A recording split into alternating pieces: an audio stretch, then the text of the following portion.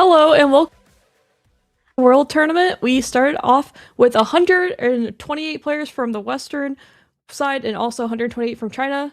And then now we are down to the top 32. I'm Silverfuse and I am joined here with Sam. Hi. This is so exciting. I'm really excited to see who takes it down, of course. We have the new set Vendetta is, well, not out, but it's out for us essentially. So we're going to be able to see a lot of new cards, a lot new brews, and just overall, just a really exciting time. What are you excited to see today?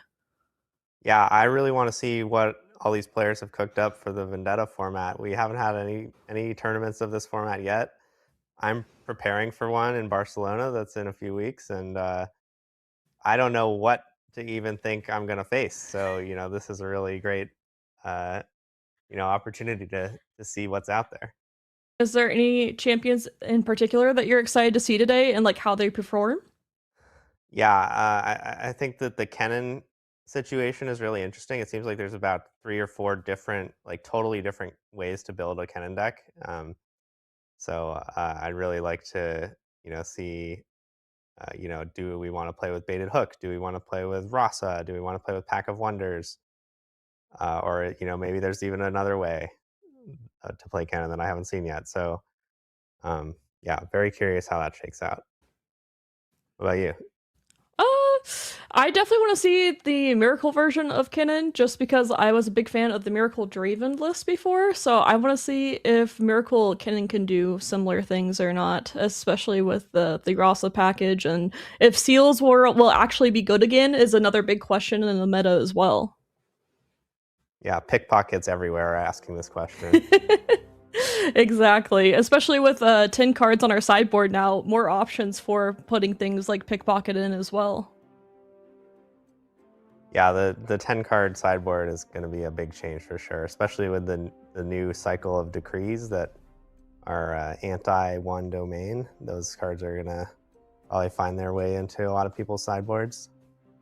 Yeah, speaking of those, do you have an opinion on how you feel? Like, I know they're very common in other games, but that's a new thing for our game overall. What do you think about those type of cards for sideboards? Uh, I think I would be happier if they didn't exist. It's I feel like the way they impact the game is a little too random. Like, for example, if you have decree of focus, that's that card either gives one of your units +4 for 1 energy, or it has no effect at all, and that's like a really big disparity on how good a card can be. Most cards are not that volatile. So, and if you're playing a Fury deck and you come up against an opposing Calm deck, then depending on whether they have that card in their sideboard or not is like a pretty big swing in how the matchup goes, which is also a little random. Um, but I do think that we will see them a decent amount. They will have a pretty good impact on not only how the games play out, but how the metagame plays out. Because some of the decrees are a bit stronger than others. So I think you may see, to use the same example, you may see a downswing in the number of Fury decks to compensate if people are playing a lot of Decree of Focus. Yeah, definitely agree with that assessment overall. I haven't really had a ton of experience with the decree style cards before, as most of the card games I've played in the past didn't really have those type of cards. So I always hear a lot of very mixed opinions on whether they're good for the game or not. So I like hearing that from, just variety, especially, yeah, I mean, if you ask any top level player, a lot of them are going to say very different answers, but you talking about the variance in it being something that maybe you don't like saying, I assume that there's a lot of players that say that as well. Yeah, I've definitely heard people who like these things too. So it's, opinions are mixed. So, besides the decrees, is there any new card that you're really excited to see today? Yeah, there's one that I'm really interested in. It's called Up from the Deep. Uh, a very unassuming card, 3 energy for 2 tokens, and then it has flow, 3 energy again for 2 more tokens. There's a card in Magic that's very similar to this that was also like very unassuming and ended up being like really, really, really strong, like way stronger than anyone thought it would be. Lingering Souls is the card, and yeah, so the pedigree for this card is kind of wild, and yeah, I'd love to see how it plays out. I could easily imagine it being bad, but it could end up being format defining as well. Yeah, that is a card I saw. So I was playing pre-rift yesterday, and a bunch of people were really excited to get that card and excited to try it. So I think there's a lot of players that are interested to see if that card will actually like be as strong as a lot of players are thinking it will be. And I'm sure we'll be seeing some players today that have that card in their list, so we'll be able to see a little bit how it performs. Yeah, that's going to be exciting. Is there any other cards that you're really interested in seeing today outside of the Up from the Deep?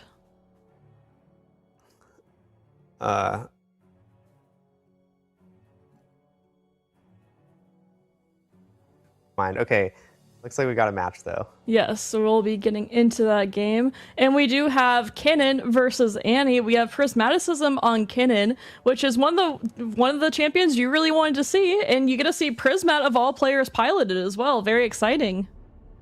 Yeah, this is going to be a privilege. Prismat is easily the most decorated player in the field. He's my pick for the best Riftbound player in the world right now, and it's going to be really awesome to see his take on Kennen. And then on top of that, he is playing against Yumeng on Annie, the deck that Prismat is most known for. So we'll be interested to see the version that Yumeng runs of this. And first off, we do have a Gus Monk out here as a R2 drop. Yeah, right away we get some new cards. The Gust Monk is a 2-drop with some graveyard hate built in, which is cool. We haven't really seen a ton of graveyard hate in really any cards in Riftbound so far, so I like seeing that. Yep, and we get a Kaisa out here nice and early as well. Do you want to say we have that minefield as one of our battlefields here as well? Can you tell me a little bit about the plan here for that minefield? Yeah, so the minefield, very simple. It puts cards from your deck into your trash, filling up that 10-card requirement for Rasa, and also fueling things like Kennen, Shuriken of the Storm, and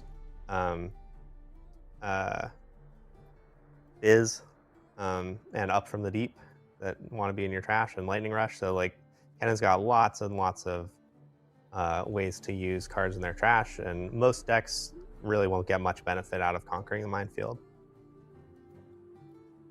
Yep, makes a lot of sense there of how helpful that can be. Look at that, it backfires right away. The Yumeng conquers the minefield and puts their own Up from the Deep into the trash. Yep, and with Flo is able to play it again. What an interesting mechanic overall, Flo. It's one that it just seems so strong. Good thing it's at slow speed. It'd be crazy if it was at action speed. But having the ability to combo with that is so nice. Oh, nice. Okay, we got Yumeng's hand revealed now, so that'll be good. I was wondering if there was a flash that will make Prismat's job a lot harder to clear these battlefields. Prismat drew his own flash, so he's gonna at least be able to get rid of the Gust Monk off the Forge of the Fluffs, and be able to flash out safely if he needs to. Yeah, a couple of options there. I mean, this hold on is really hard to break through overall too. It does have Starcross in hand for the future, but I mean, it's really low tempo. Yeah, you're not going to see the Starcross come out right now. Prismat doesn't have a cheap unit to use it with. I wonder, yeah, he doesn't have a ton of cheap units in his deck. He's got the Fizzes are really nice with Starcross. He's got some Traveling Merchants, and he has the Up from the Deeps to make Tentacles to use with it. But he doesn't have any of that stuff right now. And okay, this is interesting. So he's going to conquer with Nocturne, not using the flow from Kennen. So maybe saving that for a rainy day. Or I guess you could see Starcrossed come out now and Kennen go conquer over the Kaisa. Yeah. But I would expect more of a development play, maybe just play that Zed without a sound. Yeah, still only at 2 points here, so doesn't have to rush into it too much. From watching Prismat play a good number of times, he does tend to take that development often. However, I mostly watch him play Annie and not as much of Kennen, so not as familiar with the deck. Oh, we do have that Wow, Star-Crossed. he's just gonna rip the Starcrossed right now. Mm-hmm. So this basically is killing Prismat's Nocturne. He's never gonna cast that thing again because he not only is it really expensive and kind of underrated to cast from your hand, but also he already has a Nocturne in his hand. So like he has to play 2 Nocturnes from his hand before that that Nocturne comes down to the board. So yeah, that's gonna be a little tough. But he is going to get to go to 2 points here, and the Forerunner is off the board. So for now, he's kind of contained the attack that was set up. But yeah, what is he going to do next turn? Yeah, I mean, it was a pretty... just the fact, too, that we have 2 Nocturnes in hand means that we essentially have 2 dead cards in hand, as you talked about earlier, how these aren't likely to be recast. So that just makes the whole board state a bit awkward. And we can see from Yu Ming that we just absolute gas in hand. We have so much value that we have to work with. Yeah, I would not be surprised to just see the Forerunner come back down. I don't know if it should go on the Forge or just in the base. But either way, it's a pretty good play, and Prismat clearly doesn't have a good answer to it since he just used Starcrossed in a very costly way to get rid of it. So it feels like a pretty natural thing to play this turn. And we did have a stack deck there with 2 Noxus Hopefuls, but we did take another stack deck, so able to continue finding more answers and putting down this onslaught as we have the Darius come in, but we do have a flash to respawn to save our Kennen here. Okay, so yeah, that's pretty interesting. I did not expect that, but now this Darius is kind of stranded on the minefield. If it worked out, that play would have been really strong, left Prismat with no units on board, but the flash allowed Kennen to be saved, and now if Prismat can find a way to pump up this Kennen, which he has one already with the last rights in hand, and also if there's any flow card, he could play that to empower his legend, then he can go kill that Darius, which is pretty tough. Yeah, definitely could be a swing in tempo there. Looks like we grab a flash from that stack deck, and we're on to Prismat's turn. The flash is a huge pickup. That's going to totally change the dynamic of what I was just talking about. This Kennen is going to go try to kill Darius or Kaisa, and is going to fail. Yeah, flash is just, it's an insane card. It just consistently performs so well, just being able to save units over and over again, especially on Annie, but Kennen using it as a tool as well. And this hand for Prismat, what are you thinking here if you have this hand? How do you figure out a way to win this game, especially if you read that, let's say we read that there is a flash in hand? Yeah, he's pretty bricked up right now. I think this play makes sense, casting the Lightning Rush. That's going to empower your Kennen and hopefully find you something good. You really are struggling. So maybe a Rasa. Okay, there's a Starcross, but again, there's no unit to use it with. So not a great collection of stuff here. And I don't think there's really a reason to read Flash here. So I mean, I think Prismat is just going to go for an attack. Probably Flash is going to get cast. Kennen will conquer, and then Prismat is going to end up probably losing the Kennen next turn. And yeah, I think the game is going to kind of get out of control at that point. Tough spot to be in. Taking a lot of time on this sealed Discord versus Starcrossed. What do you think he is weighing here? So to take a Seal of Discord, you would want to have some plan to be spending multiple power a turn for a while. It looks like he's maybe got something in mind for that. He can play one of the Nocturnes this turn or play the Ride the Wind, but next turn it doesn't really seem like he could use both seals, so I'm not sure that pick makes that much sense to me, but the Starcross is also not very good, so it could just be, you know, he feels like there's just no way he's going to be able to play a Starcross this game because he has no unit to use it with, so maybe he just picked the seal in case he draws, you know, a Rasa, which would maybe be his best way to get back into the game anyways, so it makes sense to play into that. Yep, that makes a lot of sense. We'll be able to score another point here, but as we said, the Kaisa and the Darius were saved by that flash, a huge pickup by that stack deck by Yu-Ming at the end there. And really, like he said, turns the game on its head potentially as the Kennen no longer gets to take out a unit, and oh, we'll see. So Kennen plays flash from the trash, which is going to re-empower the legend and let Prismat do another conquer next turn. So I do like that play. That preserves the Kennen. Like, once you see the Darius flash, you know that the Kennen is in danger and you don't really have a good way to save it. So it makes sense to play that, but yeah, Prismat is getting woefully behind here on board. Yep, and Kaisa is able to go to the minefield, discarding or burning 2 to the trash, and also will be able to draw with the Kaisa, scoring to 5, starting to put a lot of threats on the board overall here too. Has so many options in hand. Yeah, the Annie player has an absolute pile of options available. They also have a Starcross that's not easy to use, so it seems like there's something going around there, but they have drawn a 2-drop with the Gust Monk. If there's something nice in the trash, like another Lightning Rush, they could even banish it. But Going to grab a flash here, I assume? That would make sense, yeah. This is going to be really tough to beat. Prismat is just way too behind on board, on points, on resources.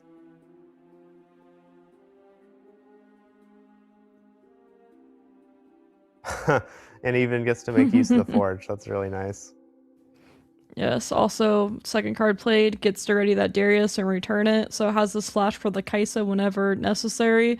And as Prismat here, I mean, it's really tough. We do get the Up from the Deep, the card that you really wanted to see, but it's a little bit late, so it looks like we'll scoop and go next. Not the time for Up from the Deep, unfortunately. You really need that one early before there's a bunch of big monsters on the field. Yes, being able to score early, really nice overall. So players are sideboarding. They have a lot of options, as we do have the 10 cards now. What are you looking to potentially add here as Kennen? Because obviously that first game against Annie did not go so well. Are there any toolbox cards that Kennen has that could help this matchup for him? Yeah, let's see. So there's a Rebuke, which would be nice against that Forerunner, those Dariuses. There is another copy of Starcrossed, which I'm not actually sure that card is good in the way that Prismat has built his deck, but certainly this is the kind of matchup where you would want that. So the question I really have is, does he have enough small units to bounce? And there's a 2-drop plus a Starcrossed and enough for the deep, but he does send back the Starcrossed. Yeah, it makes us wonder if he added the other one or not. But this time we do have the Merchant available, which will be helpful as we want to filter through our deck. Also getting a 2-drop, really solid overall. Yeah, and the synergy with Up from the Deep might come through here, where you can discard it to Traveling Merchant and then still have it available to play from the trash. And Yu-Ming has the Dream Star for Annie. We have the stack deck into the Nasus Hopeful, and also did grab a Darius there as well. Yeah, that's interesting. There was an option to just play Up from the Deep instead, giving you 2 units and potentially setting up a double conquer. But he decided to go with the Nasus Hopeful instead, which does a better job at discouraging the Traveling Merchant from coming in. Yep, and we do have options here for Kennen. Of course, with the merchant, you're saying about potentially discarding that Up from the Deep because it has flow and we can play it again later if we want to. Is that what you'd likely be looking to target here? Yeah, so I think the main question with the merchant is whether you can afford to move it at all. Because if you do move it, you're throwing it to the wolves here with the Nasus Hopeful in base. So you would need to either equip the last rites, which is not going to be super trivial to do, and it's going to cost quite a lot in terms of tempo. Or you would need to just say, I accept the Traveling Merchant is going to die, and I'd rather score a point and get these hand-fixing effects. Or the other option is just play a development move like this Tailcloak Matriarch, which I think, yeah, this makes sense. I'm not surprised to see this move. Yep, as we talked about, Prismat does love to develop when possible, and a lot of players do, as it's how you get back into the game a lot of the times, especially when there is such a strong start with the Hopeful here. However, there's another Hopeful in hand. That's an incredible start for Annie. Yeah, so Up from the Deep plus another Hopeful is possible here. And you get to use the Zon Warrens to do the play I was talking about on Prismat's side. And that's a Wind and Ghost that was just picked up, which is a bounce spell that costs 3. So yeah, options here. You can either play the Darius or you can play 2 cards with the Nasus Hopeful. So this leaves Annie with nothing to say on Prismat's turn, but wow, is that dragon form? Yes, that is dragon form. It's real. So that's pretty good here. You can use it to get the merchant over the Nasus Hopeful. Yeah. Now, if you make that play, you are vulnerable to Longsword, so it would be nice if there was a way to turn on the Kennen Legend just to play around that Longsword. So I guess you can do that by playing the Kennen Champion first. Yes, could do that. It would be a lot more pleasant to play the dragon form, go kill the Nasus Hopeful, discard Up from the Deep, and then maybe flow the Up from the Deep instead of playing the Kennen Legend. So not sure if Prismat is going to respect Longsword or not. I kind of think that he will. Well, we know that kind of Prismat loves Longsword, and it's at 3 of, and anyone that's played this Annie list, or at least the Prismat version of it, is seen the power of Longsword in it, so I do think that's something he is likely to respect, because he is an Annie player. He is known for his Annie, so being able to...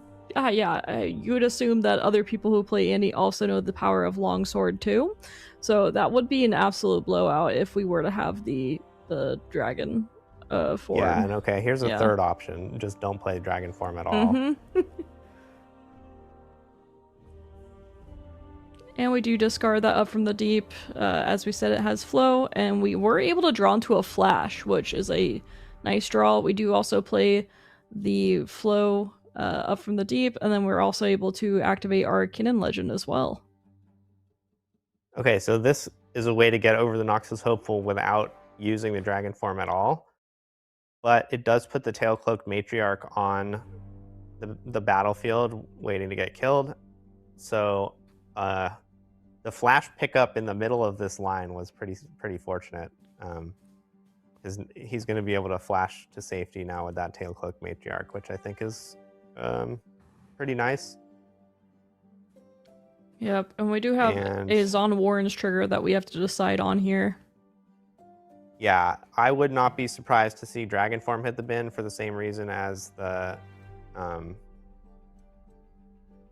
Up from the Deep, but this also makes a lot of sense, actually. Discarding a unit that can be replayed with the Tailcloak Matriarch in power. Yeah.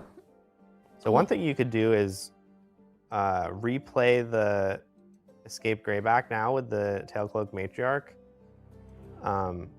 Maybe put it on the Zon Warrens and then have it eat the Traveling Merchant for the Empower. And then that would kind of make Zon Warrens a lot safer. And it would, you know, get rid of the Traveling Merchant so that it doesn't get eaten for free. Yeah, he'll likely be using that flash in the future, going for that move instead. We do have Starcross, Seal of Discord, and another Tailcloaked Matriarch as the choices here for the Lightning Rush. We do actually have things to bounce back with the Starcross now, which is really nice. Yeah, Starcross definitely looking a lot better this game. I wouldn't be surprised to see the Seal picked up. Yeah, because he doesn't have a Seal, and he is potentially about to play, you know, spend a purple power right now. So, well, it depends. We'll see if he wants to use the flash or the empower. But yeah, okay, I guess he's going for the flash.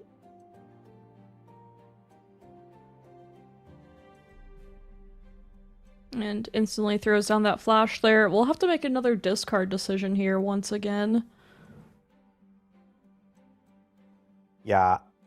I guess the Dragon form is still a pretty good candidate, and then if he wants to hang on to that to keep it hidden, then probably the Seal is going to get discarded, I guess. Yeah, I'm interested to see what he decides to do here. If with the dragon form being scared of longsword potentially, that would make sense to discard that. Yeah, well, I mean, it has flow, so you keep the option to play dragon form. You just announce to your opponent that you have it, is the downside of discarding it. Yeah, I like this play. Vi pickup is pretty nice. Vi is going to do a pretty good job on this Ferris Forerunner here. Yes, exactly what really he needed to find.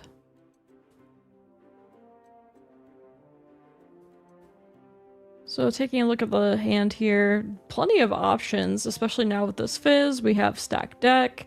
The Seal of Discord might come down as well. And we still do have our champion, the Champ Zone, as well. So we'll likely be able to find a way to attempt to clear this. Of course, we do see that Flash in hand. So, I mean, Flash has been really the name of the game for this Anniverse Kennen, is who's getting more Flashes and who's getting value from them. Both players leaning heavily on Flash to do their scoring. The Fizz pickup is pretty huge, though. There's a Starcrossed in the bin, so Prismat can just start with Seal, Fizz, Starcross, get rid of the Forerunner, bounce the Fizz back, and then have it available to play something else. And we'll be attempting to conquer that Zon Warrens, discarding the stacked deck, drawing a Hidden Blade. And we're going to see that Fizz play that you were talking about earlier. See if he grabs the Starcrossed here, which is likely. Yep, we will see exactly that.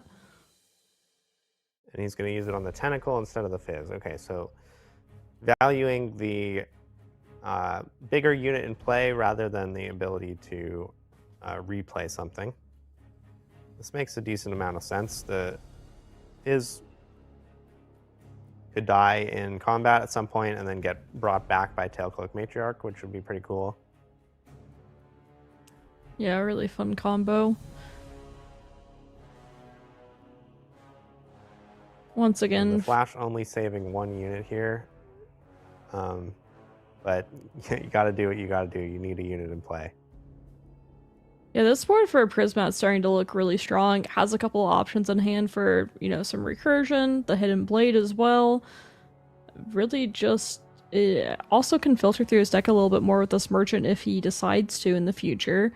Just has a lot of options here overall. Getting the Conquer on Veiled Temple to reuse the Seal is a really nice value play as well. Absolutely. So we might see... Okay, Kennen is a good way to use that power. I was thinking we might see the Tailcloak Matriarch activation. Oh, and another Starcross burned. So if we do see that Fizz come back again. That's going to be nice. And Prismat has a hidden blade to defend the Tailcloak Matriarch with, if he so chooses.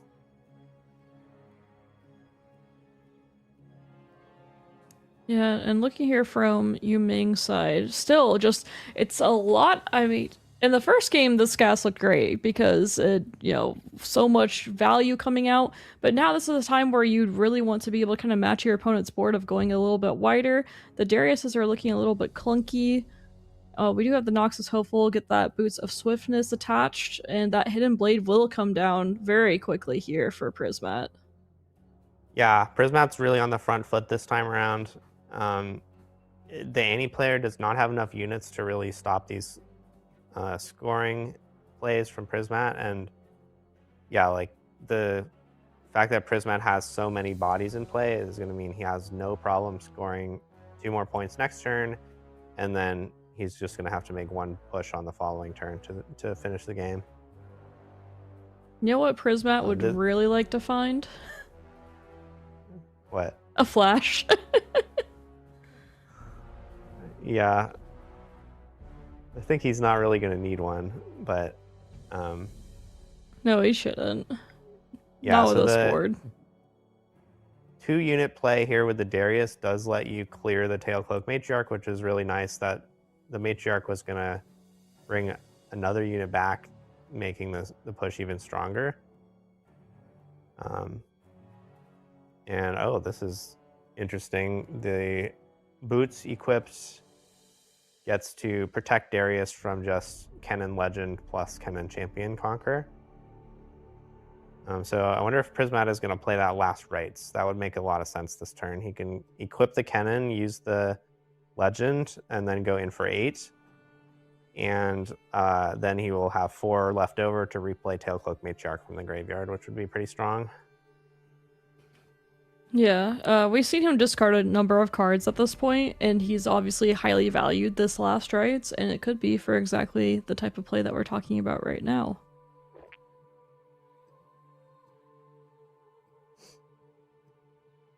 Does he... Oh, okay, there is the Kennen, comes in, along with the Vi. He wants to use the Vi.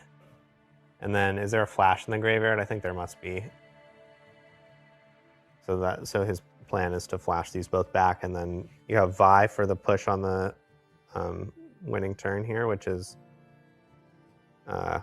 pretty significant, I would say. Oh, I see. I understand. The last rites play gets blown up by the Ravenbloom Prefect in the base. Oh yes, it does. I didn't even. I missed that we had played that. Want to do that. Yes. Yeah.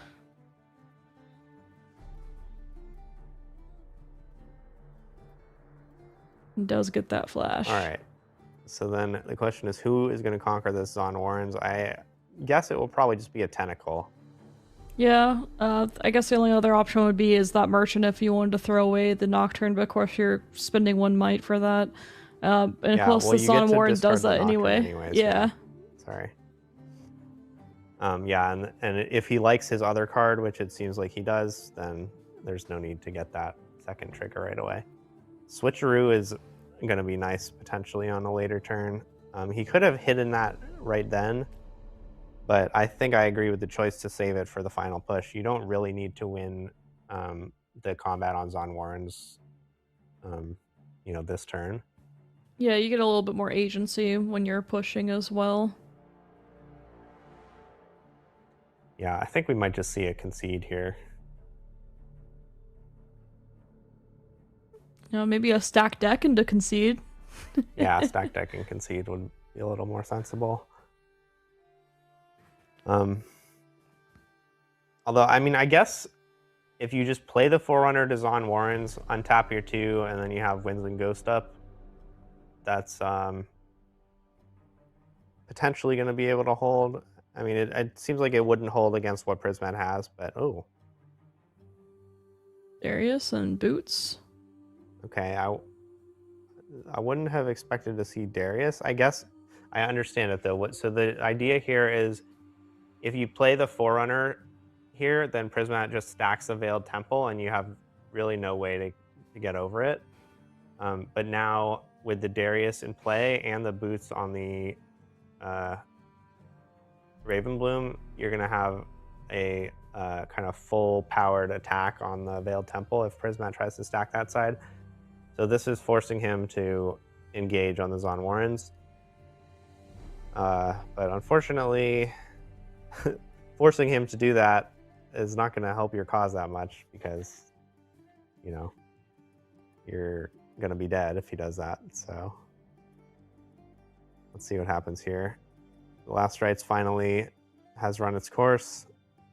In the hand the whole game and decided not be needed. Of course, that prefect is there as well, so has to get rid of that. Veiled Temple reactivates Sealed Discord. Lightning Rush is going to be played here.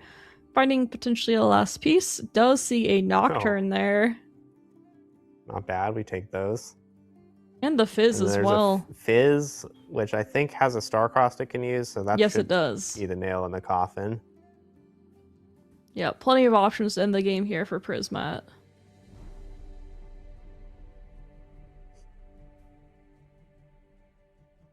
Go ahead. I think he has a floating power, so he doesn't actually need to tap the seal here. Maybe he's... No, okay, I think he just forgot. But that's okay. Not going to matter this time around, at least. Yeah. Yep. Next game we go. And Prismat takes game 2 after losing game 1, so we are into game 3 now. Yuming versus Prismaticism. Will Annie or Kennen take it down? We've seen them both really much steamroll the other player, depending on getting onto the board and making a wide board and then going from there. So the thing that we've seen with Yuming's hand is sometimes it gets a little bit clunky because we are running the lots of Forerunners, Darius. We've seen like the higher end of the deck overall. We haven't really seen a lower end. We did see the Noxus Hopefuls. With the Prismaticism deck, I still don't even know what we've been seeing. I haven't seen the miracle aspect of it by any means, but we've seen Nocturne quite a bit. Yeah, the Rossos have not gotten into the mix. That first game where Prismat drew 2 Nocturnes into his hand was not great. That's not what he wants to see. He wants to see those things off the Lightning Rush like we saw at the last turn there. So I want to talk a little bit about that dragon form. Do you think we see that continue in Prismat's deck here? Or is that something you're looking to sideboard? No, I mean, we saw it in... did we see it in game 1? Yeah, I think it does a pretty good job against Annie. Annie has... you know, these Dariuses and Kaisas and Ferris Forerunners and whatnot that, you know, if you can pump up your Tentacle up to a 5 and activate the Kennen Legend on it to make it a 7, that can conquer over basically anything in the Annie deck. So the Dragon form seems pretty good to me. Yeah, it's a cool card to see. I was hoping to be able to see it be played the previous turn, but like we kind of mentioned, Longsword would have been a blowout against it. But maybe we see it in this upcoming game. It is a 1-of in the deck, as we mentioned earlier. We did see Starcrossed actually get a lot of value from Prismat's deck, and that was a concern that we had because there weren't a lot of low-cost units to go with it. But we did get to see the Up from the Deep Tentacles do a lot of work, and that was one of the cards that you had been excited to see. Yeah, that was a pretty good showing for Up from the Deep. And yeah, if Prismat draws the Traveling Merchant or the Up from the Deep, I think that's going to be pretty good for his chances. But wow, really poor hand for Prismat here. No early game cards. No, and you're not really wanting to put away all your Rassas either for the miracle aspect. But you're stuck with the Last Rites, and yeah, this is a terrible hand. Yeah, I think we'll probably see one of the Rassas and the Last Rites go away. But you could also do both Rassas if you feel like the Last Rites, maybe kind of honest equipment mode could do work for you. But yeah, either way, he's going to need some help from the top of the deck here. Okay, so he did put back Rassa and Last Rites, and he found Up from the Deep, and he's going second, so that's a pretty good way to start. Yes. And now this Gust Monk cannot even score if... you know, Yuming doesn't want to use any resources to protect it because all you have to do is flow the Up from the Deep, and then that empowers Kennen, and then you can get Assault 2 and go over the Dustmonk with one of your tentacles. So right away, Prismat is set up to score 2 points and draw a card from Seat of Power, which is pretty awesome. Up from the Deep, good showing. Yeah, so yeah, I guess probably that's where he's going to start. Discard a Nocturne, draw another card, and then I don't know whether he will play the Kennen or play the Lightning Rush and try to find something else. It's very good at finding Rosas now, so we've seen all of them since one's at the bottom of the deck. Yeah. It seems like playing Lightning Rush might be a good idea now with two Nocturnes in hand. You really want to fill that trash up as soon as possible. Yes. Okay, but I guess he's gonna go with the Flash to save the tentacles, perhaps. Looks like that might be what he's looking at doing. Yeah, if he was gonna play Lightning Rush, he would have played it before he played his. For Kennen. sure. Yep. I mean, with the Seat of Power being able to, whenever you can double conquer like that and just draw, especially Annie wants to be able to draw a lot from the Seat of Power as well. Hard bargain. Going to stop that though. Hard bargain to kill 2 tentacles. Don't see that every day. Yeah. This is a lot of value, though, for the Annie. Not the hard bargain itself, but the Zon Warrens. We get a draw with Kaisa, and then we get the Seat of Power draw as well. We have a strong board, and we have Flash in hand ready to go for the future. We can even develop a little bit further. Like, Annie's hand looks insane. Yeah, so the major downside of that hard bargain play is you don't get to play Ferris Forerunner this turn, which is definitely a little tough. Yeah, being able to play that on curve, especially when Starcross is pretty much out of the picture right now, because Starcrossing your Kennen would feel pretty awful here, especially not being able to redevelop. Yeah. But if you don't play that hard bargain, then the Starcross can hit those tentacles, so maybe that's part of the calculation there. Yeah. All right, so meanwhile, Prismat has use the legend on the Kennen champion and go to Zon Warrens. That seems like the most natural attack. That would force some kind of reaction, whether it's the Tide Turner to like bring the Kaisa into the Seat of Power, or a Flash.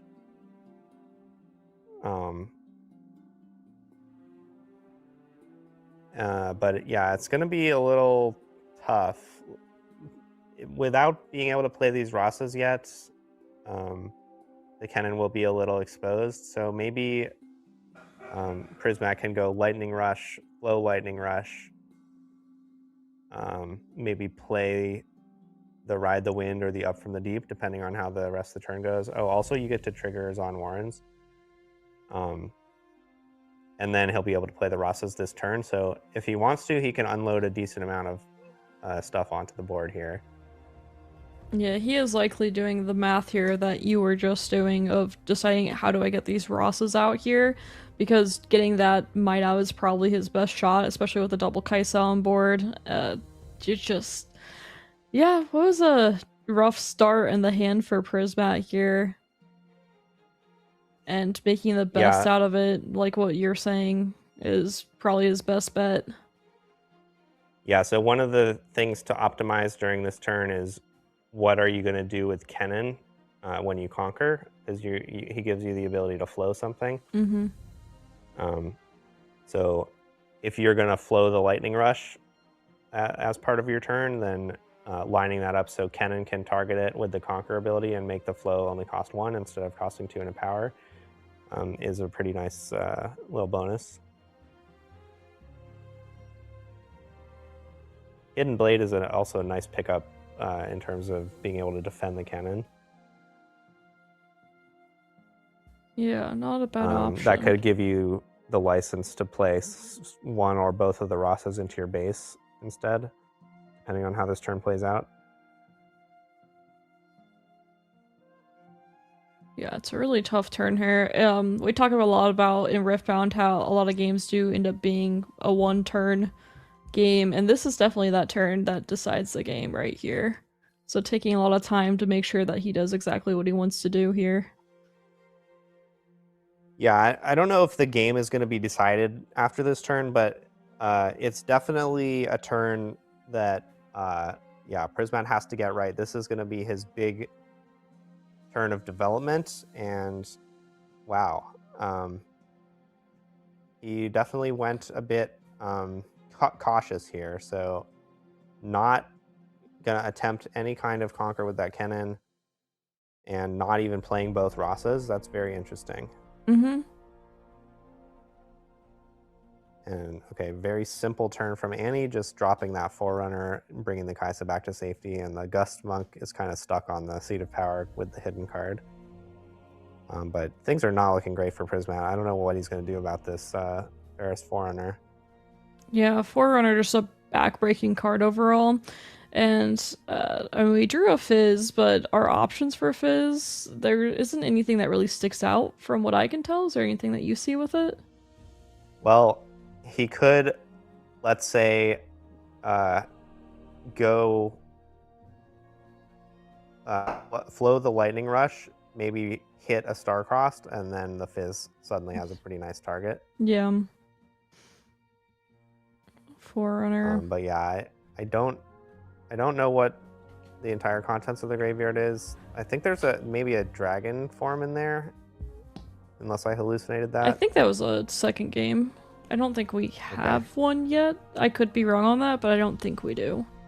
Yeah, it's hard to keep track. Because the contents of the graveyard is kind of just whatever he didn't take off the Lightning Rushes. So, but yeah, I don't know. So this Forerunner, I mean, he can definitely try to take it down. He's got a lot of different ways he can do that, but none of them really work that well. You're going to get mechs. Oh, there's that Star-Crossed. Okay, We've seen this before. Yumeng went past this, but I think I would have liked to see Abandon cast here. Because the interaction between Abandon and Flow is that the card that got flowed will get banished, even though Abandon says to return it to your hand. So that would just counter the Lightning Rush altogether, which I think would be a pretty good exchange. Yeah, that does sound, especially when you see your opponent thinking about their turn a little bit before even playing the Lightning Rush, knowing that they're kind of looking for answers rather than having a proactive plan, I would say. But it's... Yeah, especially with the flow cost being paid of Lightning Rush, that's not something to take lightly, because that costs a recycle, and 2 energy, it's like a pretty significant expenditure. So it's not the kind of thing you would do if you had a good turn lined up already. Yes. Also, this Lightning Rush, we have seen Seal of Discord twice with Starcrossed. We saw that in game 2 as well, so seeing it again as that being the options is pretty funny to me. Yeah, that's true. That's a little rerun for you. So Starcrossed does have the tentacle options, Seal of Discord. I mean, of course we have Rasa in hand, we have Fizz, we have Ride the Wind, a couple things that would benefit from the Seal of Discord. Kind of depends on what the long-term game plan here. It's still 4-2, so we're right in that mid-game, but of course if Annie scores 2, it very quickly becomes a quick game. Does go ahead and grab that Starcrossed, both Seal of Discords go to the graveyard. Yeah, so yeah, both choices were very reasonable there. I think the main deciding factor is how many times do you think you're going to have to play Starcross this game? If you think 1 will get the job done, then taking the Seal and playing the Fizz and Starcrossed is pretty pleasant. But I think Prismat rightly figures that this Forerunner is going to just come right back down if it gets Starcrossed, and he's going to have to deal with it again. All right, so the Forerunner's coming in to defend the Seat of Power, which is threatening to trade with Rasa, which is a really bad trade for Prismat. So I think you're going to see the Starcross cast right now. Absolutely. And yeah, you want to do it in response. Okay, so Prismat doesn't miss a trick there. But now this Abandon comes out, and it's going to put in pretty good work against the Starcross as well, because Prismat cannot replay it. Yeah, really tough spot. The options here are you can either ride the wind the Rasa away, go over to the Zon Warrens, conquer that, and then come back to your base. Or you could Hidden Blade the Ferris Forerunner. But I really don't like the idea of giving Annie 2 more cards right now when she's kind of low on cards already. 2 cards and still is left with 2 tokens as well. 2 mech tokens. It's just... Yeah. The mech tokens are going to show up either way here. Well, unless you ride the wind away. Yes. And then you do have the Starcross option again in the future. Yeah, but you are burning a lot of runes here either way, so... I don't really like Prismat's chances here. But I guess if you do empower the Rasa, or excuse me, use the Kennen Legend ability on the Rasa, it will trade for both, and then at least it won't be stuck on the battlefield to get killed. So maybe you could just do that, although he doesn't even have a really particularly good development play to follow that up with, so yeah, that's really this hand for Prismat's just been a brick. What? Okay, Yumeng seems to have disconnected. Hopefully they can get reconnected. Yeah, especially when they are sitting in a really nice spot with a lot of options in hand. Yeah, certainly this was not like a rage quit or something. Yumeng is ahead in this game. Yeah, we'll assume that Yumeng will be back here pretty soon. Prismat gets a little extra time to think about his turn now. Yeah, this is a big decision, so... Oh my god. You got me with the sun coming up over here. It is nice, bright and early for our players, as you know, people from all over the world are playing. Likely, we'll have to see, but Yumeng likely takes down that game against Prismaticism. Kennen, of course, we saw a little bit of a bricked hand at the end, but what did you think of the deck? That's one that you were talking about that you wanted to see. We didn't really get to see the miracle part of the miracle deck, but what pieces did you see there that you were liking? Of course, here is our deck list. It has a lot of 1s and 2s, and I mean, I love seeing that in these deck lists, especially in these closed lists. But what sticks out to you in this list? Yeah, I would say that I was a little underwhelmed by Prismat's deck. It's... The Up from the Deep was pretty cool. I liked what that did. But the thing that really didn't seem that strong is the Starcross seemed like it was a little too hard to use with the amount of early drops that he's running. So yeah, that like in game 1 that really cost him, I think. I also want to point out there is also a Pike returned via Peacekeeper and Zed without a sound in this list too. So they're all 1-ofs as well.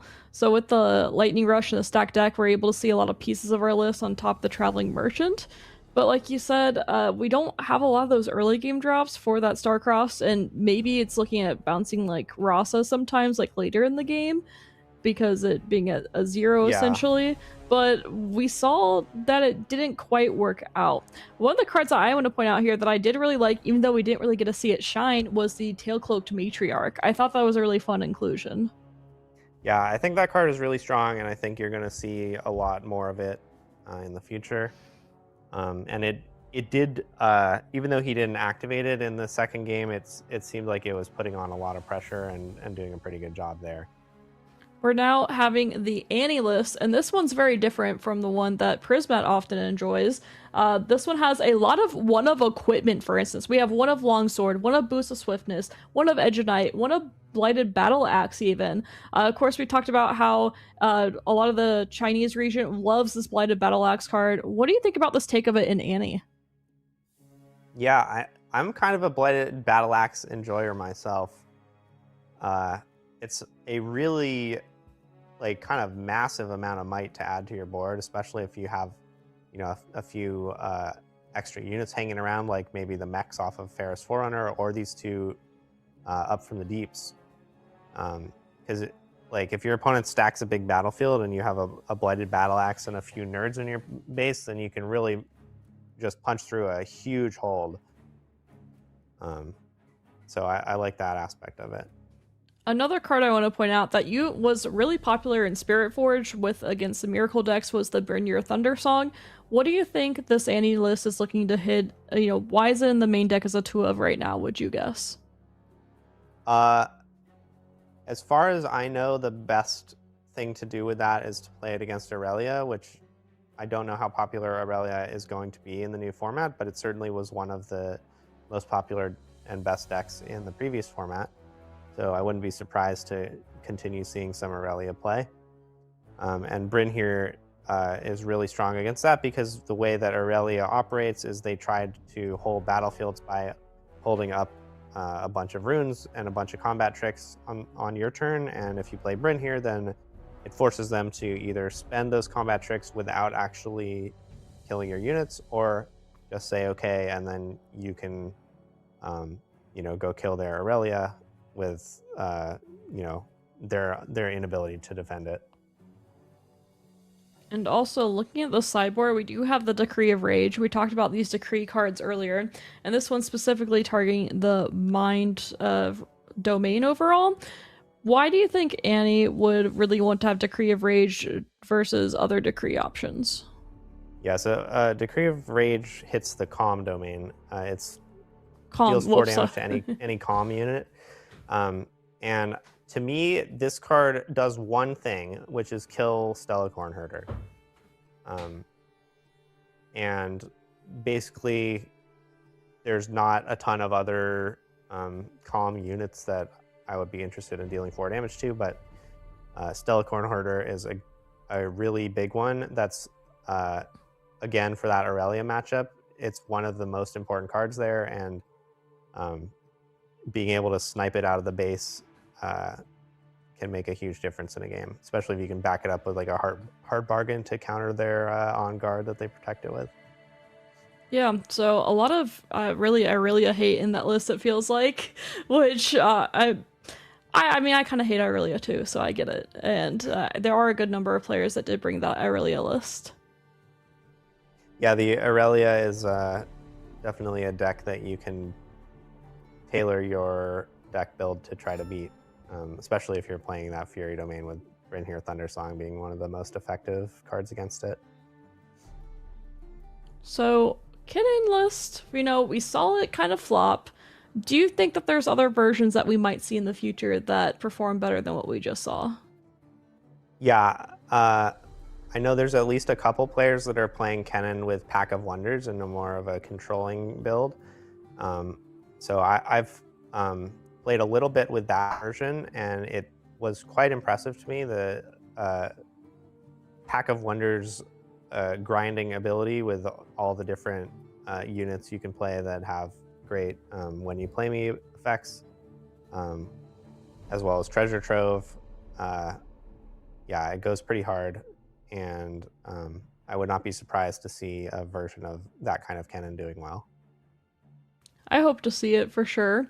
Are there any other champions or legends that you're really hoping to see? We did get to see Kennen a bit, and maybe we'll see some more of it in the future as well. Is there a new legend that you're hoping to see maybe in the next game? Yeah, so Akali is one that I would love to see. Akali is the one that I kind of hope I will be able to play in Barcelona if I can like find a way to build a good version of Akali, but it's really hard. There's like it feels like there's some missing pieces from what I've seen from Akali so far. So yeah, I would love to see if anybody has a better idea of how to build it than where I've gotten to. I've heard a lot of people talk about Akali and trying to decide if it's actually good or not. Of course, it looks insane, and then some people said they tried it and they weren't very impressed, while others have said, oh, there's definitely something here, kind of like what you're thinking. So it's going to take some time to build, but I mean, that's the best part about these new sets is being able to find something. And of course, like, you're known for bringing Rengar and then doing excellent with it. So we'll go ahead and get into the next game. We have Irelia, which we talked about that Irelia hit earlier, into Viktor, which has been very popular. Okay, so there is that Irelia deck that we were talking about. It's got the Stella Corn Herder going. Not a super impressive hand from Irelia, though, I would say. So where are we at in the score? Viktor is ahead. Yes, and this is our another top 32 match here as well. So this is a secondary match that we are following up on. So still in that first round of the top 32 bracket. And it is, or top 16, sorry, top 16 bracket, and it is 1-1. Okay, I am wondering whose turn it is. Do you have any idea? I'm trying to figure that out myself here. I mean, Aurelius got a lot of runes exhausted, but so does Viktor. Viktor's been, obviously, I wouldn't be surprised if we had some Imperial Decree or something expensive in that discard, but Aurelia has so much stuff developed already. So I'm wondering what happened earlier in this game, especially with 5 points to 3. Yeah, it looks like Irelia has kind of a unit-heavy draw here. A little surprising to see the Guardian Angel in hand and not equipped to the Irelia, but... Yeah, I was thinking the same thing. Okay, so it looks like a Stupefy had been cast on Stella Corn Herder already in the turn, so probably what happened is Xin Zhao and Stupefy got cast, and now a second Stupefy, so that would explain the tapped rune situation. And now Xin Zhao can go to that new battlefield. I don't know what it's called, but that's 4-3. Okay, it looks like one recruit is getting thrown into the mix as well, just in case there's an on guard. Yes, really wanting to kill that Stella Corn. We were talking about earlier with Decree of Rage being something that would target this exact card because it's so important to be able to take this guy out, or else it will just draw too much and Irelia has too many answers and it becomes out of hand very quickly. So trying to get rid of the Stella Corn right away, on top of getting rid of the Tide Turner, potentially setting it up for, if you can kill the other Tide Turner, maybe a Cull turn. I mean, being able to kill Irelia helps a lot in this matchup, but also she is not an easy target to kill. Yeah, I kind of think we're going to see the Ride the Wind played to bring the Stellacorn back to base. That'll draw a card, save the Stellacorn from getting squished here, and then Stellacorn will be ready to go next turn, maybe even with that Guardian Angel to make another counterattack. Yeah, it's just not fair, is it? Yeah, Discipline is a great draw. So if now the Discipline plus the Guardian Angel will put the Stellacorn at 6 next turn, which is going to go right over that 5 on the right battlefield. Wow, and finds another Guardian Angel here too. So something to note is that the Viktor is at 6 points. So we do need to make sure that we're not allowing Viktor to double score here potentially. So that's why we're likely looking at making this battlefield a bit stronger, moving Irelia out. Did get another draw, double Discipline, double Guardian Angel. We have so many options to protect this Irelia. Yeah, and I think this play is even better than the one I was suggesting. You still get to move the Stellacorn over to the Sunken Temple, and then the Irelia will come in just with the Guardian Angel to clear that stack. And you get to keep both your Disciplines out. Yeah, really strong turn overall here. And Viktor left with a couple of recruits in base, was going to have to find a way. And also, I just want to point out again, this Tide Turner is actually doing so much work here because it does play around Cole so efficiently. Irelia being able to find those 2 drops just makes this so much harder for Viktor to deal with. Yeah, okay, Tide Turner coming in, offering itself up to get to not do that call play you were mentioning, but there are 2 Guardian Angels in play that will also be able to get used with against Call of the Week. So, yeah, it makes sense to reinforce here because you know, you have to hold a battlefield this turn or you're dead. So is there an Yeah. Imperial Decree play here possible? I know there's multiple Guardian Angels up. Uh, Decree Bellows Breath. Is there something that can Yeah, be done there? Decree Bellows Breath would clear the entire board, actually. So what you would do is play Decree, then send 1 recruit into each battlefield to trade for the Guardian Angels. And then you could repeat the Bellows Breath to deal 1 to the Tide Turner and 2, 1 each to the backline units. They would all die. So I think if they do have that, that's probably what we'll see, although it will get blown up by this Defy and Yes. probably will result in Irelia winning. Yeah, if that is the hand, it might be the only option, but I guess we'll have to see if there is an Imperial Decree or not. Mentioned earlier that we were really low on runes from Viktor, as well as the Aurelia, so they likely been burning through a good amount of power earlier, so we might have already seen an Imperial Decree, but not for sure here.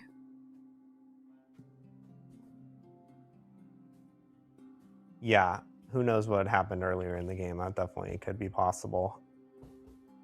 As it stands right now, I don't know how Viktor is going to get out of this one. Like, we discussed the Imperial Decree Bellows Breath play is not going to work because of the Defy, so what other options even are there? Maybe something like Singularity could make a decent dent in this board. The double Guardian But Angel is just, it's so rough. And then also has Defy up, has Discipline, double Discipline up. That's just, like I said, yeah, sometimes it really just does not fair things. it's definitely not a good situation for Viktor. Something like a Thousand-Tailed Watcher could come down not accelerated, and then maybe you can send in 1 recruit to the Sunken Temple, which would threaten to trade with either one of those units. So you could choose to either discipline both units to prevent that or just like let it go. But yeah, that doesn't really make that much of a dent on the board. It would be nice to get the 7 Might Body into play though. Yeah, would be very nice. Especially Irelia, to mention, is at 5 points, so doesn't win the game next turn, even if there is a hold here. So Viktor does have a little bit of room to play with here. Has to be able to set up something. If I mean, maybe can set up a double conquer in the future. We have a Lacerate coming out here. Wow. So Discipline can just totally counter this. Mm-hmm. Yeah, it makes a lot of sense. So Lacerate, being one of our new cards, is able to disempower something, Tide Turner not an empowered unit, and then also it kills something with 3 might or less, and of course, with Discipline, that's no longer a factor anymore, so instead this just becomes a 2 energy, 1 yellow power, do nothing. Make your opponent remove Discipline from hand. Yeah, Lacerate is another card in the same vein as Decree of Rage that is good at killing Stellacorn as long as it doesn't have a backup pump spell. But the Guardian Angel puts Stellacorn out of range, so it doesn't get to do that. Wow, okay.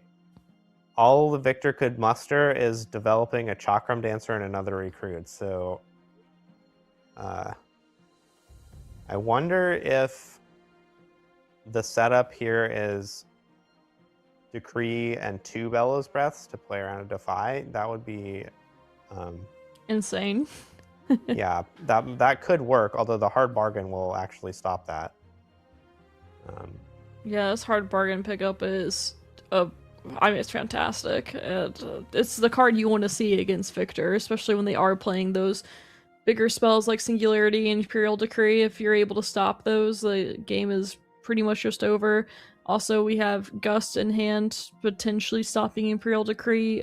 Units that come in, Chakram Dancer is a good target as well. It's really, the Irelia is once again a really good spot, but it has to find out a way to make sure to lock down at least, well, one of these battlefields. So you have to lock them both down at 7 points. Just being able to hold one would do it. Yeah. So the okay, I just looked up what that battlefield is. It's Haisho Shell of the World. It says players ignore deflect while paying for spells and abilities, choosing something here. So that is an interesting battlefield. It allows the Irelia to get targeted without paying for the deflect, which is kind of nice. But Makes sense for Viktor. I don't know how much that's going to help Viktor in this scenario. I'm kind of surprised the Scuttle Crab got played. I think I would have just held up all 8 runes here, which would allow you to play Repeated Hard Bargain, Discipline, Gust, and Defy, which seems like a pretty tough suite of interaction to beat. But maybe there was some calculation that the Scuttle Crab does something against. Yeah, perhaps. Sometimes it's just fun to draw a card too. Yeah, I mean, that's true. If the card was a Defiant Dance, you'd be pretty happy that you did this, probably.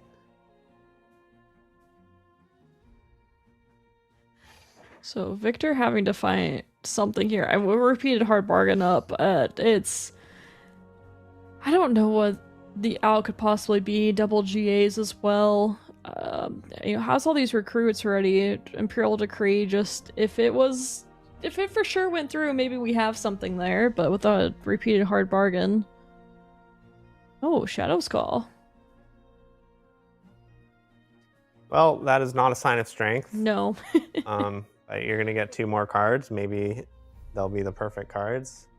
Imperial Decree, Bellows Breath would still be something to potentially keep you in the game if your opponent's hand was horrible.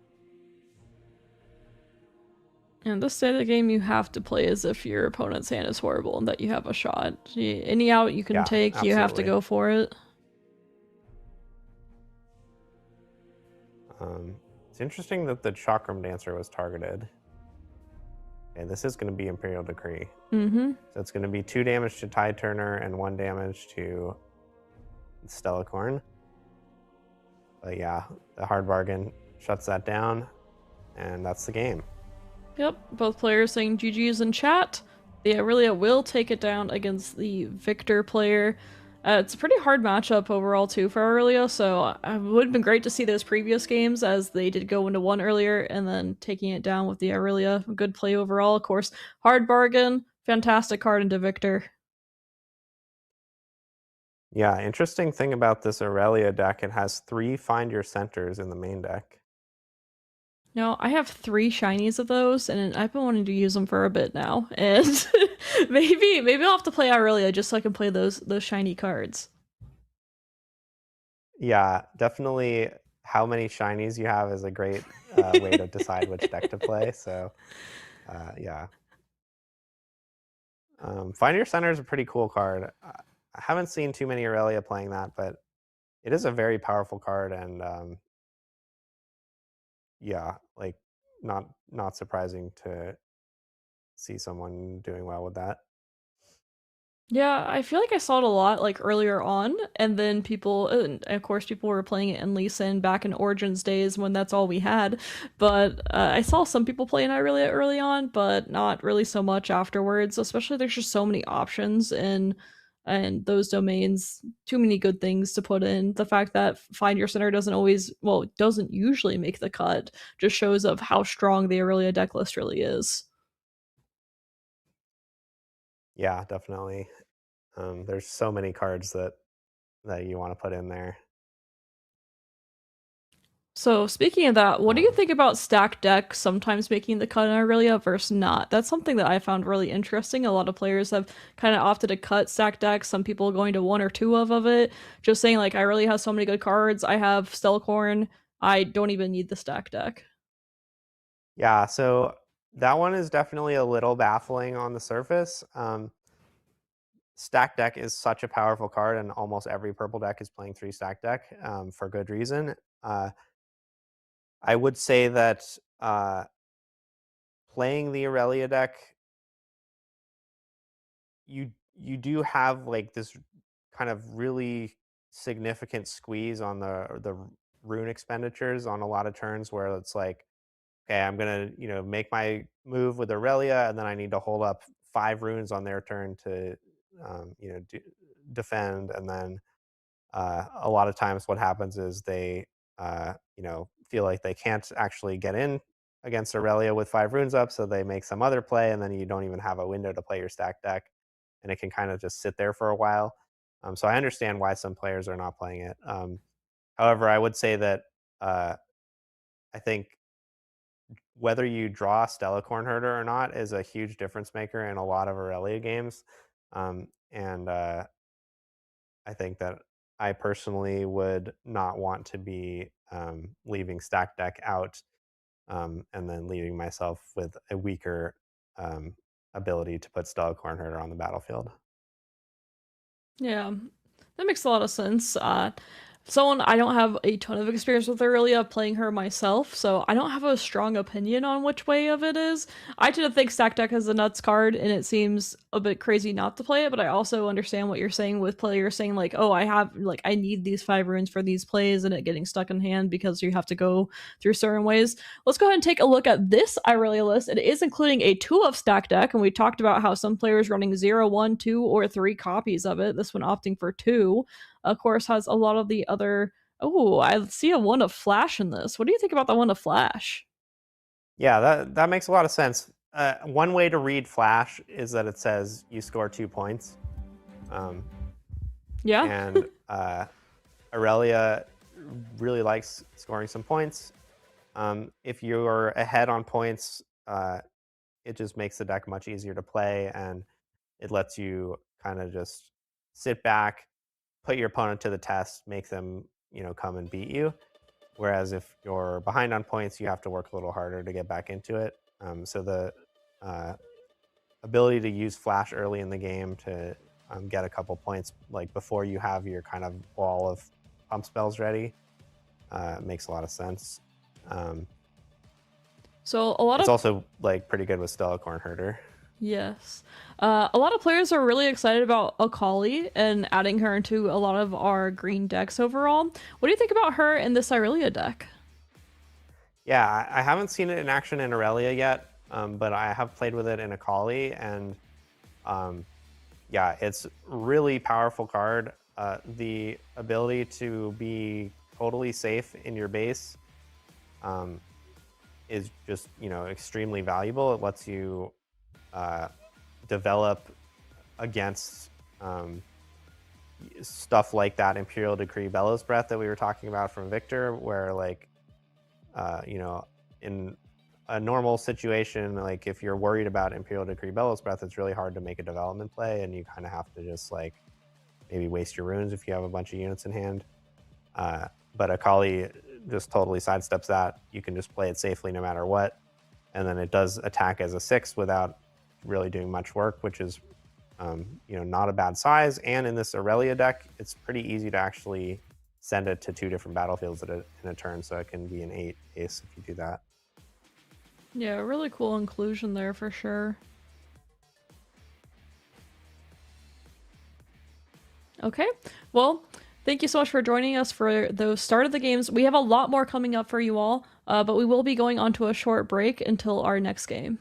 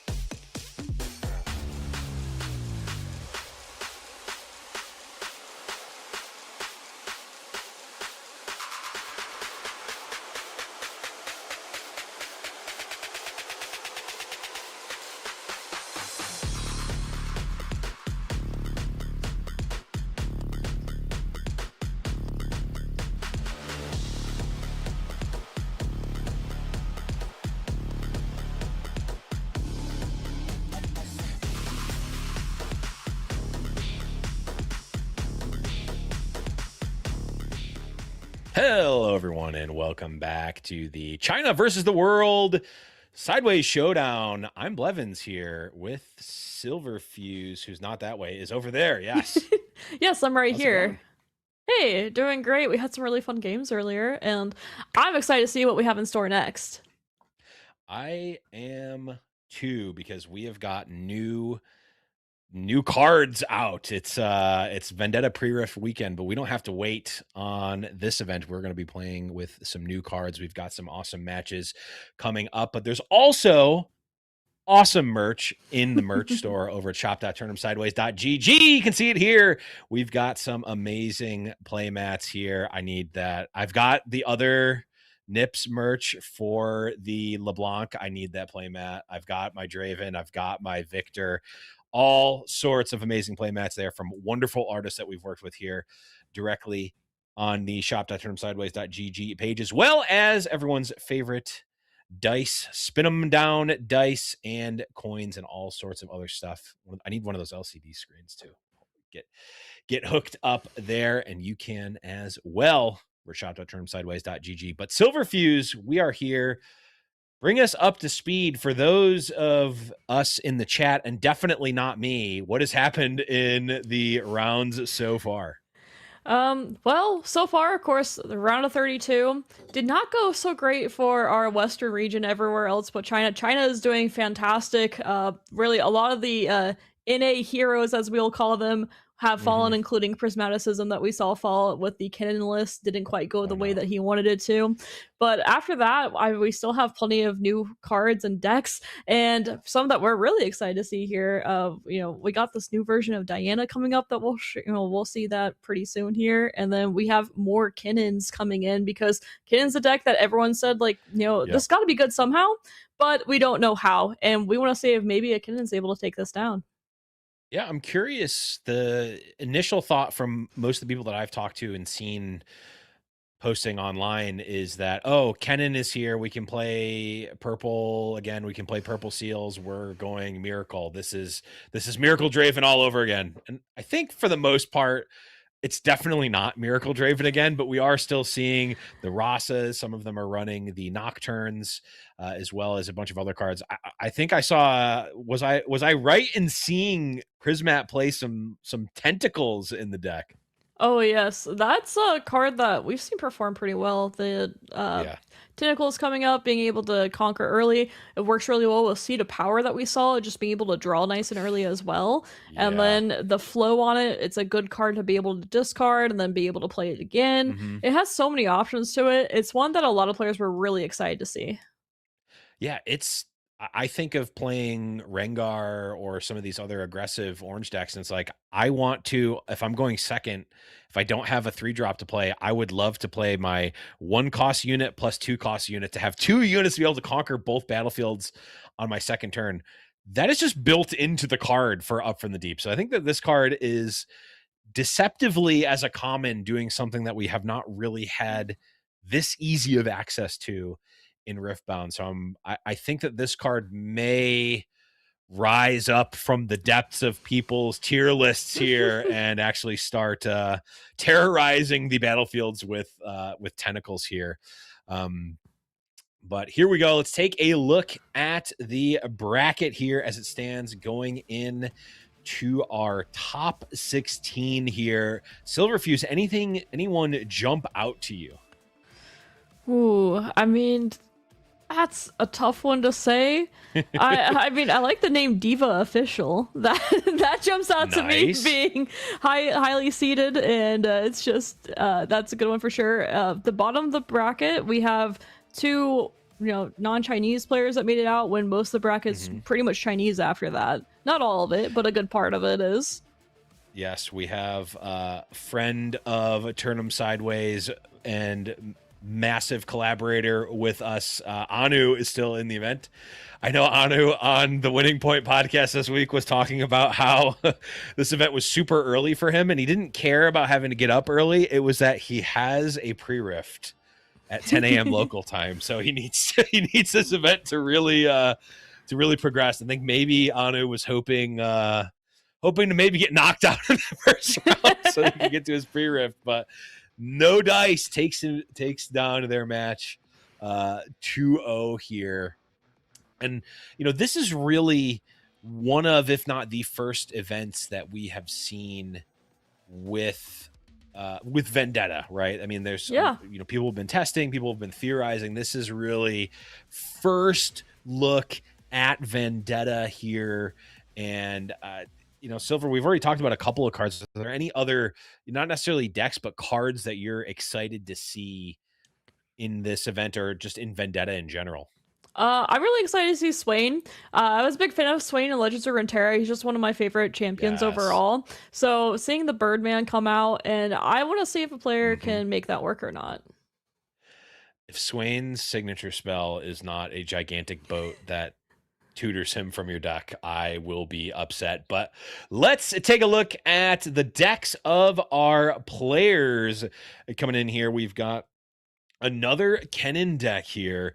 Obviously, a lot of new cards, considering that Kennen is a new legend himself. But Silverfuse, initial thoughts on this Kennen list? So it's a pretty different take of what we seen. Of course, it does have the seals and it has the kind of miracle version of it, but it also has a little bit more of those true I guess more of that mid-range control. We have the Coil of the Weak, we have the Hidden Blades, it has Last Rites. I personally love the Tail-Cloaked Matriarch. We haven't really seen this card fire off yet, but I think this card is so cool and one of my favorite cards in Vendetta.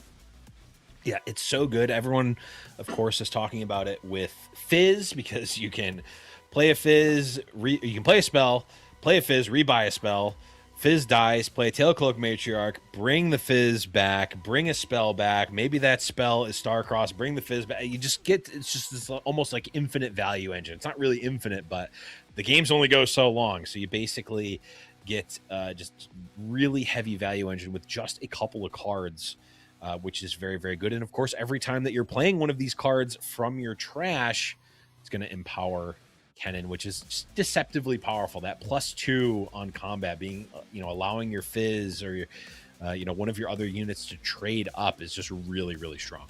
Yeah, at the end of the day, we're still a might matters game. There's plenty of removal in the game, but also plenty of creature-to-creature combat. So being able to just get a little bit ahead, especially when you have things like Rasa that's at 6 might, the difference of 6 and 8 might sometimes can be pretty big. Of course, even Merchant, just making that thing 4 might nice and early in the game too, huge to see as well. I want to point out we don't have our our tentacles in this this one, which I was hoping to see some more tentacles, but no tentacles this time. No, we're keeping this one tentacle free here. No Alawi either, which a little bit sad about because I love that card. But yeah, I mean, the other thing to note about this deck specifically, but Kennen decks more broadly, you of course have access to Lightning Rush, which is the signature spell. It's effectively, in this deck at least, an upgraded stack deck that allows you to put cards in your trash, which could potentially get value from flow.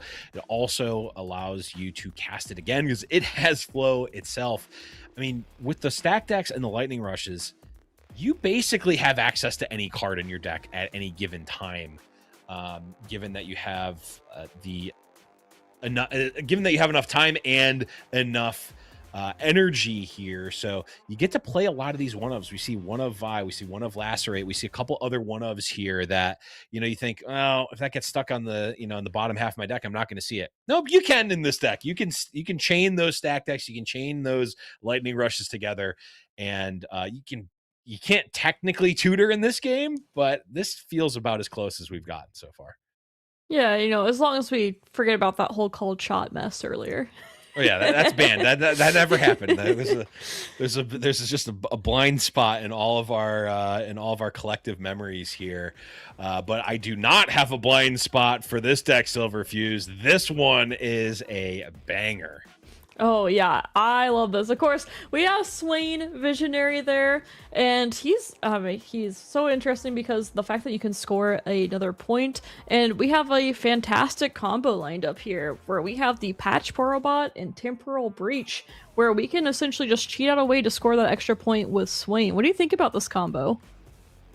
Well, as a resident Lucian enjoyer, I of course am a big fan of scoring multiple points per battlefield per turn, and this is this allows you to. Swain, of course, is a unit that at base stats, I'm probably not playing that card in constructed if I have the choice to not play it, but a potential problem with some of these more control decks is being able to close the game out. If you're playing against a heavy tempo deck, an aggressive deck, and they're able to keep board presence and keep scoring 2 points a turn, and you fall behind on point tempo, a lot of these decks just don't have a way to catch up. Well, this is a way to inject that ability to score multiple points per turn, score more than 2 points a turn rather, in a more controlling shell. And that can be even exacerbated with Ride the Wind as well, which is just kind of crazy to think that you could really, really quickly end the game if you get the right combination of cards. Yeah, and something else that's interesting is Rockfall Path is one of our battlefields, and so if you played Temporal Breach onto it, the person cannot replay the unit anymore, so it's just a kill spell then. Yeah, it's a nice little interesting trick there where you can effectively remove the unit and the opponent gets to play it, but in the same location, but you can't play it at this location. Can't trumps can, and therefore the unit is banished forever. But we jump on in to game number 1. AIpotu on the bottom with that Diana list versus Amen with the Kennen on the top. Yep, and we do get that Tide Turner, a nice 2-drop. Diana, always has that 3-drop available when going second, but when going first, the 2-drop can be a little bit iffy at times, but did find that Tide Turner.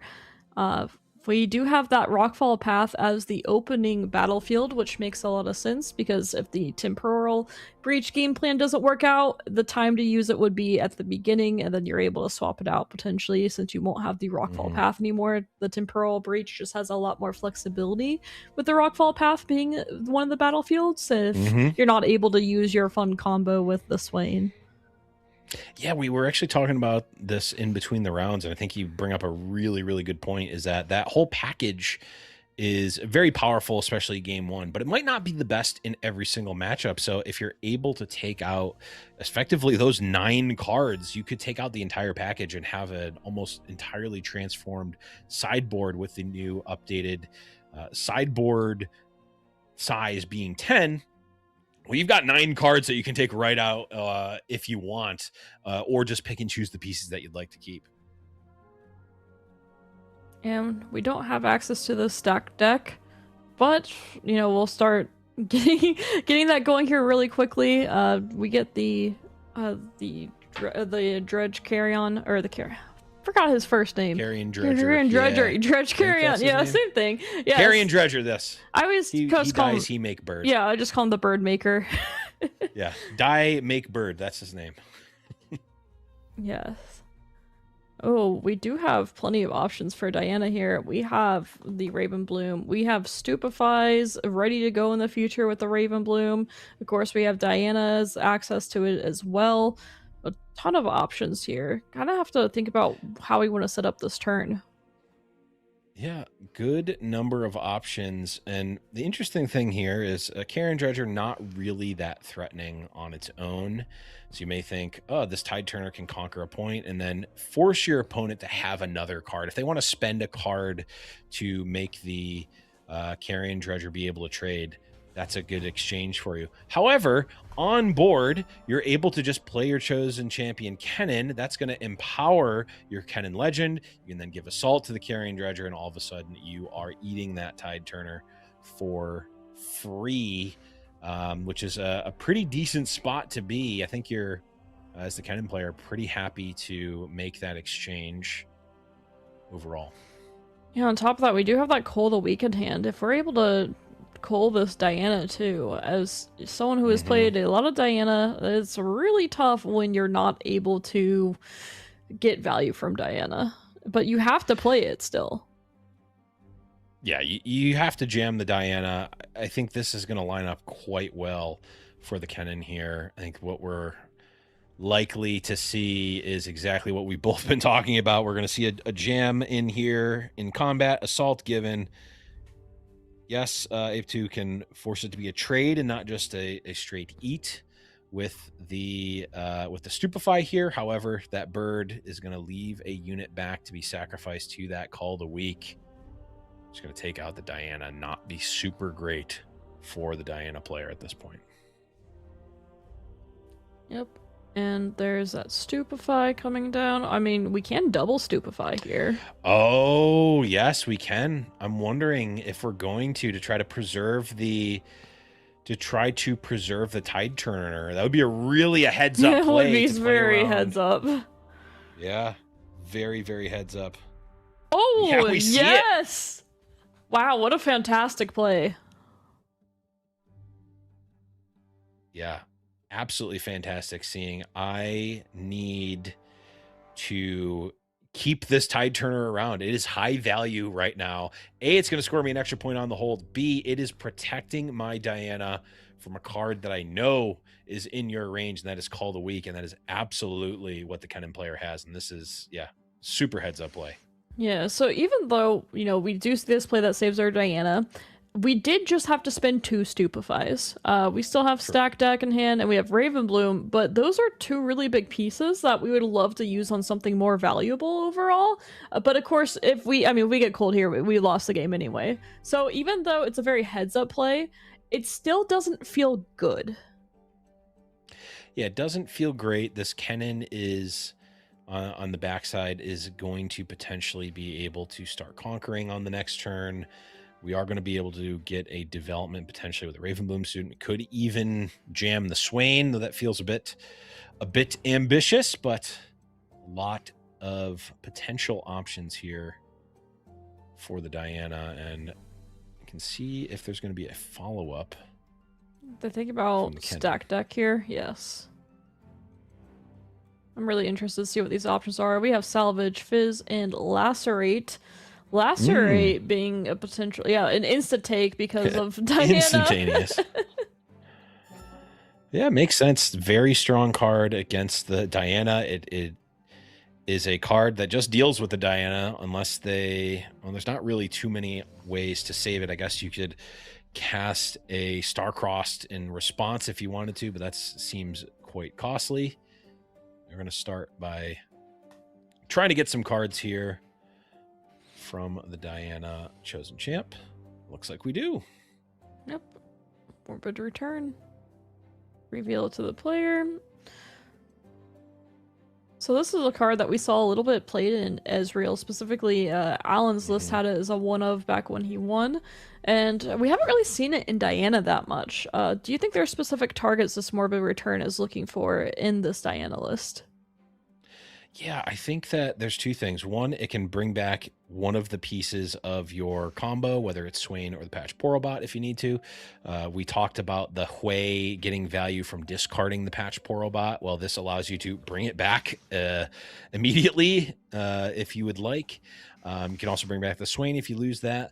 But it also feeds into the value engine of the Matriarch and the Fizz. I mean, if you get any of the pieces, whether they're in your hand or trash, the Morbid Return kind of ties it together to make your trash an extension of your hand. And once you get that value engine rolling, it is really hard to stop.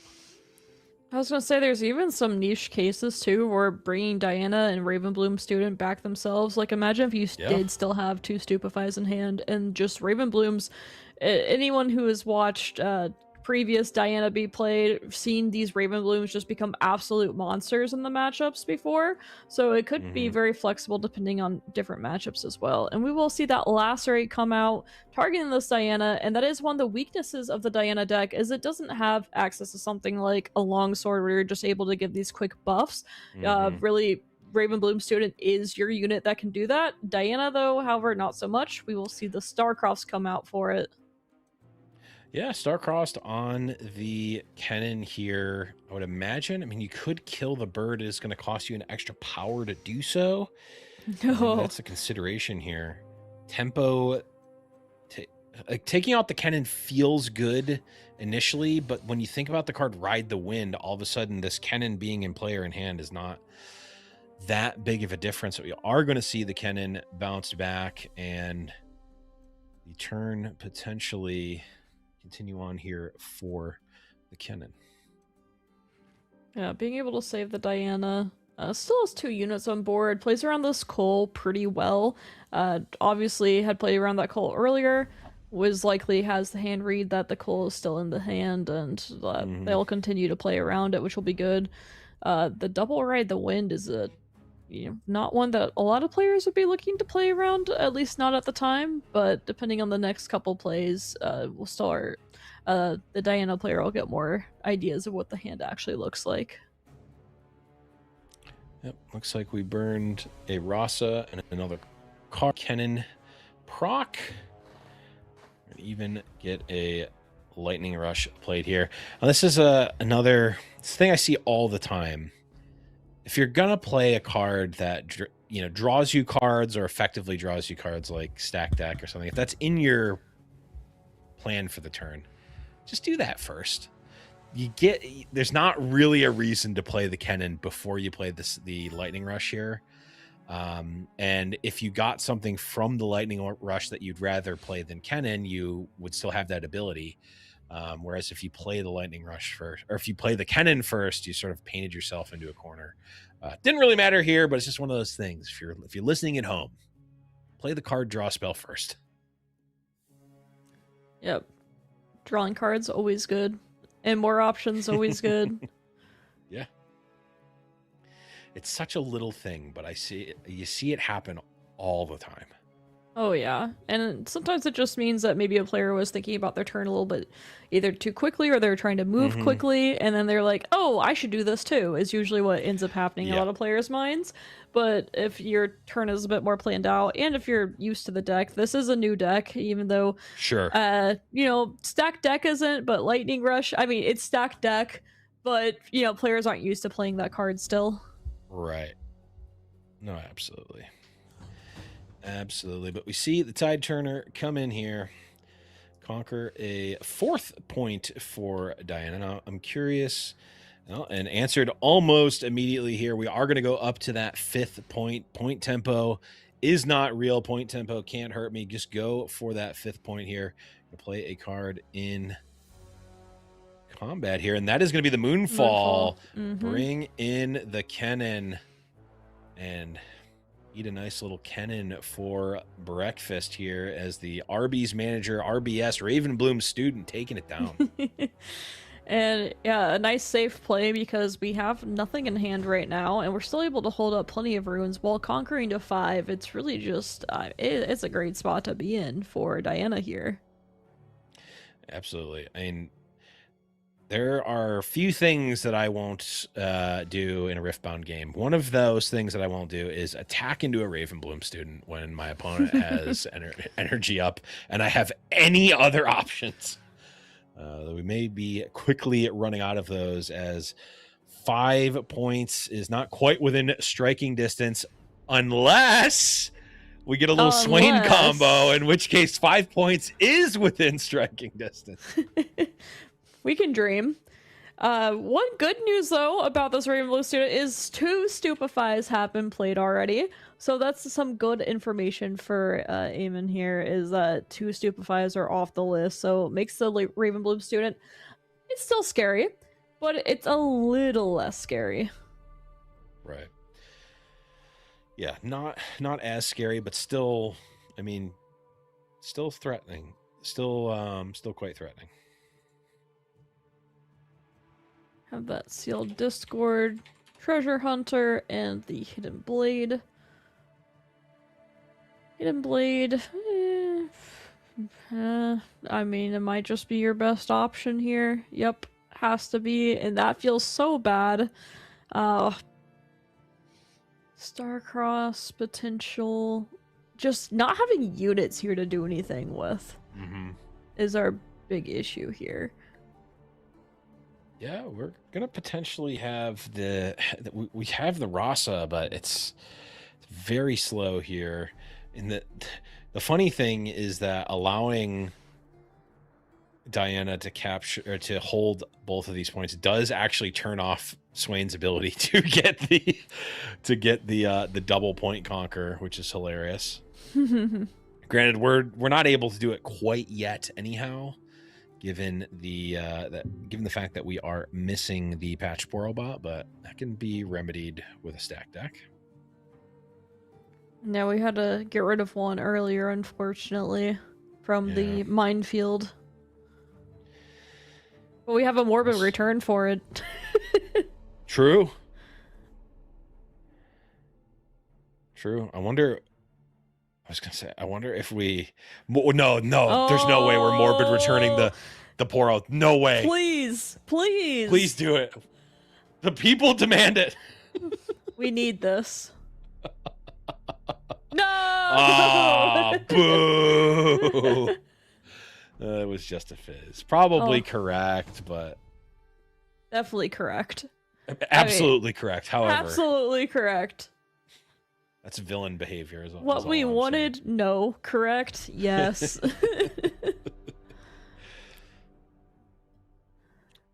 We are seeing Kennen on the board, finally taking some points, clearing a little bit of the board, but now taking the moment here while the shields are down, kill that Ravenbloom student, get that Rasa in, score a point, and I'm imagining bring the Rasa back here.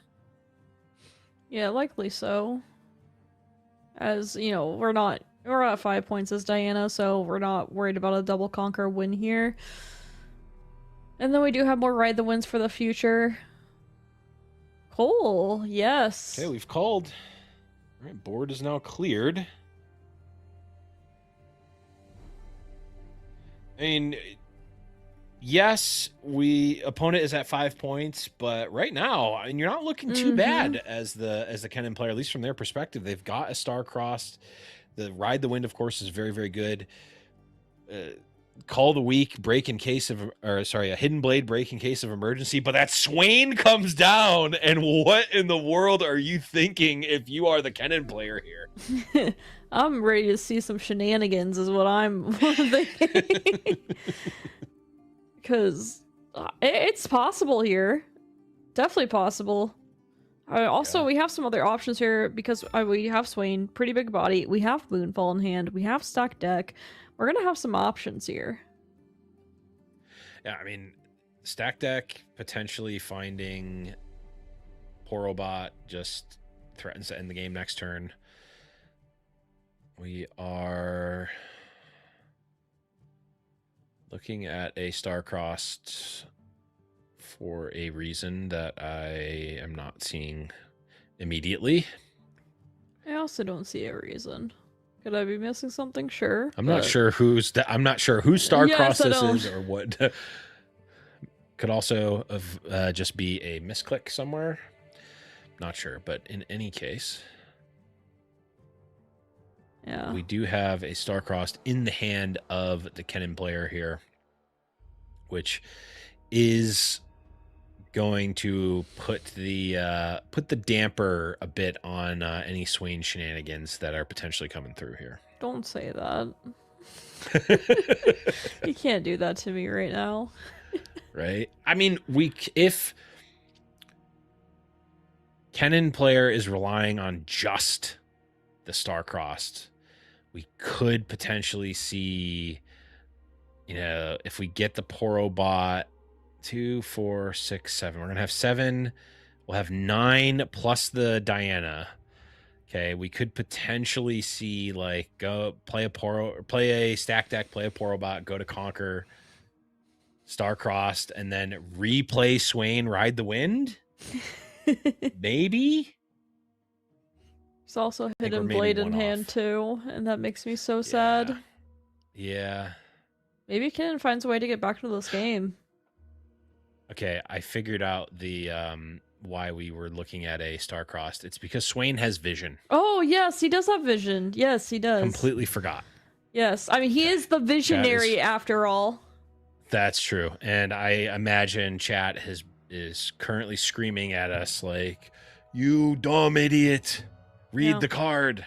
And Sorry, I can't even read it. Yep, we can't read. I just can't read. No. In any case, I'm wondering if we are keeping the Star-Crossed here. It does pair with the Fizz, of course. But Last rights. Last rights coming in. That is going to potentially be able to rebuild a little bit of board presence here. But Silver Fuse, only 3 runes available on the side of the Kennen. So that is only a Star-Crossed or a Hidden Blade. Unless we're hiding the Hidden Blade, which we very well may. We might. Hey, 3 is enough. I think 3 is enough at least.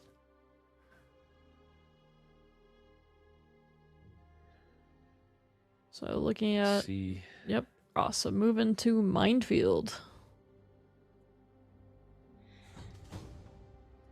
Yep.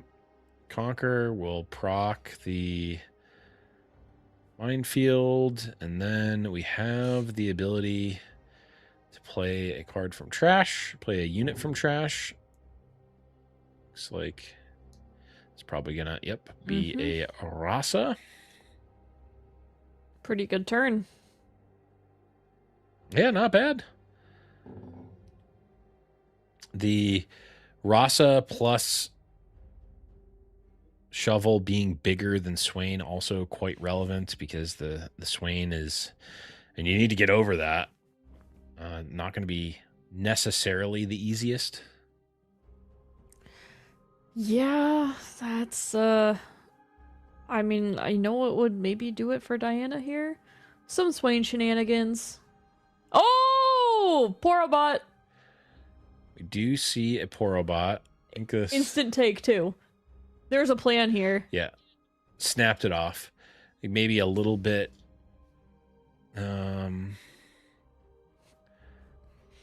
sloppy in terms of the timing of that, technically, but that's okay.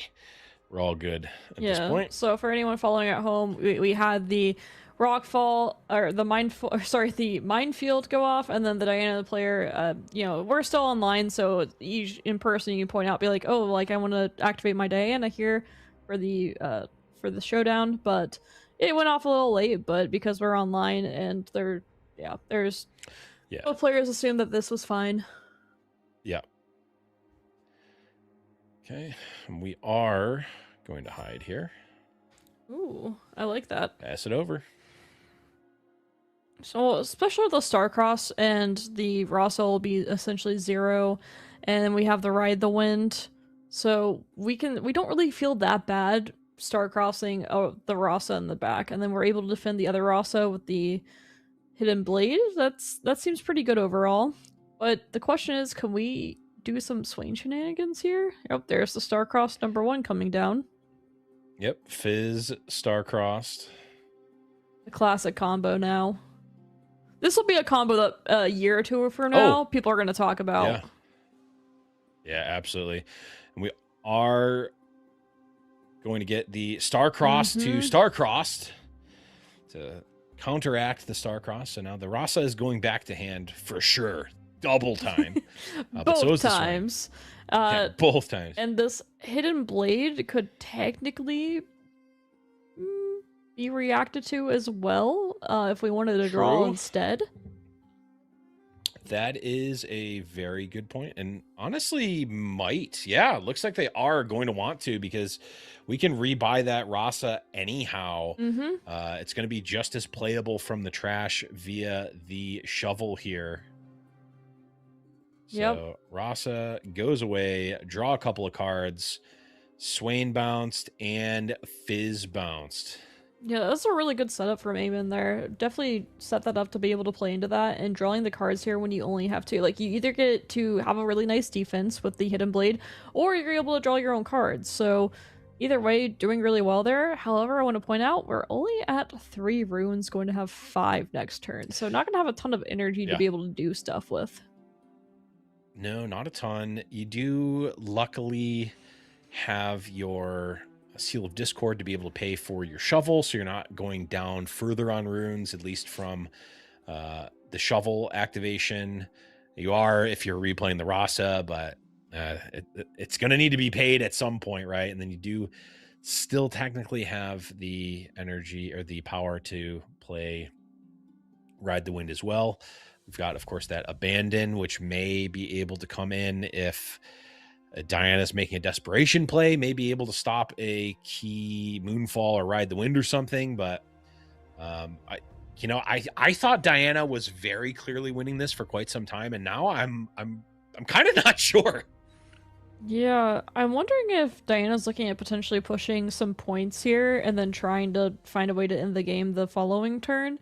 We can go to 6, but we lose our Raven Blue if we do that. If we play Ride the Wind, that's pretty expensive. We're not, like, our development. Yeah, we're not going to be able to do enough there. Maybe it looks like getting way out and then going from there. Like, you have to decide if you sacrifice this Raven Bloom or not, though. Of course, Cold of the Week would be scary if you developed away here and then you put Raven Bloom in, you sacrificed it, hoping that you can Ride the Wind away to win the next turn. But if Cole is there, you just lose the game. Right. I guess, yeah, because Swain Ride the Wind isn't going to quite do it either. Looks like we are going to develop Swain once again. And will we sacrifice here? Maybe not. If we find like a temporal here, we can do some shenanigans as well, because we do have our Patch Porobot, and Swain does have vision, as we've established, and we see it's a Patch Porobot. Yeah, it doesn't need the second Porobot, so we can put that on the bottom.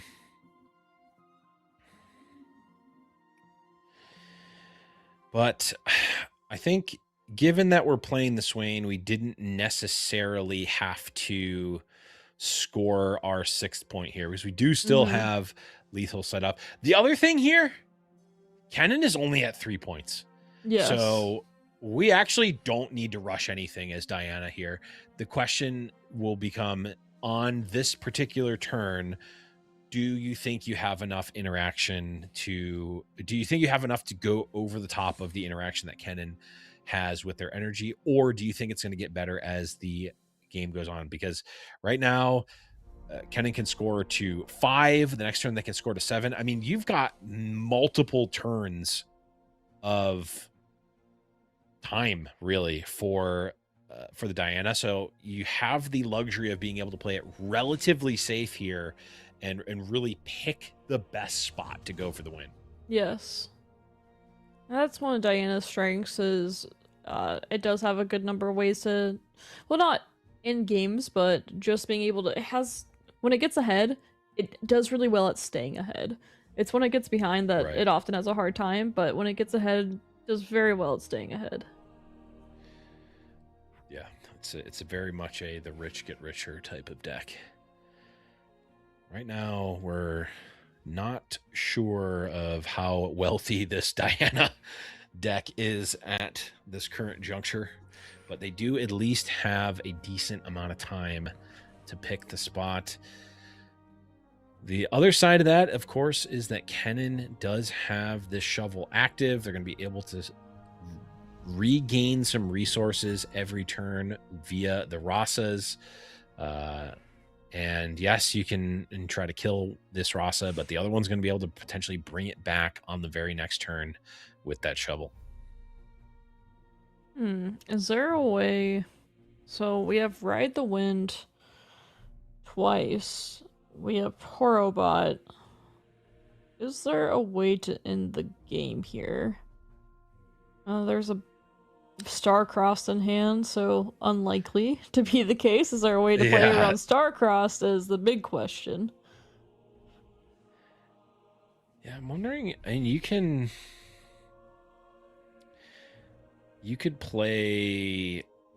lead with, yeah, it's tough, isn't it? With it. Yeah, it's I'm trying to think of an obvious line, and I don't know that there is. I think there's about 10 different things that you could do, and you'd be okay with almost any of them. Yeah, this is what the Diana deck is so good at. Like, really good Diana players are good at finding, like, the lines that make a difference of, like, small percentage points. There's so many different lines you have in Diana, but the best players consistently find the top percentile of lines, and that's one of the things that I struggle with playing this list. I'm good at finding aggro aggressive lines, but these control lines are much more difficult in my opinion, or at least just me as a player. I end up picking one of the mid lines that sometimes I will just lose to something that I wasn't expecting. Where on the aggressive lines, it just comes very naturally. But yeah, these Diana lines they're tough. And now I generally am the same. Yeah, and now at 4 points, you know, still has some space to work with here, but it's not as flexible as those 3 points from earlier. Absolutely. We do... Ooh, I like this. We are opening up with a Swain attack. Yeah, I like this because this minefield, potentially discarding some things for Fizz. True. Very good point. I also like this is saying, okay, opponent, what do you have here? Are you going to Hidden Blade? Are you going to Star-Crossed? Are you going to Ride the Wind? Are you going to do something else to stop my Swain? Answer to that is nothing. So we are at 6. We no longer need a sorry, we got the temporal breach. The temporal breach. Banish that Rasa. With Fizz. Oh, we could just banish it. Hey, that's what I was talking about. This minefield earlier was looking really good, and banishing this Rasa too, and just not able to get it back with the shovel. That's been a big part of this game plan. There's no units in the hand. That could be something for sure. Yeah, and I like.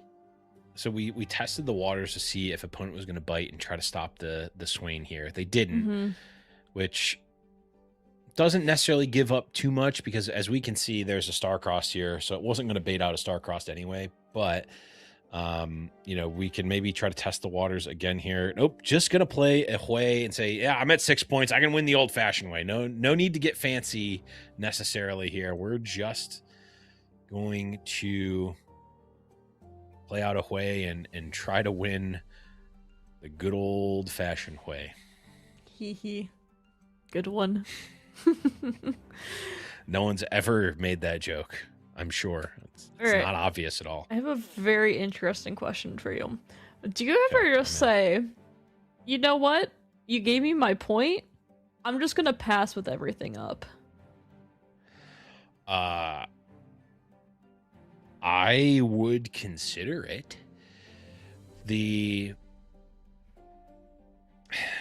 Yeah, I mean, you've got so much. 2 Ride the Winds and a Moonfall can get you out of most scenarios. Yeah. But also Hui, you know, starting your turn with a Hui in play also can get you out of most scenarios. So and you have the Ravenbloom to protect it from Cole too.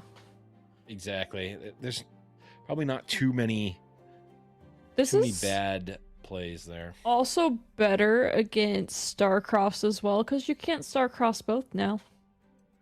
True. Unless you Star-Crossed, Fizz Star-Crossed. Yes. Even then, yeah, they'd have to have that in hand. Yeah. Star-Crossed, I think we also... Kennen player almost certainly knows that if they ever go below this Star-Crossed, we're not in a good spot. Oh, we're bringing the Fizz back with the shovel. Okay. Oh. Okay. Yes, we can Star-Cross both. Yeah. Wow, this is actually insane. Okay. And we have no abandon option here. Ooh, this might be in Kennen's favor now.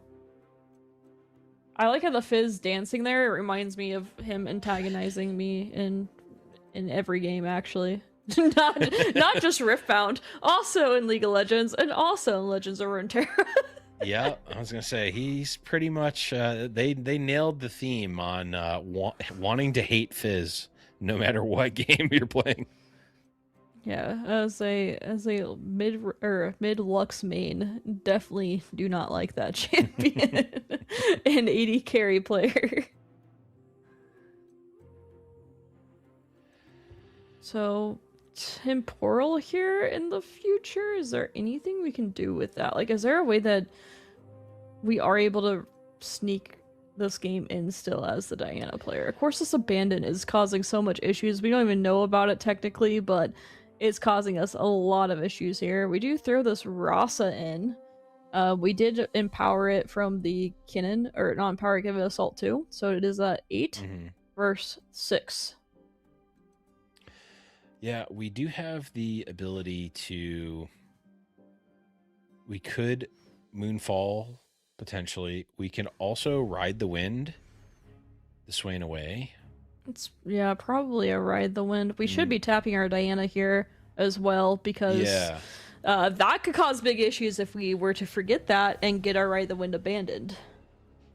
Yeah, we can ride the wind twice with the Diana here. So and if the abandon happens and you have essentially free reign, I think that we can get a Swain double point conquer almost certainly. Ooh, we are going to go for the Moonfall here, which is almost certainly going to get abandoned, which is potentially going to actually end this one. Although, I mean, Hui Ride the Wind probably just beats anything anyway, so it probably doesn't matter.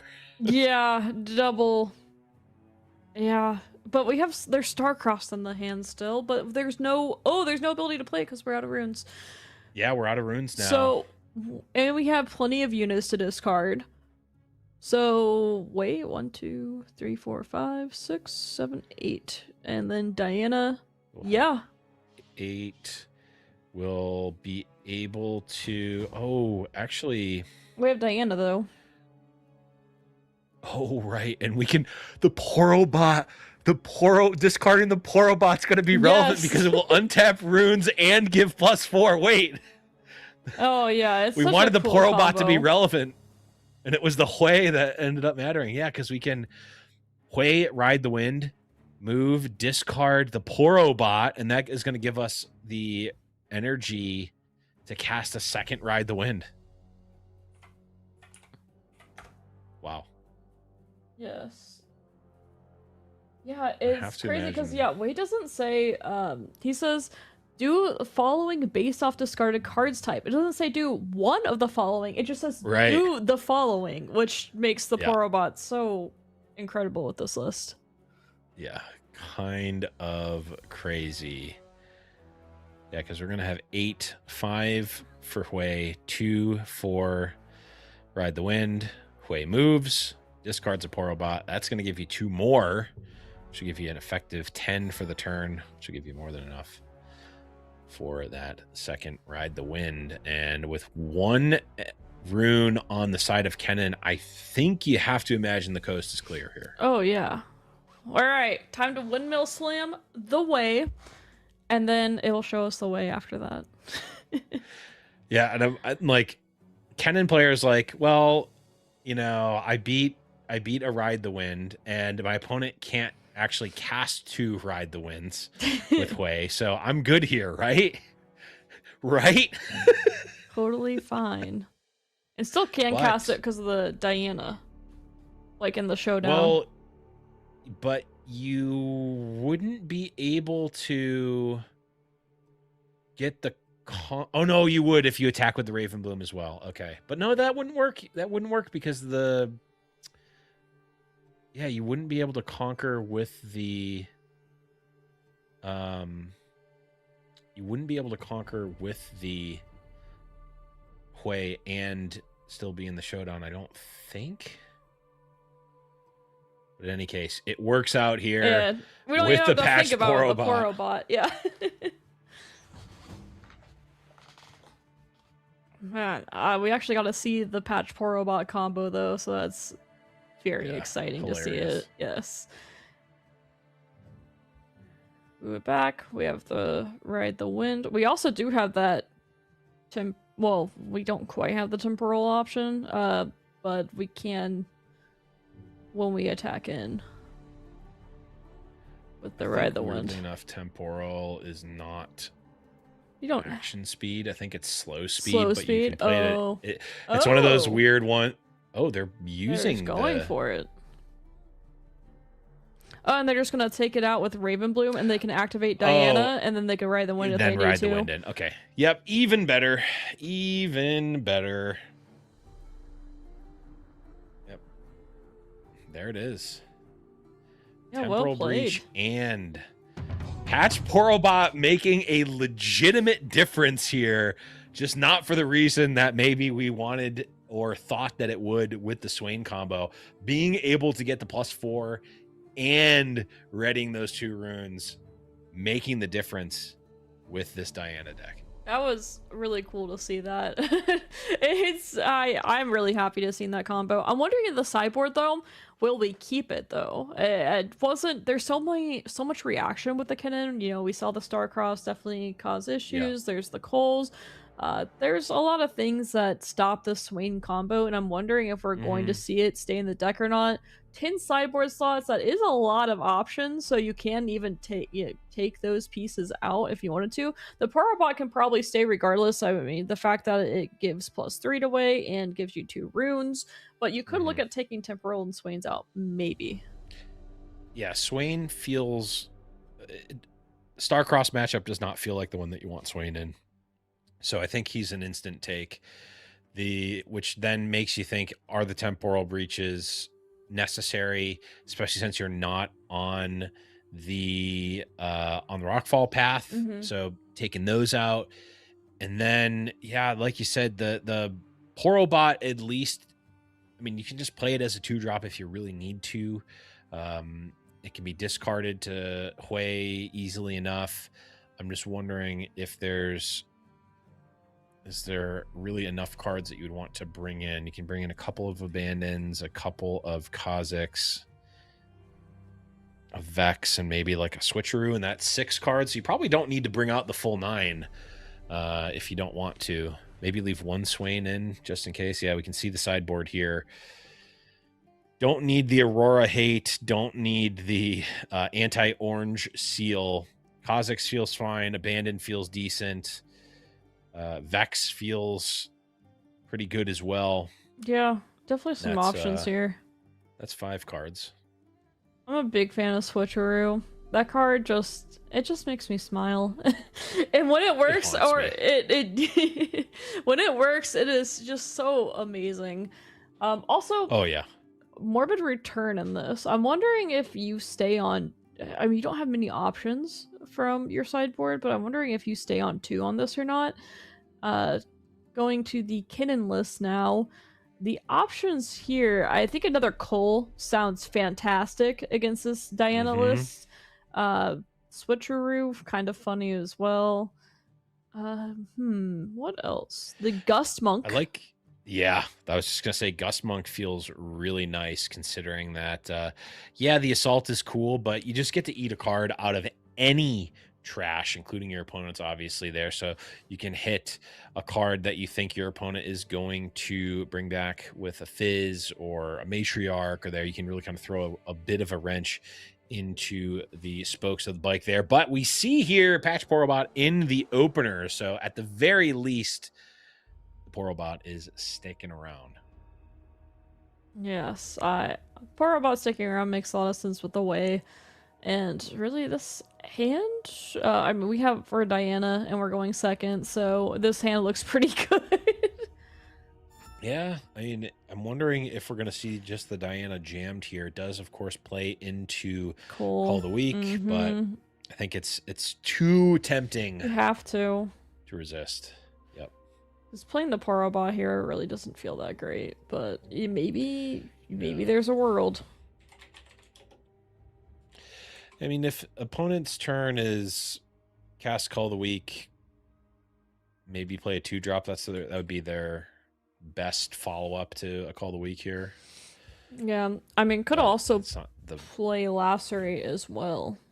It's the other option. Which one would you do between the two? it's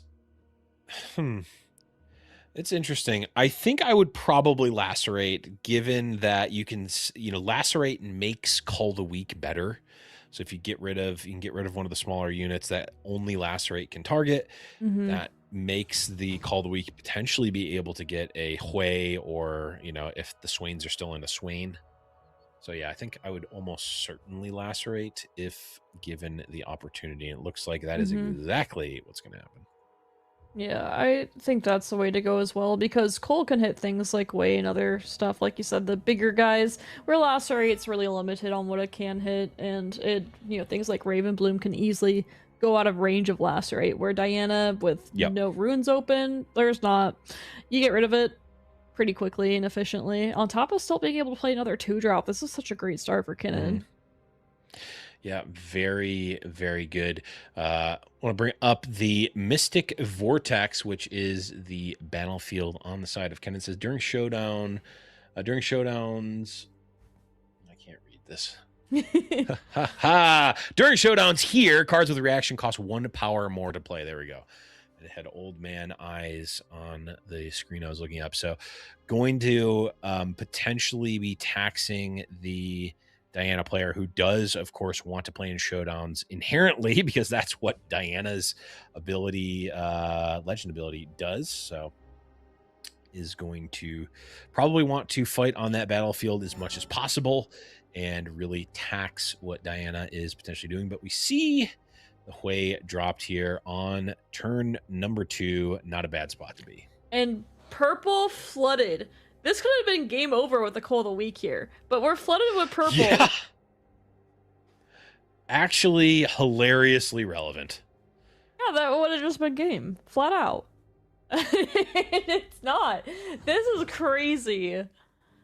Yeah, and I'm wondering what is the... Okay, so for what it's worth, Kennen is 8-4 in favor of purple, so not like horrifically unlucky. Like pretty... Oh, okay, yeah. You run 8-4, this you are setting yourself up for this to happen. Exactly. It's unfortunate, but one of the changes that can be made after the tournament is over. Yeah, and like, yes, the deck is very purple heavy. I mean, it's running 3 seals. Mm-hmm. But I feel like there's diminishing returns going 8-4.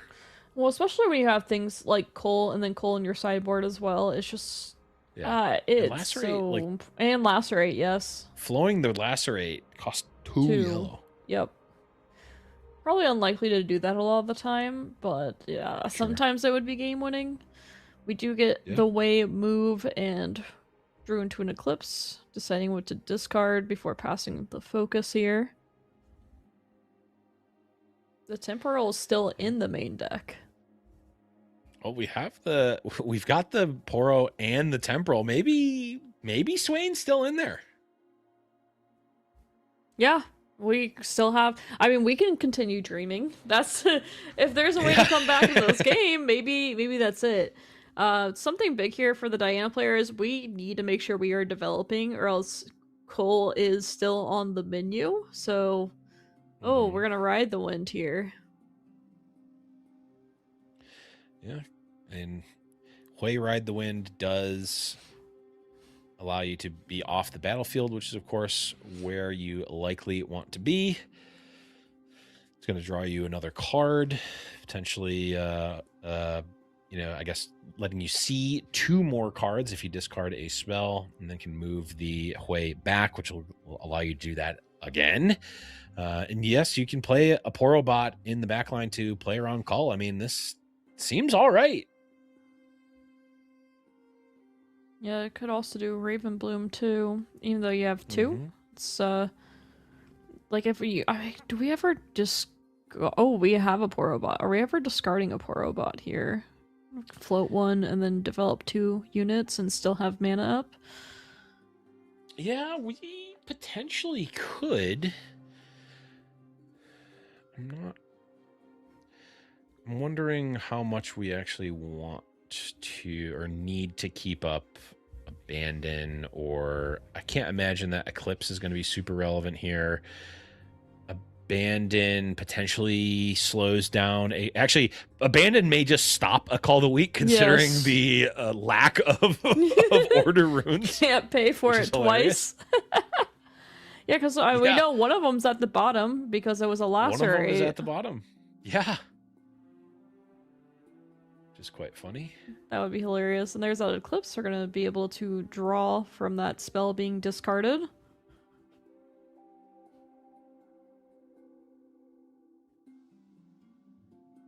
See if the draw happens. That would not feel good to lose that.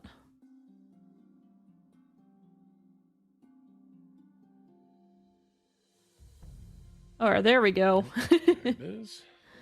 Stack deck, not a bad hit either. On Abandoned Hall as well for the future. Although, it could push us over the edge of a Rasa in the future. Yeah. Abandoned Hall with Ravenbloom student allows, even just one student to get over most things. Yeah, opting to use a stack deck now with the Diana legend. With Switcheroo, Stupefy, and Ride the Wind. Ride the Wind is always tempting when you have Away on the board. It doesn't... it is always tempting. Switcheroo... Yeah, it's just like... We did bring that in for something. We got rid of some... hopefully it wasn't our Swains. But we might have lost some Swains for a Switcheroo. Yeah, Switcheroo is a nice catch-all type of card that allows you to turn even a Pash Porobot into a threat. Ride the Wind, like you said, very tempting, as it does represent not only just 2 points relatively free in terms of putting your units into danger, it also means you're effectively, you're literally drawing and filtering a ton of cards with Hui as well, which is very strong. Yeah, we'll see if we develop here and if we decide to move way back or not. Those are the two things I'm really looking at, because we need to play around this coal. And leaving away on Abandoned Hall, I guess, they're stupefying and stuff like that, but your opponent really should be playing around that. Alright, we are moving the way back, and we do find another Abandon, which I think is a pretty nice take as well. Yeah, it is nice. We could... If we discard a... it looks like we did discard an Abandon to draw an extra card. Now I have 3 Porobots. 3, yep. I like it. Another student as well, quite insulated against the Call of the Week, which is uncastable anyway. Yeah, it's funny. We have a Way sandwich down there. Yeah. And hilariously, considering the split is 8-4, we could go yet another turn without seeing an order rune. It is possible. And we are going to start getting these Rossas out here, I think. Well, they're still a bit costly, so we might have to... we can't even really kill something off either, though, can we? And look, this lacerate, not even really playable because, well, first off, there's Ravenbloom students, and second off, we don't have yellow, so we have to go take a look at either this Carry-On Dredger or the Matriarch instead. Absolutely. I mean, we would, weirdly enough, be able to kill the one of the Ravenbloom students this turn if we did pick the lacerate. However, of course, not the case, given we do not have those order runes. Looks like still deciding what they want to take here. Yeah, I mean, it is between those two, since lacerate. Yeah, not there. Almost certainly not lacerate. The Tail-Cloaked Matriarch would allow you to bring back a Carrion Dredger, so maybe that's a consideration there. A little bit more value. Okay, send in a burb. Yeah, I like just taking the points here.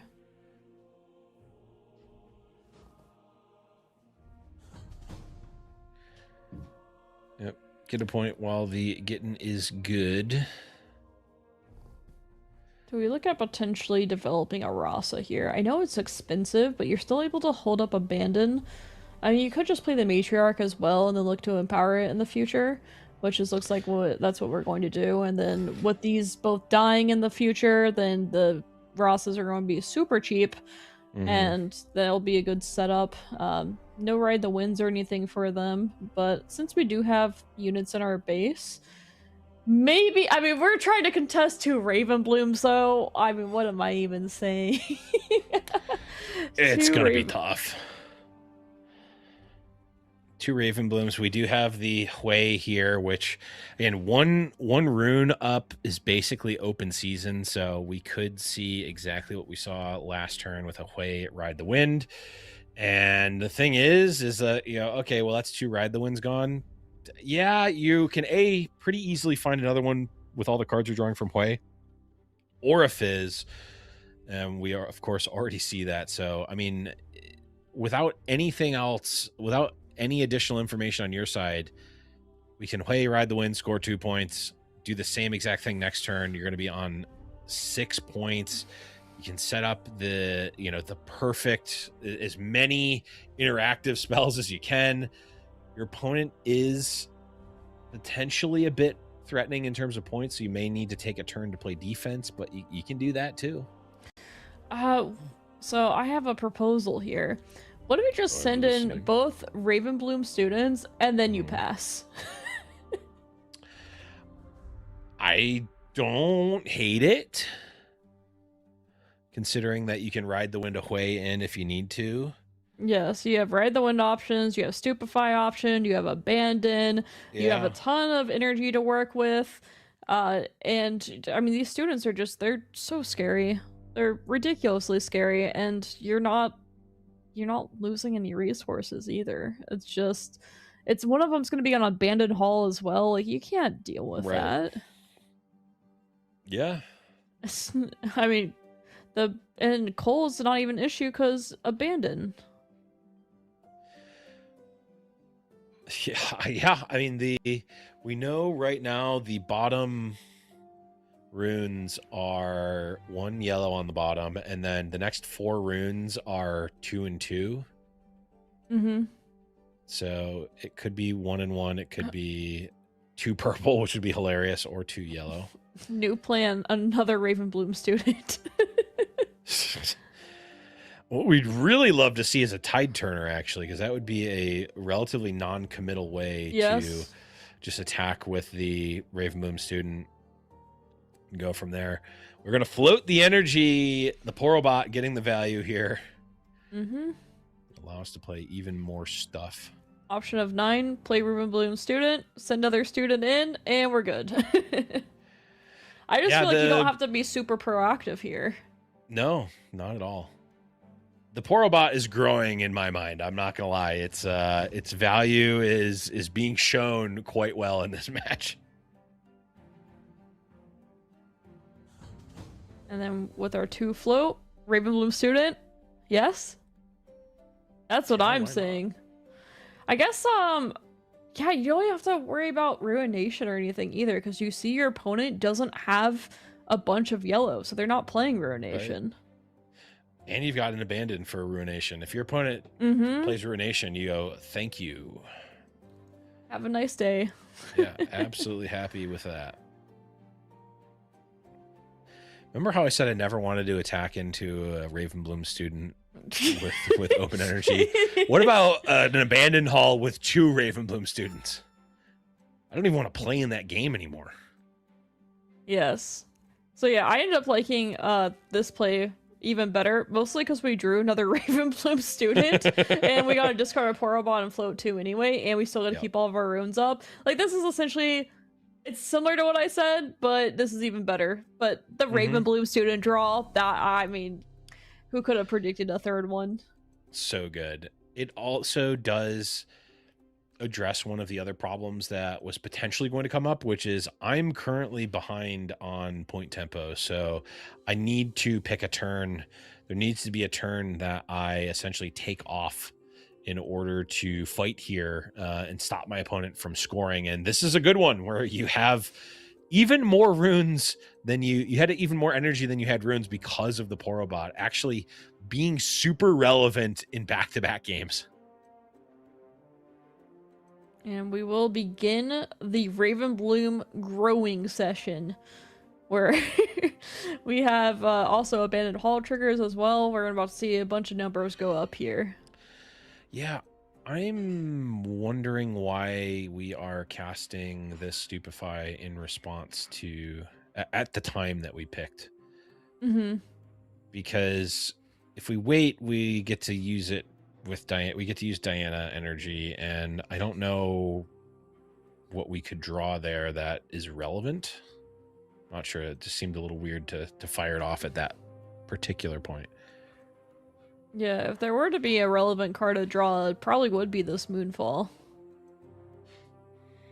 Yeah, I mean, there's cards that are relevant on the turn, but I mean, in that particular time frame, it just seems weird. I'm trying to think of. Sometimes you just need to flex your Ravenblooms are big. True. It's like, I wouldn't do it. Hey, my hand is so good that I can throw my Stupefy out before you even attack me. Right. I dare you to come over here.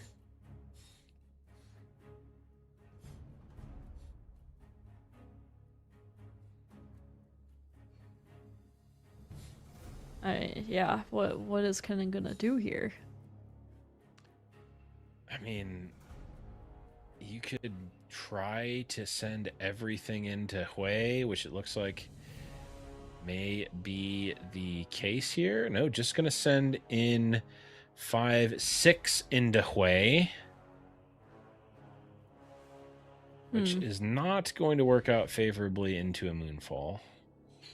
I mean, yeah, there's multiple options here. There's Ride the Wind options here. There's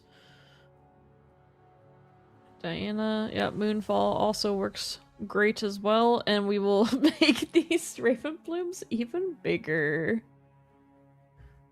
Yeah, Ravenbloom is big. I do need to pay a power here, but that's okay. This will bring the Kennen from 5 down to 3, the bird effectively down to 0.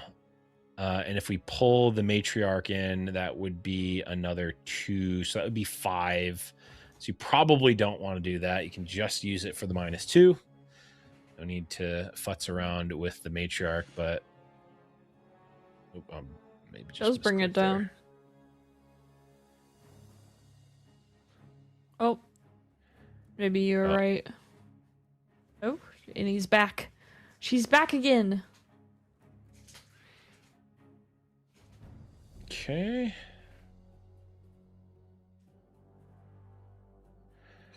Bird's down to 0. Plus 3 is 5. So right now we're it's a push here. And hilariously enough, the bird would actually score. Because you can do the 5 damage, but you still need, even though the bird is 0, you still need the 1. Yeah, so you'd have to Ride the Wind one of these Ravenblooms in, and that doesn't feel fantastic. You really don't want to... No. I mean, I wouldn't want to, but maybe... I don't like it. I don't like it when you're Diana and you have to be proactive at all. That's not... or reactive in that sense. I guess it's being a proactive reactive, but yeah. And going to 6 here, I mean, that makes stuff a lot more scary. So it does, trades it. I don't know that I want my Hui dead here. Oh, we never want Hui dead. Especially with this Porobot in hand, too. That just doesn't feel very good. Yeah, you now have 2 blank cards in your hand. Yeah. You know what, the play I said earlier, we would still have a way. If there's a will, there's a way, but there's apparently no will here for this Diana player. And we have double Rasa out because we do have our 10, so it just costs us some power here instead. This Rasa, it's still gonna be so hard to break through these Ravenbloom students. However, our hand, you know, we don't have those pieces we were really wanting to have from earlier. Maybe Fizz stack deck can find something. It's not the way I usually want to use Fizz, but it might be a necessity here. We're only at 4 points for Diana. And Kennen has a great board. Mm-hmm. And if you lose the bird, so what? This Cole's actually... It still looks kind of bad because they abandoned, but...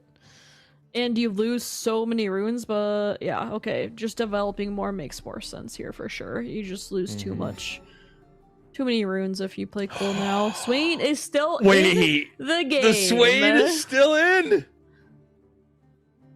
I mean, we can score the 2 here, but it doesn't matter. It'll only go to 7. Hilariously enough, the Swain is still in here. Yeah, and there's not all the options to take them down either. So we have to stop, as Diana, we have to stop a double conquer here, and that's... If we had a better hand, then I'd be like, yeah, we got this. You know, we have double Ravenbloom student, we're on Abandon Hall, but we have, it's Ride the Wind, Abandon as our spells.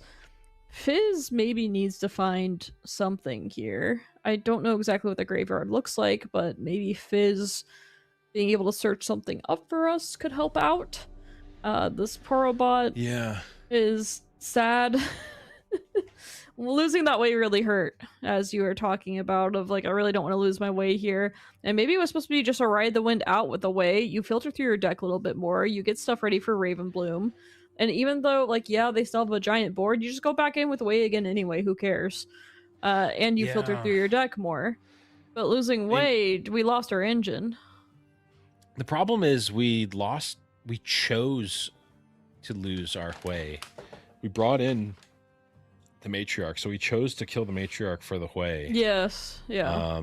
And I don't know that I like that exchange, because Kennen player did not send in the Way, or did not send in the Matriarch. So yes. They pulled it in with the Moonfall. So we could have just let the Moonfall resolve, let that combat resolve, and then Hui lives, kills their stuff, and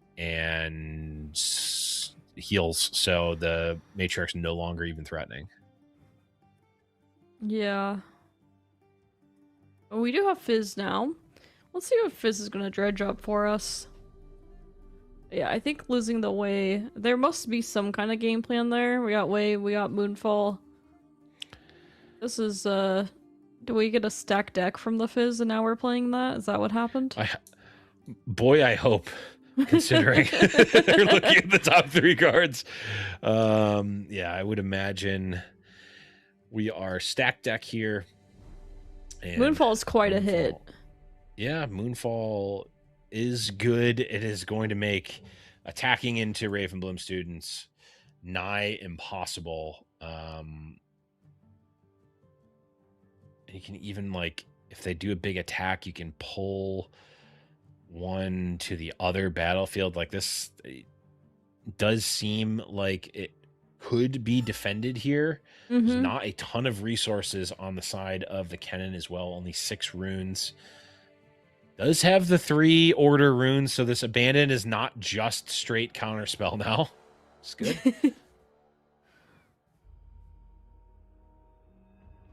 Yeah, finally found those order runes. Has access to Hidden Blade, stack deck. This Abandon decision from Diana is going to be very critical. Although the Abandon can be abandoned, but actually this is going to be a really fun spell game. Almost a game of chicken, really.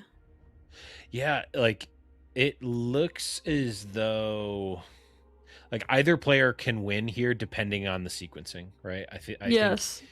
we could see if either player blunders, it is going to be obviously a massive swing here. Seeing a single Rasa off the bat saying, "Hey, what do you have? I'm currently winning this, so if you do nothing, I am good." And we're gonna start with. Looks like this is gonna be that Moonfall. Huh. Okay. So will we be playing it onto the abandoned hall? Or no? I need to think about this. I wonder which battlefield is it targeting? So if we pull, if we target that battlefield, it's going to make Rasa a 4, and we'd be winning. It would be 6-4, and we could we can pull either of the 2 drops in for free if we want, or maybe they're deciding they abandon this or not. Yep. True, could. We are going to see it. The Mystic Vortex taxing the Kennen player here, which is why they paid that power for this reaction speed spell.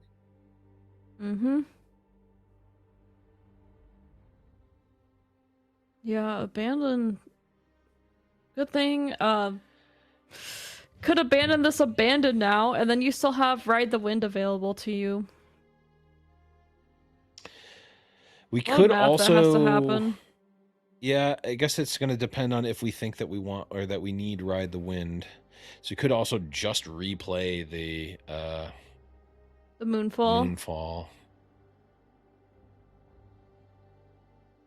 But abandoning the abandon means that then you could then abandon the Moonfall again, so it kind of doesn't work. Yeah, that is funny. If you abandon, then you can abandon another abandon, and then if you abandon, just ban the card, please. Oh, not really. I think it's a yeah, exactly. Ban abandon. No, it's a perfectly fine card. Actually, I really enjoy the card existing, and this is one of the interesting uses here. Interesting. I feel like we did not really see much of abandon this last set. In favor of hard bargain, and we're seeing abandons in both players' lists now. Wonder if we've just shifted over or not. Yeah, I think a big reason is there's a good amount of stuff that costs power that's in meta right now, and abandon's really good against things that cost power. Very true. Okay, looks like abandon has resolved. The Moonfall goes back to hand. We're resolving the abandon. Vision. Yeah, we're resolving the trigger on the abandon. Oh, I guess it also does allow you to potentially put a card into trash. So that is relevant with all of the flow cards. So I can see it makes sense. Yep, and this Moonfall's back. Should be back to hand from the abandoned? Yeah. Yes, it is. There's a Moonfall in hand. There's one in trash. Did we play? We did play one earlier. Yeah, we did play one earlier. Okay, that makes sense. And because our Moonfall was abandoned, we don't get our Ravenbloom triggers, very sadly. So we're back to square one here unless we decide to play the Moonfall again. Which is exactly what we are doing. And this time will we attempt to pull one of the little guys, the merchant, force a discard here as well. Discard draw. I think I probably want my opponent to have fewer options right now. So I'd like giving them a gold gear is also relevant considering the choke point we talked about earlier, but okay, it looks like they are going to give them a discard draw. Okay, going to discard a stack deck to draw a different stack deck. Yes, we knew that was at the top from the abandoned vision earlier. Right. And there's Hidden Blade. Ouch. On the Ravenbloom. Oh, the Stupefy drawn. That's could an be insane huge draw. here. That is a crazy draw. No. Stupefy plus Moonfall is potentially huge here. We had to let this go, which is fine to do, because now we want to defend these Ravenblooms, and I mean, so Cole though. Oh, Cole is the issue. Cole is a big issue. Yeah, Cole is huge because we're just gonna die. Well, are we going to die? Does a Ravenbloom right now is 4, and then it's going to go up to 5 with the it's going to go up to 6 from the with the Stupefy, and then it's 1 off. Is it? We bring it'll go up to 6. We give the Rasa -1. That'll bring it to 5. Plus 1 is 6. Tied? Maybe I'm missing something. Or is it tied? I thought it was tied, but I may have just missed something. In any case, game number 3 coming here. 1-1. Kennen, I think pulling that out there, I mean, Diana definitely saved defeat from the jaws of victory, I think, in a couple of cases there. Yeah. That's crazy how that Cole ended up being in the hand the entire game. We knew it was going to come to play at some point and be useful. Right. That whole abandoned, the Moonfall and stuff like that, I think losing the way was, like we said, just didn't need to pull in the Matriarch, and then the way we had the Ride the Wind, and we had ways to dance around the board with it. I have a hard time believing that there isn't something there to win the game with that. Right. Maybe they were playing around something else, but I think losing away in that way was not very good. Yeah, I think sometimes, and I am a huge, this happens to me all the time. Sometimes you just got to keep it simple. You know, you can overthink, you can try to do all these different things. You can try to do the cute play, which as the combo player, this happens to me all the time. Sometimes you got to Hui, you've got to Ride the Wind. Just play Ride the Wind with Hui. You've got to Fizz Ride the Wind Hui. Just do that. You don't need to get more complicated than that. Just keep it nice and easy. Ooh, these are some hands from both of our players. Not a single unit to be seen. Right? Is this Patch Porobot just getting taken because it's a unit? It looks like Gust. So when I played this matchup, or not this matchup in particular, but when you play Diana, you don't have the 2-drop. Usually Gust feels like the way of getting your tempo back into the game.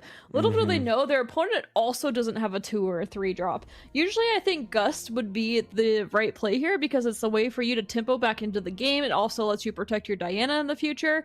But if you were to be playing open-handed right now and deciding if that's the right play, you'd probably say no. But in the typical game, yes, I think Gust would be the right play there. It's just a very unique game. Yeah. I mean, Gust, I think it loses some value in the later turns, but not all value, for sure. Like, it is still definitely a relevant card in the late game. You get Chosen Champion Kennen coming out here. Of course, burning 2 cards when you play it, and then when you conquer, give a spell in your trash flow so you can play it from the trash for its cost and then banish it. So we do find a Porobot, but we have Diana, which she's just the best. So we can't protect her with Gust because she's not at a battlefield, but really there's not many things we need to worry about here. So Kennen will likely... Ooh, we have Lightning Rush and flow options, and This looks kind of good. We also do have coal option. True. We do indeed have that. We've got, yeah, like you said, Lightning Rush. We could take Ride the Wind, Kennen around. Give your Lightning Rush flow so that you don't have to pay 2 in power. Like, feels all right. Yeah, this looks... I don't hate it. Yeah, no cold this time because we do have our Kennen and we don't really want him to die, but otherwise it would feel pretty good. I got too excited by that coal earlier. Not this time around. Not yet. Another time, though. Yeah. And it looks like we are going to do this. Ooh, but the Stupefy Gust may be coming through here. I think it almost certainly is. For sure. Yeah. Get Kennen out. Still very expensive for what we're doing right now. Like, it's very expensive, and it leaves us straight open to coal now. We're just gonna get cold. Yeah, looks like we may get called, but I do think that this is better than Kennen running rampant with a potential Ride the Wind, or even just conquering there is going to be good. Hey, remember how we talked about that good player thing? Because we know this coal's coming out, but they're drilling first, just in case. Yeah. Like a Lacerate, you would play instead here, for instance. Correct. Yeah, absolutely. Yeah, you want to play this call, but you've got the energy to play a stack deck. Let's just go for it. Let's do that first, and then drop a call. I would imagine. I'd be shocked if we didn't. And are we I don't think we're saving it for Hui, but maybe. The problem is this Diana represents another card at least. Plus, you still have to deal with it in some way, which I guess you're Kennen, but that's potentially another card. Yeah, no, just have to fire it off. Yeah, I do like how we took some time thinking about it. We're in the third game. And, we saw what Wei almost did last game, and we know what he can do, so it's just a little bit greedy to not play it here. So I like playing it here, especially when we have Hidden Blade in hand. Of course, Diana, known for running Flash, can make Hidden Blade tough sometimes, but we will be getting 2 units out saying, like, oh, we really don't want to deal with with Coles again, and want to get some points on the board, so the Raven Bloom getting Ride the Wind here. Just trying to score some. And this is super relevant because the Veiled Temple readies the Porobot so that you could go in. It's so double cool. Score here. Wow. Yeah. Okay. I love this Porobot. You are. I'm It's sold. so cool. I'm sold. Yeah, Porobot, best card in the set. You heard it. Yeah, it is. Sorry. When I'm wrong, I'm wrong, and I'll admit it. Porobot, amazing. Oh, what was your take on it before? I mean, the take on it in this deck was that it was just kind of mediocre, but it has proven its value in many cases here. So we decided to continue trying to hold with the Raven Bloom too. We could have brought it back, which I'm a bit surprised we left it there. I am also a little bit surprised that we left it here as well. It is soft to Ride the Wind. Hidden Blade, even. Hidden Blade. Yeah, and I don't know how much value we get from it being there. I mean, theoretically, we're going to be able to retake. If your opponent isn't going to be able to kill it, you're going to be able to retake anyway, which could even allow you to get another proc of readying the Porobot if that is relevant. Kennen is back. Burning 2 more. Burned up Fizz. No Rossos to capitalize off of this, though. No Rosses yet. Yep. We are going to see Kennen come in here, Ride the Wind. I'm imagining going to kill this Raven Bloom student. Oh. No, actually going to kill the Porobot. Really just hates this part. Oh, playing Stupefy. Has to play around Stupefy here. Yep. Nope. I like it. That's heads up. I definitely would have ran into Stupefy there. Yeah. Diana and Annie, the two that are always able to bluff. Mm-hmm. And actually, that makes the leaving the Ravenbloom student there.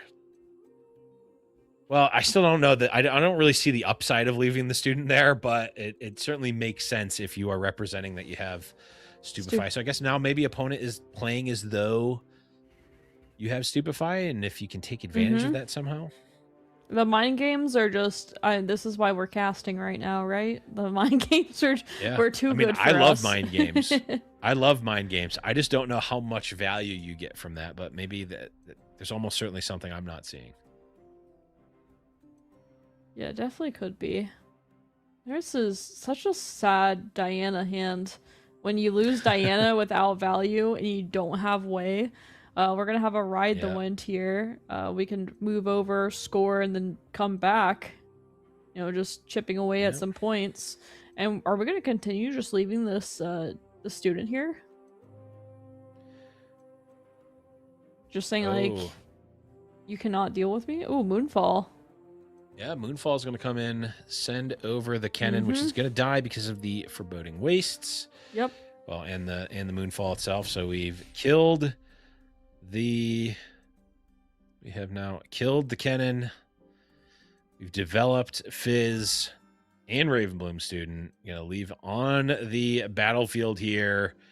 And Kennen currently has no units, but is going to be able to lacerate either the Ravenbloom or the Fizz. Dealer's choice. Yes, wants to get rid of that Ravenbloom. And Hidden Blade here. Hidden Blade. I understand why we went for it, but we're also giving her 2 cards in Diana. Yeah. I'm wondering if we are potentially in turns here. I know this is quite late into the round, so some of these plays may seem like desperation plays because they might be in turns at this point. I'm not sure exactly where we are in turns, but these plays would make a little bit more sense if that were the case.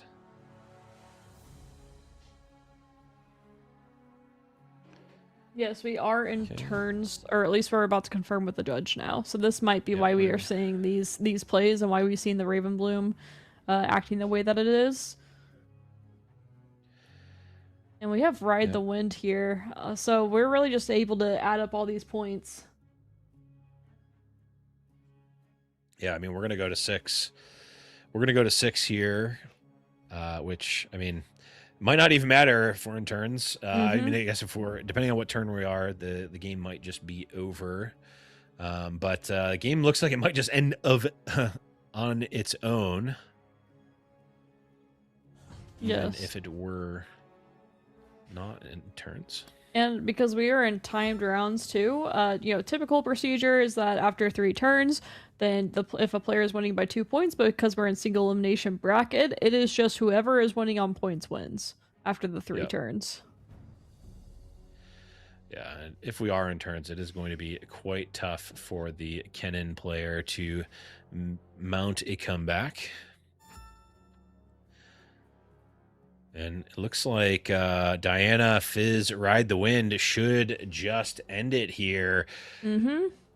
No need to slow roll as they are tapped down out of runes. Fizz, Ride the Wind should be good for 8, and that should be good for this very unique Diana build to take it down as Kennen leaves the match here. No Swain combo, but Porobot MVP. Oh yeah, seeing the Porobot perform was amazing. I wish we could have seen the Swain combo a little bit more. I'm really interested. I wish I knew what their sideboard was for the final game. Because that one seemed like, okay, time to quit messing around. We'll go take care of business. And that's kind of how that game went.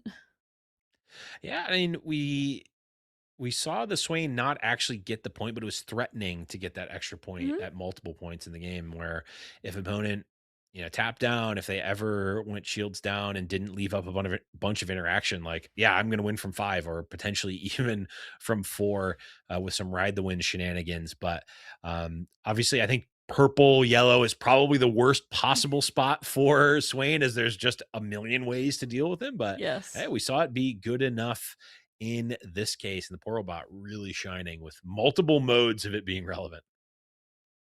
Yeah, I am impressed. I'm impressed by Parobot. I'm happy to see him do all the things he was doing, and just the combo with Way alone just makes me think, oh, it's probably worth running. Like we've talked about Frigid Jewel in the past, of whether that card's worth it or not, and people will be like, well, you can discard it with Way, and they'd be like, that's a really good reason to run it. And now it's like, well, now you have a unit that's a 2-drop, and you can discard it, and you can get runes, and you get +3, and it's just good. And you have a potential game-winning or point combo with Swain. Yeah. Adds a little extra upside too. Yeah, Porobot is looking really, really good in this deck. And what might look really, really good to put your deck on are some awesome playmats that you can find at shop.turnsideways.gg. There you see our LeBlanc, our Pike. We've got the good old Draven, Glorious Executioner, and of course, we've got Irelia and Viktor as well as our awesome spin down dice and those challenge coins. I mean, all of these products are absolutely amazing. They all do support the channel and everyone who is working on all of the different content that we do at Turn 'em Sideways. You can go to shop.turnemsideways.gg and pick some stuff up today. But that is going to be the end of our top 16 Silver Fuse. We're going to go to a short break, but after that, we're going to go in to our top 8. Don't go anywhere.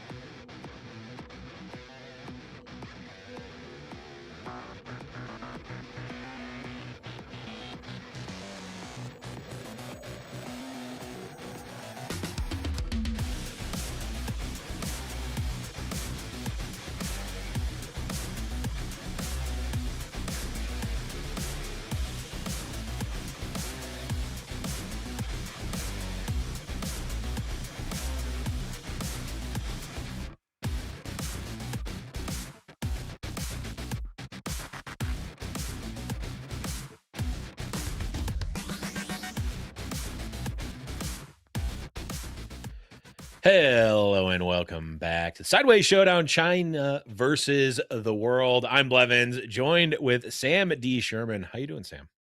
Good. I'm really glad to be back.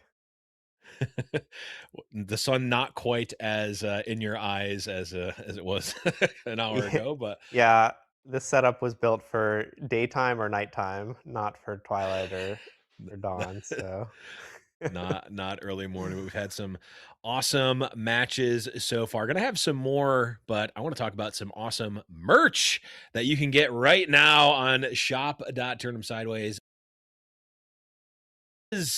Check it out over at the store. You can get some dice, some awesome play mats, challenge coins, LCD screens, all sorts of amazing goodies over at shop.turnhamsideways.gg. But we've got our top 8 here. Of course, we just saw the Diana win versus Kennen. But Sam, we've got an interesting match coming up here. We've got Lux versus Lillia. What is your initial thought on this matchup? yeah, so Lux is a really polarizing deck. The idea with Lux is to ignore combat entirely, draw your entire deck, and then do some kind of infinite loop with Echo. So to understand how a matchup against Lux is going to go, what you really want to look for is is there a way to cheese points or score really fast? And B, is there a way to actually interact with Lux, which there are not very many cards in the format that can interact. But this Lillia deck has a little bit of both. I wouldn't say it's like totally covering Lux's stuff here, but it does have the Lillia hero power scores points fast, so you can score 2 points on turn 2 and 2 every turn. Then you have a pretty good shot at beating Lux, as well as they have Sprite Fountain to help with that. And then in the sideboard, there's 1 copy of Lilting Lullaby, which is a card that can counter any spell, including like Time Warp or Sacrifice or anything in between, and just totally stop the Lux from continuing the combo on that turn. So the Lilting Lullaby is sort of going to have the effect of scoring 2 points by itself, which is a really big deal. So I think if that Lilting Lullaby gets drawn at the right time, that's going to be a big deal. And then otherwise, it's going to be kind of a question of, is Lux going to be able to get the turn 5 kill on the going first game? Or is Lillia going to actually be able to score those 2 points every turn? We'll have to see if Lux can interact with Lillia at all, or if it's just 2 ships passing in the night. I was going to say, it does feel like both of these decks are set up to effectively ignore the other one in a lot of ways. Lillia does do a very good job of scoring 2 points a turn, especially, I mean, Sprite Burst is just score 2 points a turn for five energy a lot of the time in this matchup, potentially at least. So we will see if that is going to be able to actually come to fruition. The problem, of course, for Lillia is that in game 1, these cards like Brutalizer and Smokescreen and Janna and Mask of Foresight and Riptide Rex, they're basically just blank cards that you just don't care at all about really against the Lux combo deck. So we'll have to see how fast Lillia is going to be able to go. You do have a little bit of interaction with Charm if you can charm away their Lux champion. Maybe that's good enough to slow them down. Maybe the Applied Researchers getting charmed away can make a difference in terms of their clock, but for the most part, at least in game 1, it's just going to be who goes faster. Let's see it. Yeah, I really don't know who's going to win. It just depends a lot on how consistent both of these decks are at doing their goldfish. Yeah, well, let's see it as we go into game number 1. Aarron Pang on the Lillia on the bottom with Rowan Whitethorn on the top with that Lux looking very much like the build from the previous set, but does have that Applied Researchers, which is, at least in theory, a really cool card for this combo. I'm curious to see how big of a difference, if any, it makes with how smooth or fast this deck is able to execute. Yeah, the Researcher is a really interesting choice. It definitely thematically it makes a ton of sense in this deck. You're going to be playing many spells over the course of the game, and that discount is going to really add up. But on the other hand, the researcher adds an interaction point that previously wasn't available. So, for example, those cards you mentioned, like Smokescreen and Charm, can get used to actually Applied Researcher and slow the Lux player down a bit if the researcher gets played out before the final turn. So I don't know if the plan with the researcher is to sandbag it until the end and then use it during the combo turn somehow, or if it'll be developed and just hope they don't have a backline removal spell. Right. Yeah, it seems like the type of card that, like you said, thematically makes a lot of sense, but when you end up playing these types of combo decks very well, you don't need the training wheels, right? Like the deck is able to combo off without something like Applied Researchers, obviously, as it didn't exist. It's a matter of, does the Applied Researchers actually speed up your clock or do something to allow you to interact more on the turn you're going off? But we shall see as we're seeing the early turns get passed about. The Lillia Chosen Champion coming out and the Lux Chosen Champion coming out on the side of the Lux. Yeah, so right away on the Lux side, you have a tough choice between making a development play with one of those backline units, either the Lux or the Researcher, or you could just go Forge, Shadow's Call, keep drawing cards, and say, I'm not going to turn on your backline removal. But I think this play makes sense because if the Lillia is going to do a backline removal play, it could possibly slow them down from being able to score. Although, as I say that, I realize the battlefield over there is Forgotten Monument, so there's nothing really to even score on. Yeah, no sense in doing anything there. Yeah, so if there was a Charm or a Deadly Flourish or something, it could have nailed that Lux. But as it stands, the Lux does untap, making that seem like a pretty good development play. And we're going to just develop some more here. I think, and go ahead. No, yeah, I think normally the line of play that I've been told is if you can cast Progress Day, cast Progress Day. However, with Applied Researchers, we might be able to get a cool double. We're gonna get effectively multiple energy back by investing in this Applied Researchers, potentially to be able to cast Progress Day plus more potentially on a later turn. Yeah, so the problem with casting Progress Day on this turn is that it's going to set you back a rune. Right. And you really do want to pile up as many runes as you can. Every energy that you can spend just cycling more cards is like a faster kill for the Lux deck. So you really only want to play the Progress Day if either you have a seal in play already, or in the case of the Researchers, if you empower a Researcher, then you can play the Progress Day. Or if you're just out of other stuff to do. So this play makes sense to me. Yep. Makes a lot of sense, but we are on Forgotten Monument doing a pretty good Aspirant's Climb impression by slowing down the game by that one turn, being on, of course, that odd point scoring at tempo versus the even. So we're going to be one turn slower than we might have otherwise been, which, one extra turn for Lux can feel like an eternity. Yeah, the Monument is a huge card here. The Lillia player would have needed a turn 1 Sprite Fountain to really get around that, I think. Yep, so as we are sitting at right now, 30 cards in deck, but that is very quickly going to be reduced as this Progress Day is going to draw 5 cards. Potentially get into even more draw. With the Researcher surviving like this and the Lux also surviving, this is not going to take very long for Lux to finish drawing their deck here. Did we miss should that recruit be dead from no, the Shadow's Call got defied last turn. Oh, you're right. Yep. Okay. That is absolutely correct. Well, there's another Shadow's Call, and probably going to be another defy here, if I had to guess.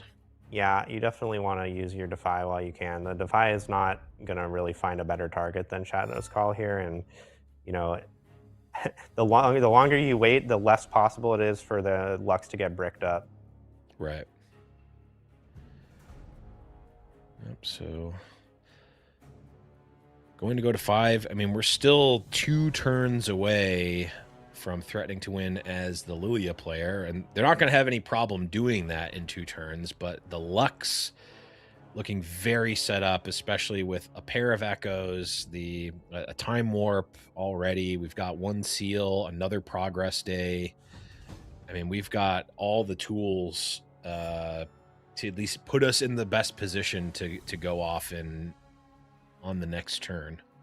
Yeah, if I was Lillia here, I would be just so sad. There's like just none of your cards do anything at all. It's just you're just waiting to see if you're dead. Really unpleasant kind of situation.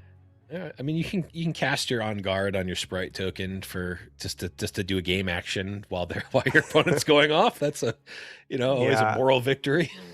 I don't recommend that, but just live your life. Yeah, just concede once it's inevitable. All right, so it looks like Lux wants to get going here. I don't know if this is going to result in a kill attempt or if they just want to start, have a big turn here. It does seem like it could be possible for the game to end here, but there's also no hurry. There's basically no way Lillia could possibly kill you on their turn, and almost nothing they could even draw that does anything. So, really the question is just, what's the most comfortable setup for Lux? Yep. Floating 4 energy. Have another echo. Do you have another progress day as well, which seems like a decent start to a turn, unless we're going to use the time warp, but we would generally want a few more seals before we do that. Yeah, definitely not looking to cast time warp here while you still have some runes that are in your rune deck. Okay, the retreat drawn and the 2 soaring scouts do alleviate that a little bit, so you could potentially see a time warp set. Oh wow, promising future. Ooh, okay. I wonder if does this open up anything potentially for the Lillia to draw in terms of interaction? There is that charm, so that can hit the researcher and then get used with the On Guard that you were talking about. I expect that we're going to see that. That seems like the only thing that really does anything. Yeah, nothing else is remotely relevant. It does seem like it at least will potentially do something. Yeah, the researcher's really putting in work here. Yeah. Letting all these progress days and promising futures get cast. There's 2 dredge up in hands now that are going to get discounted many times over. Very true. Think twice never looked better than when it cost 1 less on both halves. Yeah. All right, so I don't know what the Lux player played.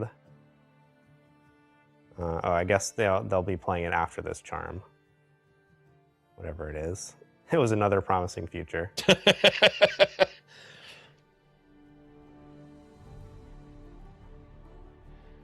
Okay, yep. Draw your card from the promising future getting cast. Yep. Yeah, and I guess the researcher means that the promising future you cast off the promising future doesn't cost a power either, which is pretty nice. Yeah. A bit of a bricked selection there for Lux's second go around, though. The Riptide Rex is funny. That almost works with the charm. But not quite. Oh, right, because it's not the charm hasn't actually resolved yet, so the Riptide Rex would go on first. Yeah, the Stupefy would work, though. That seems kind of nice. Stupefy the researcher. Yep. Yeah, and then you don't have to use your on guard, although it's not like saving the on guard is really worth much. Yeah, and I believe that is the Black Rose Altar or Black Flame Altar is the one that gives temporary units +1. So I mean, you don't really care if the sprite dies either, but might as well fire off a Stupefy. Oh yeah, that's a good point. Using the on guard wouldn't have done anything anyways. Keep your sprite on the field for slightly longer for no benefit. Yeah. So it looks like a third promising future was picked up off the Lux draw, which is unexpected. Yeah, so it looks like the leaning into the researcher aspect of the deck by maxing out on promising futures. That's kind of a cool angle. Yeah, promising future in most matchups is quite one-sided, or at least in some matchups is quite one-sided, and the power cost is certainly a reason to not want to, generally jam all three. But yeah, the researchers mitigates that quite a bit, and the researchers going away means that maybe this is not the turn that we go for the full combo and just decide to redevelop and go from there. Yeah, so Lux is now swimming in power. They're going to have like 15 runes worth of power next turn. So that is not going to be an issue whatsoever. So they can like leverage the time warp next turn, perhaps, if they need a little bit more time to set up. Or realistically, they're probably going to have a pretty good shot at just killing even without the time warp. Yeah. I think 12 cards left in deck at the start of the turn has to be pretty close to deterministic, if not definitely deterministic. Yeah, so one interesting thing that could have happened is if Lillia decided to just score the hold point to 6 and then back out and have nothing on battlefields, that would stop the Soaring Scouts from being able to get their power next turn. Oh, okay. So that would just, I mean, it's very minor, but it would be a little bit of an interaction point. So I think it probably would have been worth doing. Funny enough, Janna can also stop one of the Soaring Scouts from getting the power, or if they send in both. No, I guess it can only stop one, but it is, again, another minor interaction point if that for some reason is relevant. Good point. It seems unlikely. Yeah, so I guess there's no sacrifice in hand. We saw both sacrifices go to the bottom off of that second copy of Promising Future. So True. They are going to have to work a little bit.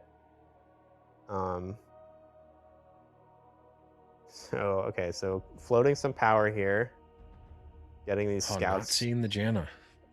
Yeah, now would be a decent time for it, but looks like just not interested in fighting over that aspect of it. Maybe they want to save it in case there's like an accelerate echo kind of angle. Oh, good point. Good point, which actually may be relevant if we don't find one of the sacrifices. All right, so this is Time Warp not tapping Lux. So that's interesting. I think you probably want to tap Lux, but doesn't matter too much. And then the Researcher's in power now, so you can play a couple of these Dredge Ups or play the Shadow's Call that you just drew. Yep.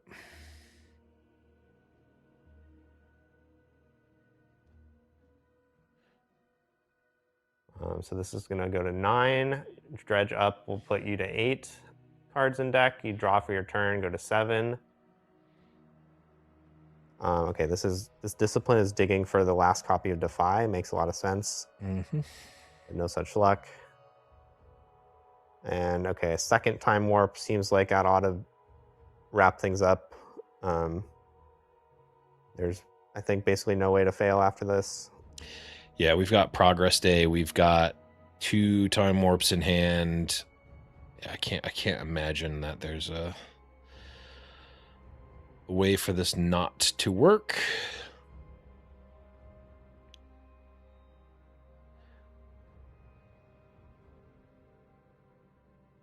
I'm more curious. At what point are we conceding as the Lillia player? Like, what do you need to show at this point if you're the I Lux player? imagine that we will see concession after the deck is empty and Echo, Shadow Skull, Sacrifice, and Forge of the Future get played.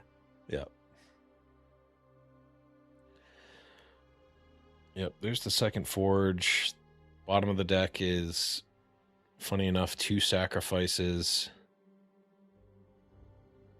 Yeah, there must be a Sprite Burst somewhere.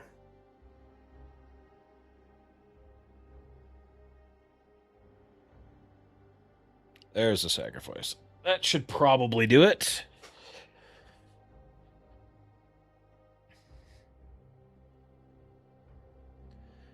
There's Echo. There's Sacrifice. We're at low enough cards in deck.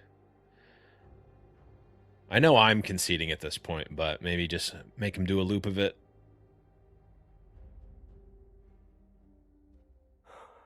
Yeah, I mean, I don't know if we've seen Sprite Burst yet. Oh, good point. So I guess maybe Lilia's waiting for that, and it seems like maybe there isn't one actually. So what would have to happen is you make infinite recruits and then play a time warp, and then you can put the recruits on the battlefields. That's true. I guess you could accelerate Echo at some point, which then maybe that's what they're thinking. The recruits go to the base from the Forge, so that doesn't really change anything.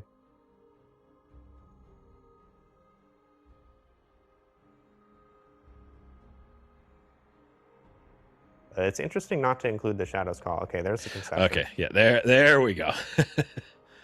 And we don't need to see this play out. Yeah, that was okay. There's one other nice card in the Lillia sideboard that I didn't notice before, but Swain Visionary.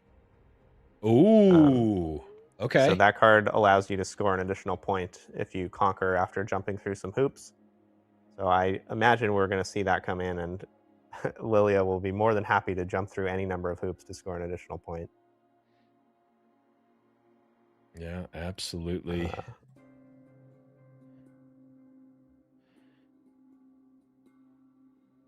But now that we're looking at this picture, the sideboard is, and we only have room to show 9 of the cards. Yeah, the last card is. Okay. The last card is the spiciest of all.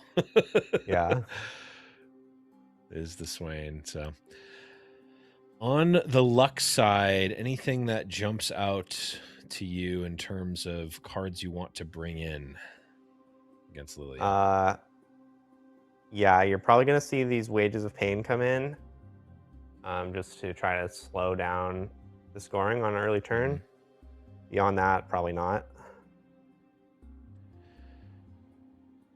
Well, wow, the Riptide Rex had to stay in, huh? Not enough cards to take out. Had to leave in the 6 mana do nothing. Love it. It's pretty tough. We do have the turn 1 Sprite Fountain, which does potentially threaten to be very, very fast in terms of a way to end the game for the Lillia here. Yeah. It is not, I would say, strictly necessary, but it might be worth doing. I'm not totally sure, because if you go turn 1 Sprite Fountain, score to 1, next turn the other sprite scores to 2, and you develop some unit in your base. The alternative is you just play one of these 2-drops. Next turn, you accelerate the Lillia champion, and you score 2 points. True. So both of those end up with 2 points on the board, but if you don't play the Sprite Fountain, you end up with more material in play. Okay, and now there's kind of a medium play where you get to score 2 points, but also have a little bit more runes available to develop something else. And wow, there's the Swain. So, but the problem is the Sprite Fountain got used, so we don't have a gear to play anymore. Right. I wonder, it also would stand to reason, although we don't want to ramp the Lux, we do want to draw into crucial cards. So we're not going to conquer the Seat of Power next turn. Yeah, but you definitely nailed it there with the paper tree. That's a big Yeah. reason to do this sprite fountain play instead of the Okay. accelerate Lillia, because if you hold the paper tree, the Lux gets an extra rune, and that's really not what you want to do. That's going to speed them up. Right. Yeah, makes a lot of sense here. Maybe I can't admit the Lux is not going to be able to and wouldn't want to kill the Ravenloom student anyway. That's okay. As long as we're not accelerating the Lux's game plan, we're fine. Yeah, so this turn is sort of a similar spot as last game, where you're gonna probably have to develop either the Lux or the Researcher, and it's not clear at all which one is better. But we saw Lux last game, so I imagine that's what we're gonna see again. Mm-hmm.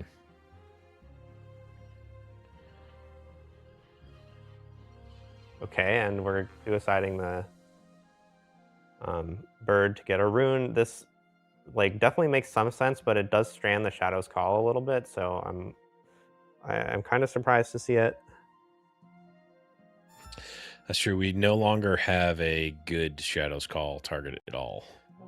Yeah. And we do kind of want some cards here as the Luxes. These 2 sacrifices are not doing anything. The Researchers is great, and Promising Future is fine, but a little lacking on the interaction here. Yeah. On the Lillia side, I think I would enjoy just a total pass here. I want to save that Mournful Witness to trigger the Swain. And then also, we already have enough units. Right. So I don't want to overextend into a Ruination. Yeah, having another vanilla body in play does not really do anything for you. Yeah, although I guess I will say, with respect to the Swain, it does not seem like he's going to be in time to score his bonus point. Yeah. We're just going to go up to 6 next turn, and then presumably 8 the following turn. So this game is looking pretty good for Lillia. Their clock is just fast enough where Lux is kind of in trouble. And Lux's hand is totally bricked now with no target for the Shadow's Call. They're going to either have to Shadow's Call the Lux, or just do nothing, which is not really a good place to be. Or they could just rip this Promising Future without empowering the Researcher. I think the passing is certainly is not an option. I mean, if we rip the Promising Future, we do at least get a seal down, which is not nothing. But yeah, I think I like this play of just empower and pass. There's no real need to do the Shadow's Call on Lux right now, because next turn you can just tap the Lux to do the Shadow's Call, and then you're ahead by 1 mana compared to where you would be if you did it this turn.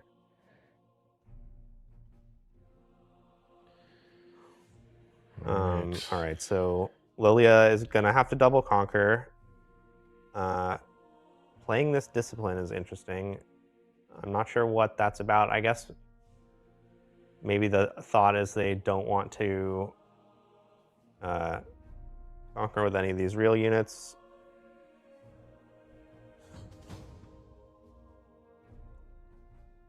Maybe they were hoping to rip a Charm. That would have been a pretty good draw. Yeah.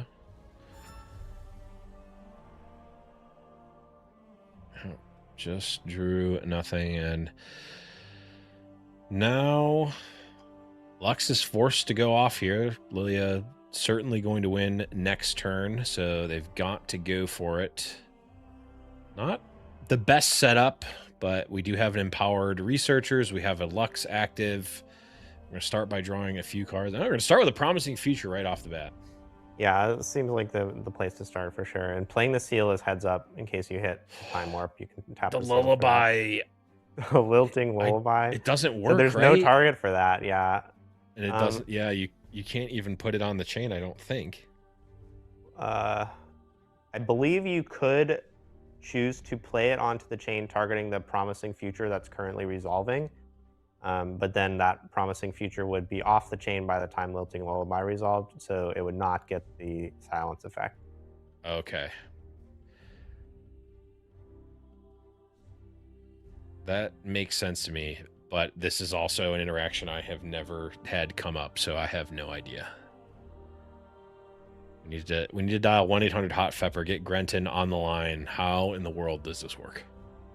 I'm assuming it's exactly how you said it. That makes sense to me.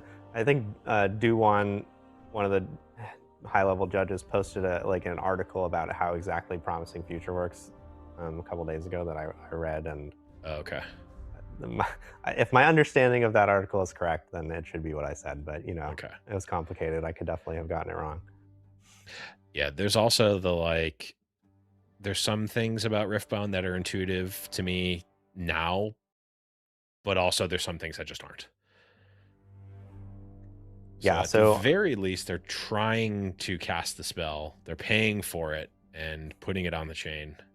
Yeah, so this to me shows that this Lillia player believes that they are going to get the silence effect from this, or maybe they're hoping that the Lux player will just think they're silenced and stop playing spells.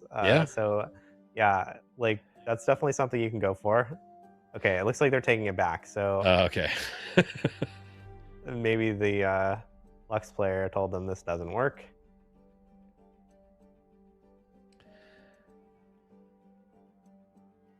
I mean, I'm at this point just going, resolves. Okay, so they're going to rewind the entire Promising Future, and Lily is going to pick a different card, it seems like. Which, do they have a good card to pick? Doesn't really seem like it. I think they all do roughly the same thing in this spot. Yeah, that's tough. This was really like the Lux deck in action. Like, your game is so weird that just your opponent's cards all just are totally blank and don't do anything, and it just doesn't matter what is exactly going on. Wow, that was a full rewind there. Okay. Try again. Somehow those are different cards than what we were just looking at. Yeah, I think. Yeah. Okay. Well, I guess maybe when they tried to rewind before, they didn't go back far enough, and they got some new top cards instead of the old ones. Oh, okay. Well, at the very least, I think the Lillia's cards still all say the same thing, which is nothing. Yep, totally agree. All right, Sprite Fountain coming down for later, just in case. Yeah, I mean, it does technically play around Ruination, which is legitimately a way that Lux might have to try to end this turn if they're not able to go off. So that's well spotted. Yeah, so that was definitely a good move. Although they also have double Sprite Burst in hand plus the champion, so it's plus the champion plus the legend. I mean, it really just says, hey, don't try to Ruination here. It's not going to work. I see it. There's a world where that was relevant. It's just not this one. I think Lux picked up Echo here, which they are going to get to tap that seal to cast, and then beautiful. They've got the Sacrifice and the Shadow's Call lined up, so we might see Lux pull this one out somehow. It's not going to be easy to draw 30 cards this turn, but no, crazier things have happened. Yeah, but Echo plus Sacrifice plus Shadow's Call. I mean, it's going to be a lot of cards deep. I don't know if we've drawn our Lux card from the Promising Future yet. That will happen after the Echo gets cast. Oh, okay. Okay, Echo happening. Paying for it. There's the Lux. Okay. Top of the deck is another seal. Another seal, not really what the Doctor ordered here, but if this turn ends in a time warp, maybe that will come in handy. Okay. Great spot for Defy here. I think this is going to make winning this turn pretty tough. Okay, a couple of bricks. Now we're going to see Sacrifice. And if this doesn't hit something amazing, then I think this game is over. Right. Up to 5. Floating. Yeah. Is the floating mana showed on the screen somewhere? Yeah, it's at the top, in the top right next to the rune deck. Got it. Okay. It's a little energy pip. Yeah, so there's one left after casting that Promising Future. Okay, 1,000,000 on guards, Defy, and a Stupefy. I'm sure we're going to see the Stupefy for just a card draw. Yep. And it looks like Lux's card was another Promising Future. Unless that's the same Promising Future, which it maybe is. Was it? Oh, I see. They took it back, played the seal, and then redid the Promising Future. Gotcha. Okay. Okay, and now we get a free progress day. Okay, I don't know. Seems good. This Lux is seeming like they might get there. Actually, this is kind of a certainly the start of it. Another echo. Oh, okay. All right. The Promising Futures with the Researcher really get you going pretty hard here. It gives you a lot of looks, and it does not cost you in the same way that it did before the Researchers. I mean, I was talking about my maybe just questioning of the value of the Researchers, but with the Promising Future really does sort of glue it together and makes it the deck potentially, and this is scary to think, even more consistent. Yeah. All right, and now we're going to see another Echo Sacrifice loop. That's going to put down to 16 cards in deck. And then possibly you can finish with a Time Warp. Or there's actually even another Echo Sacrifice that can be used. Retreat is not a bad draw either. Right. Retreat is nice. So it's going to be Forge, Retreat the Recruit possibly. And yeah, I like using this Forge to get 2 sacrifices back on the bottom.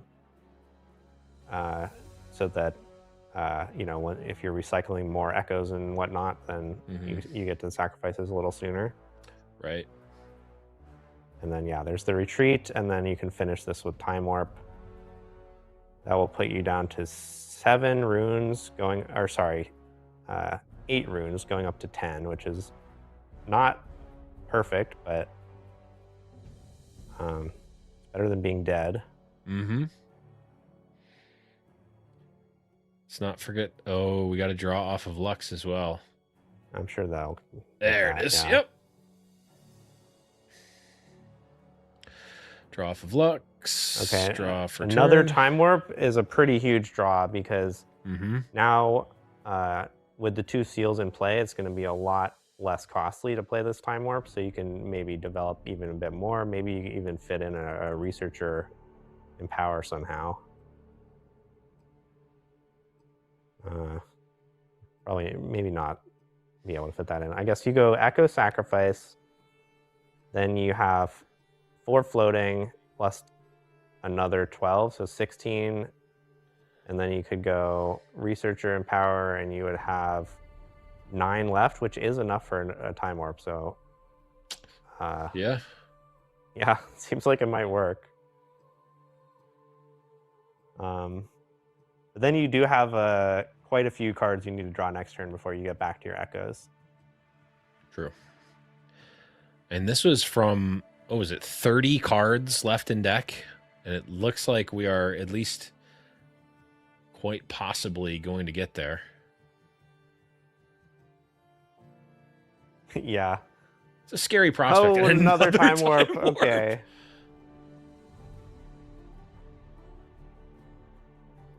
It is definitely a scary prospect to think that from 30 cards with enough runes, you're just cruising. Yeah, this is really something. Very impressive showing.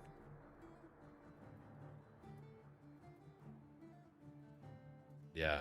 The deck looking even more consistent than it did previously, and of course being piloted quite well here by Rowan, and really showcasing the new consistency added from this applied researchers, from the additional promising features, really showing another level to. I mean, only a couple of cards changed. Even the dredge ups also adding another consistency, smoothing out the deck. It's beginning to look a little bit like a problem, maybe. Yeah, I wonder if anybody saw this coming. I mean, for what it's worth, only people with eyes. Yeah. So. And the second we'll progress see. day, that's just it, right? See if this remains legal for the whole season. I have a feeling it might not. Yeah. All I will say is, hi, Dave. Watching reviewing this particular video as evidence in favor of banning it. Yeah, this is crazy. The Lillia had a great start this game. Right? As honestly as fast as the only thing that could have mattered is if we had the lullaby in hand. Yeah, that would have been game winning. Yeah, sure, but that did not happen. Right. So maybe it's just we need to let the next wave of deck building happen to stop this, maybe. But is that the direction? Yeah, definitely. The Lux deck could get crushed under its own gravity if tons and tons of people start playing this thing, and then like if you're building your Lillia deck, you're gonna definitely put in 3 Lilting Lullabies. Mm-hmm. But as it sits right now, it does not seem like a lot of people are playing this, especially if you're talking about a regional qualifier with best ofs where you can't win a best of Lux anymore. Right. I think it will be significantly underplayed compared to how good it is, and that will make targeting it with sideboard cards a little harder. Yeah, and then that also makes it like if it's actually just best deck and not interactable unless you bring a bunch of sideboard pieces and people aren't, do you just get an uninterrupted top 8? Like, maybe. Leave the best of at home. I'll take my top 8 or even win. Yeah, it's definitely a big question of how much people are going to respect this deck. Right. I mean, level 1, I would think no. But also, I did not think that there's a chance that anyone would play a non-best of at an RQ, but I'm beginning to think maybe that's not going to be the case, just from hearing people talking about it. Well, I mean, I think 100 people are going to play Master Yi still, probably. You think? Okay. Yeah, because, I mean, unless Master Yi is bad for some reason, but... Right. No, yeah, I know. If you think that 100 people are going to play the best deck in the room, you're saying? Yeah, I think a lot of people who are competing in these things do not consider themselves best of contenders, and they just want to give themselves a chance to make top 64 and qualify for the regional. Sure, that makes sense. Yeah, you can totally do that with a Origins card. Yeah, the top 64 consideration is not one that I had factored in, but it makes... especially now that, we have the date, we have the event, we have the, potential prizing at that. It makes sense to quote unquote sacrifice the chance. I mean, I guess if you're playing Master Yi, you're not playing for a best of anyway, right? So it doesn't matter that you can't get one. So yeah, no, that makes a lot of sense. I legitimately did not consider that. And that does change my calculation in terms of like what is going to be at these regional qualifiers. And interesting. Yeah, so the Lux situation is sort of similar to that, although I think it's a lot less clear both how to build this Lux deck and how to play it compared to Master Yi, which is like a very well honed deck that a lot of people have been playing for a long time. It's going to be easy to find a stock deck for Master Yi, and it's a famously not very difficult deck to pilot. Which is going to be good for people who are not, don't consider themselves one of the best players in the room, and they want to just let their cards carry them. Yeah, makes a lot of sense. I'm not sure what's happening in the game here. Lux Yeah, potentially brick out? Did they misstep somewhere? It seemed like it seemed unlosable given the cards in hand. it sort of looks like the game might be over and we're still in here for some reason. Maybe the players are We're just talking it out trapped in in a voice chat or we're something. trapped in a yeah, we're Yeah, trapped maybe in time. the Lux player is explaining the loop situation in voice or something. Yeah. Oh, look, you can see the 2 dots next to Rowan's name on the right, next to where it Oh, says 6 okay. points. I believe that's 2 game wins. That makes sense. Looks like we have ended this one. We got to have a little RQ mini pod with Sam D. Sherman, which is always a treat.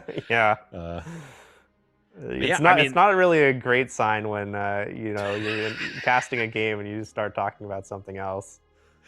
Well, what we said wasn't going to change what was happening on the screen, and unfortunately, what the Lillia player did was not going to change the result of that either, as the Lux is able to take it down 2-0. And I've cast a handful of Lux matches, and I've watched an additional handful. I've not played hundreds of games with it. I've not played hundreds of games against it. To me, that felt like another level of the deck. Like that felt like, yes, they did need to maybe top deck a card or two there, hit a nice time warp at a key moment, but that was 30 cards left in deck that they made short work of. Yeah, that was extremely impressive. I think if you're preparing for this format and you see this game, you're gonna go, "Oh, I gotta take this Lux deck seriously." Yeah. I mean, that was Yeah. what, a turn 5 kill from 30 cards in deck with Mm-hmm. just, a kind of bricked hand at the start of the combo turn. Yeah. Yeah, just totally crazy. Yeah, it really was. And yes, you could say, oh well, they top decked this card at the right time, but also there's a world where they had that card in hand before, right? Like there's a world where Yeah, they had. So it's it, like whether it's bricked there or bricked at a different point in the deck, it doesn't really matter. They did the thing to get there. it doesn't really count as a top deck if you drew 17 cards and one of them was the time warp you needed. Yeah, that's like the people that always complain about how they lost on the last turn of the game. It's like, oh, the last turn of the game, they just pulled it out and won. It's like, well, yeah, you always Yeah, lose on the last turn of the game. That's how it's yeah, it's very difficult to learn to lose on a different turn. Okay, it looks like Yeah. we got a different game.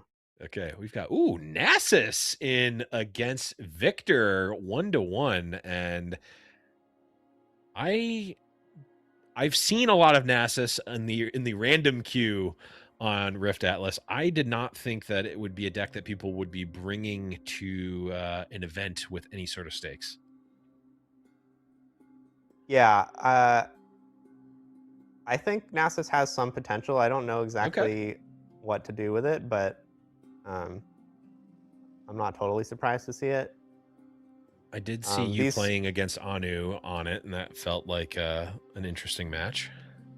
yeah, these steel paws are putting in work here with the deflect, but getting your 3 zeros killed by Bella's Breath is a little tough. Oh my god. Crumbling Sands coming Sands! in. I wonder if this turn could have been sequenced differently to avoid this.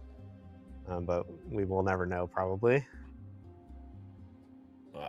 I would be lying if I said that wasn't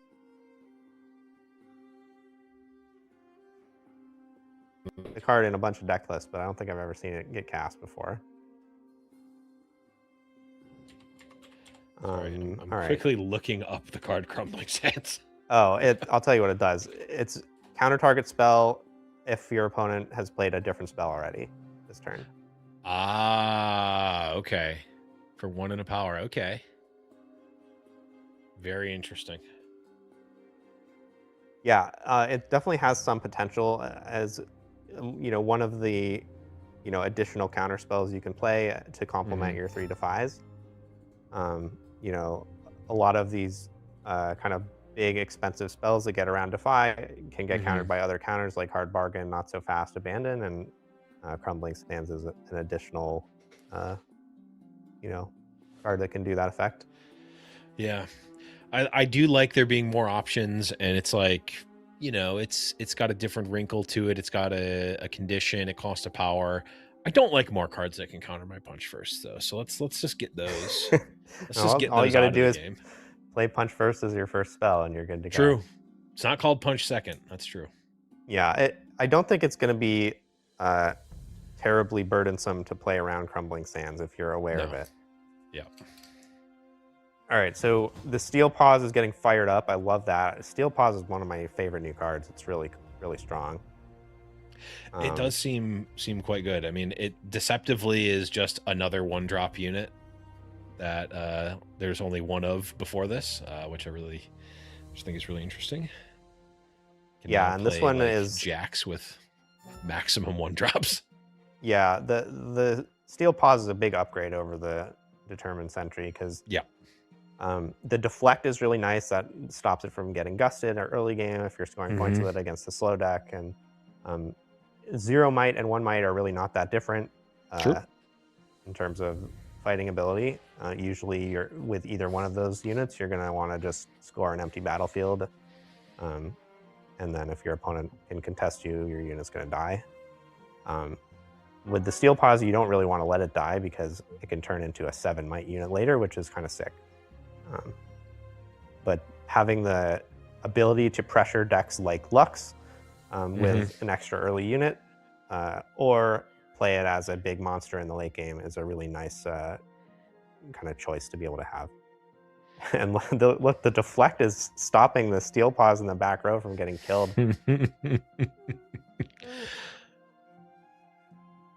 All right, see a full suite of removal in the mono removal Viktor deck. All right, so this explains the kill on the Scuttle Crab, but the Defy punishes it.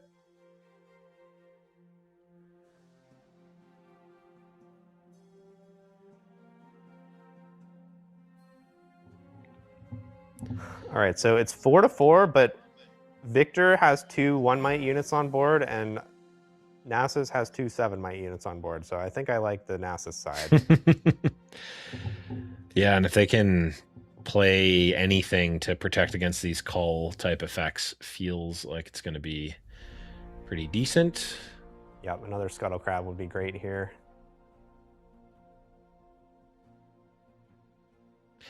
Yeah, I mean, I definitely was, and still to an extent am a Nasus non-believer, but it's certainly making a bit of a case here with just being able to keep up tempo, play big spells, big units, and get that extra, effectively get your Annie rebuy on the turn that you're still on your turn. Feels quite strong. Yeah, so Hasty Fate Folk accelerated here instead of using the Empower on Steel Paws. That does a pretty good job of playing around those Cold Weak effects that we saw in the hand because now you have an extra unit in play. So we did just see a Bellows Breath picked up off the Conservatory.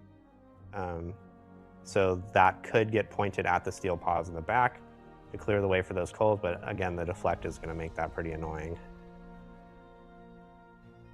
Yeah, and being a turn behind in points is going to make the taking these turns and spending these extra runes to kill these units a lot more costly. And Clockwork Keeper doing his job here, jumping in front of the train to save these gigantic units. Well, interestingly, this doesn't actually change much against the Bellows Breath. You can just repeat it. Right. Take down both of those backline units, and still do the same. Then you can still do the cold play, although that is going to add 1 energy cost to the Bellows Breath. Oh, wow, okay. Charming a recruit.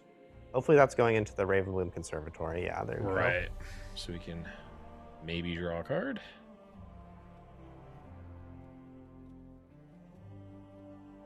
Still at maybe. Yeah, pretty sure it does needs need to be revealed. Regardless. Okay, so it was Defy. That's a pretty good pickup. Relevant. Can't use it right now, but not a bad card to have.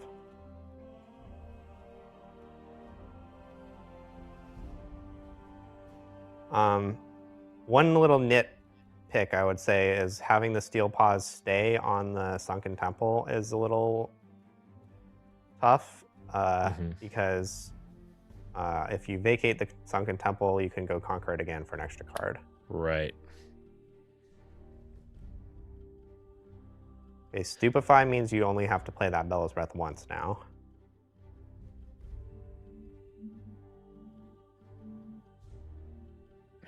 There's the Bellows.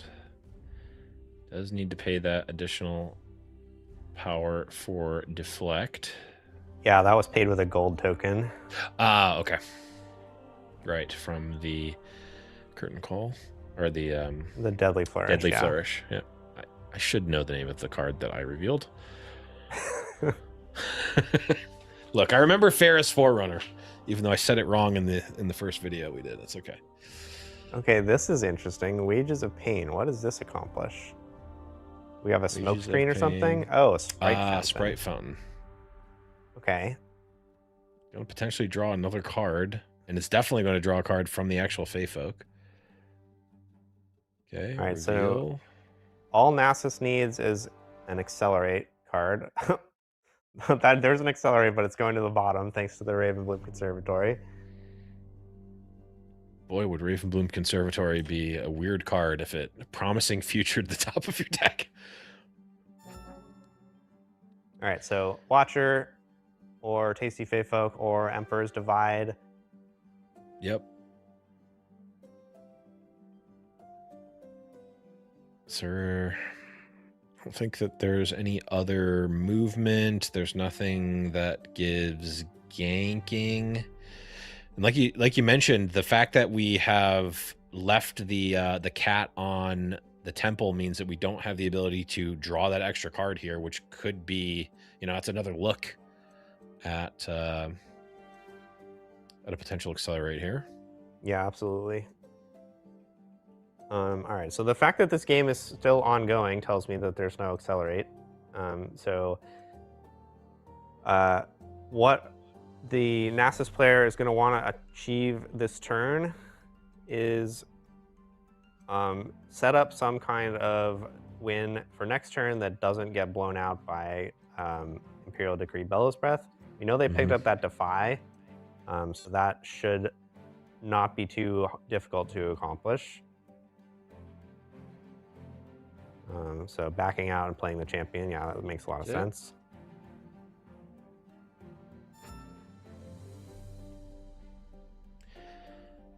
All right.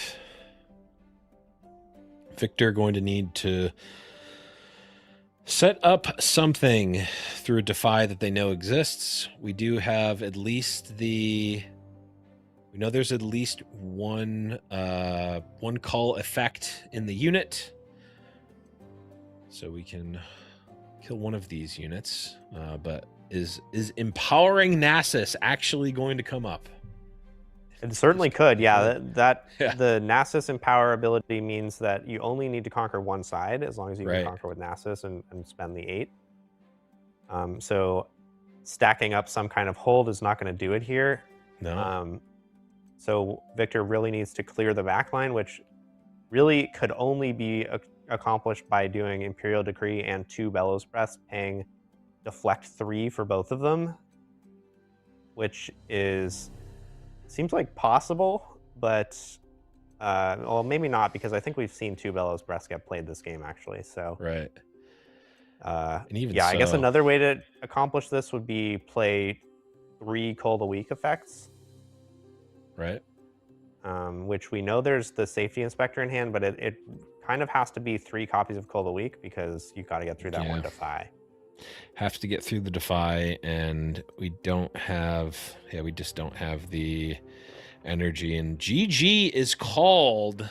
Looks like Nasus is going to be moving on into the top 4. That is not one that I would have predicted coming into this event. Nasus in the top 4, though.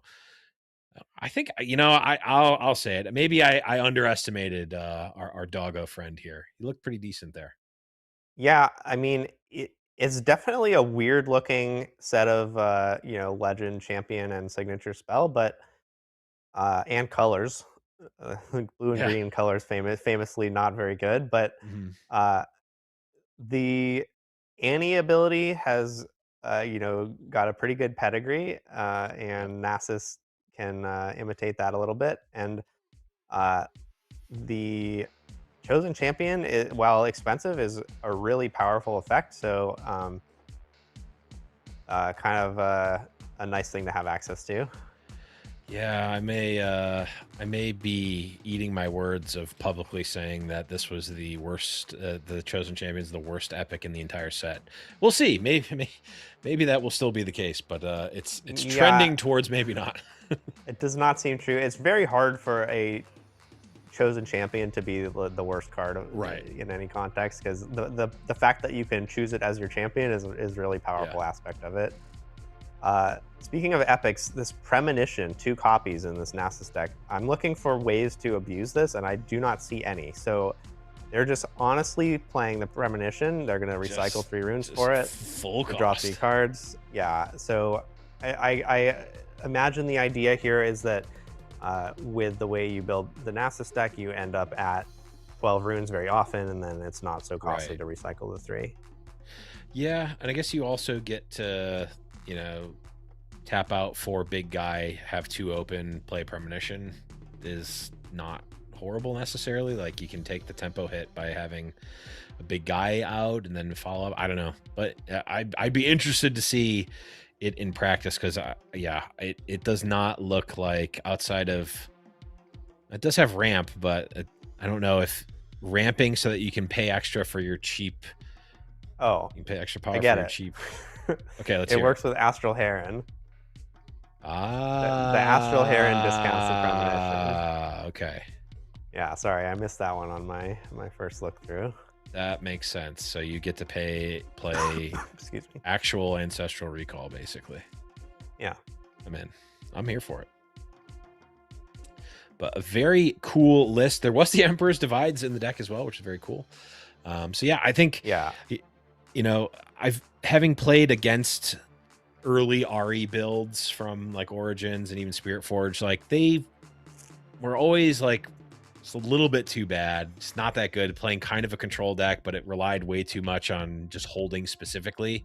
Whereas, like, playing the colors in a control deck that doesn't necessarily have to hold feels like how you would want to play these colors in general. And we'll see if Nasus is able to actually capitalize on that. Yeah, Nasus deck is definitely not like built around holding, but it's certainly capable of it with all these just big chunky 7 might units. Like, a Steel Paws with Empower is gonna at least make your opponent work for it if they want to conquer. So Right. yeah, I like the look of that deck. Yeah, it definitely seems quite sweet. But we do have another game to jump in here. We have got Master Yi versus our Diana from the last round here. Looks like we're getting right into combat with Rengar fighting a good old Ravenbloom student. Well, I know which side of that matchup I like. I'm afraid this Ravenbloom student might not be long for this world. No, but it is crazy how close it can get sometimes. Yeah. Not looking like it's going to be on in this combat, though. I did really like this is almost like this is Porobot Diana. Like, it's got multiple cards that play around and are glued together with the patched Porobot, which is not something that I expected to really. I heard people talking about it, but I didn't think it would actually come into play at all. Yeah, I saw you guys covering this deck last round, and I thought it was really well constructed. I've seen the Porobots used with Hui before, like in the slot where people used to play Sprite Fountain. Yep. And I guess it also counts as a 2-drop, so it gives you a little bit of extra space in the deck. But going for 3 of them and combining it with the Swain and the Temporal Breach to get additional nice things that it does. Not to mention this Veiled Temple as another Yeah. thing that's really good with the Poro bot. Yeah, very well put together. Yeah. Veiled Temple just doing what all decks try to do, which is just become Lucian with extra steps. But you know what? That's still good. Yeah, Lucian is a very powerful card. It's worth imitating. Yeah, absolutely. Like there's nothing wrong with being Lucian with extra steps. It's just it is what it is. But we see Master Yi doing its thing, holding Rengar on a battlefield and seeing what the opponent is able to throw at them. Yeah, the Rengar is a huge defender with 8 might here if Diana attacks into it. But Master Yi is behind on points, so they're going to have to take some kind of action towards the Emperor's Dais at some point during this game. Doesn't have to be right now, but they can't just sit here with all their runes up and defend this Rengar. They're going to actually have to do something else. Yeah, this is a classic conundrum of Master Yi of want to leave that defense up, but also, yeah, that's the beauty of Riftbound is you can't just sit and turtle for the most part, especially if you're behind. Yeah, and like that.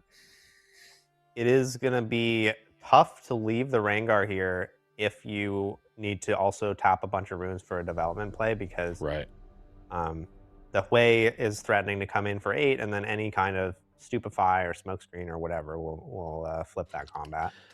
Yeah, and if I remember correctly, there's also a blue Decree in this deck, so that's also or in the sideboard, which I have to imagine that this is exactly the matchup or one of the matchups that you bring that in. Yeah, the Rengar is like the perfect target for that. Mm-hmm.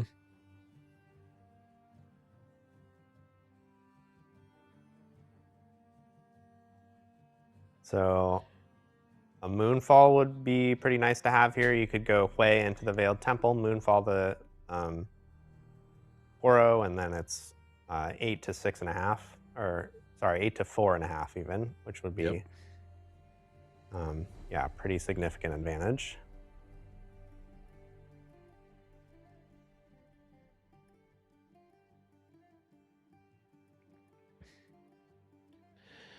Okay. Always a lot of options on the side of the Diana. Yeah, another way to go about this would be just score the Emperor's Dais again, go up to 4, and maybe develop something else, maybe a Swain, perhaps. And then just pass. But you, if you do make a play like that, you're at risk of getting charmed on the following turn, which would be highly unpleasant to lose your Swain to a charm here. Yeah, charm always really coming in as just a super strong option from the very beginning of Riftbound. It's just the type of thing that it's like, oh well, the backline is safe, right? Right? And it's not. Yeah, backline removal definitely at a premium in this game. Okay, there's that Stupefy, so maybe this is fishing for a unit or checking to see if it gets defied before you commit to the Hui attack. Yep.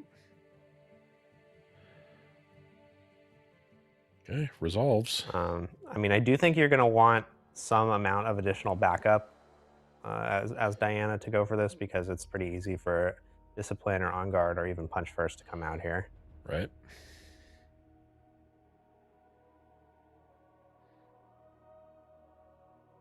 Okay. Starting with the Hui trigger. So, a rune got tapped there. I'm not sure why. There we go. Because we're floating with the Poro bot. Yeah. So tons of energy available for this fight. Not knowing either hand, I would say this is pretty favored for Diana, given that they chose to go in here, are currently winning, and have a billion runes open. Billion cards and runes. Yeah, so if I was Rengar and I had a card like Punch First, I might even not feel comfortable playing it. Like, imagine you punch first and then your opponent plays the Decree of Insight. Yeah. Then you're really crying. I think if you're punch firsting here, you need to have one, if not two more cards to back it up. And it's deciding if you're going, like, if you're moving the chips in now, move them in. But I think if you're not willing to, just let it go. Yeah. If you have backup for the punch first, you just never start with the punch first because you're only down by one here. So either an on guard or a discipline, I think, would be worth casting. But I think punch first would be an overcommitment. Mm-hmm.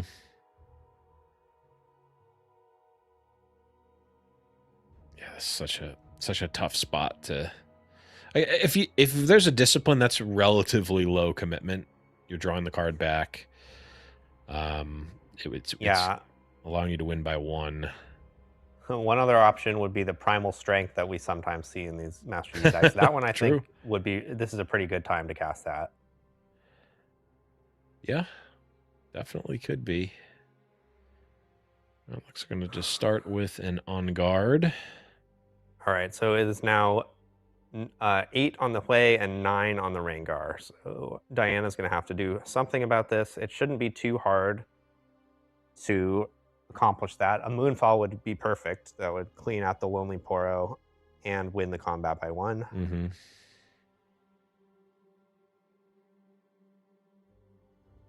What is this, Kha'Zix? Kha'Zix? And don't forget to use your floating energy. Okay, they did forget. But so now this is sort of a medium. Okay, they got the floating. Got there. A medium play by Diana. So this does threaten to win the combat, but the Hui will still die if Master Yi doesn't further commit. So I think this will probably be the end of the festivities here, and we'll just see Rengar trade with the Hui. Yep. Not too bad. I mean, killing a Hui is, I mean, that's a win in my book. If I'm ever playing against Diana, I'm like, I got a Hui out of here. All right, we can move on with the rest of the game. Yeah, I mean, this is not a really terrible exchange for either player. I think Master Yi is going to come out a little bit behind in terms of cards, but Hui and Rengar are both roughly equally powerful units, so having those trade-off is kind of totally fine. But Rengar or Master Yi is going to need to come back in this game somehow. They're going to be behind, I think, 5-2 after all this. Have nowhere to go with the Poro, and the Kha'Zix is looking very strong defending the Veiled Temple. Right. So, yeah, it's going to be tough.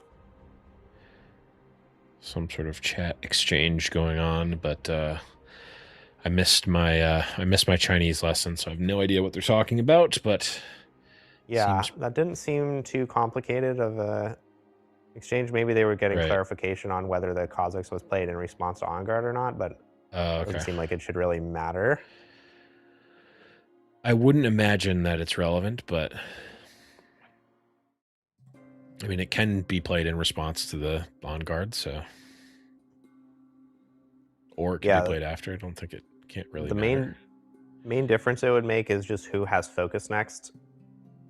Right. Which would change who has last say, but it really doesn't matter. I don't think either player wants to commit more to this.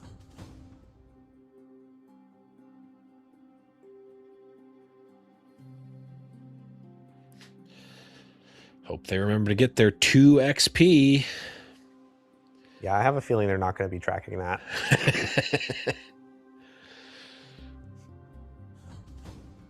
Yeah, and they do score the 5th point with the Sand Soldier. I think this is a good play because it blocks out the Lonely Poro from getting to, set up on a battlefield and get that Wuju Bladesman passive going.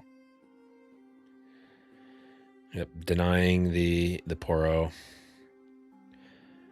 Even better than getting the point.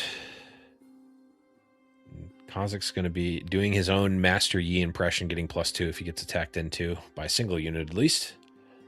Yeah, so maybe something like a First Mate could help here. If you go play the Master Yi champion, First Mate, ready it, and then you can send both units into the Kha'Zix. That gives you a decent shot at conquering. But I do feel like my read on the Diana's hand is, if I'm the Master Yi player, is that they have more.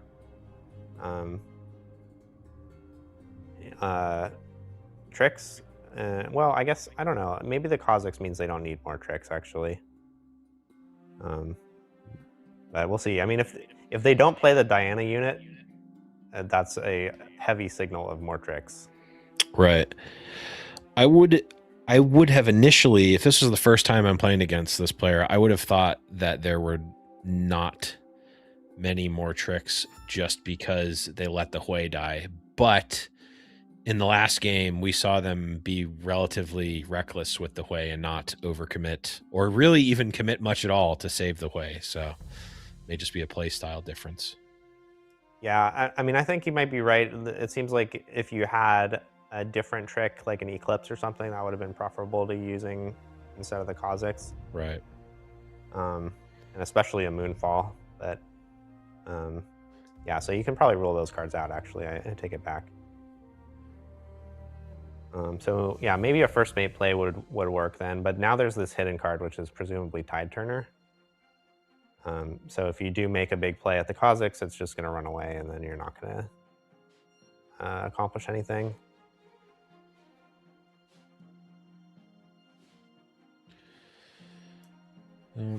So the Master E potentially has... was going to have at least one more turn make something happen. Okay, so there was at least one more trick, the Stupefy, which is enough to make this Lonely Poro sad. Yep.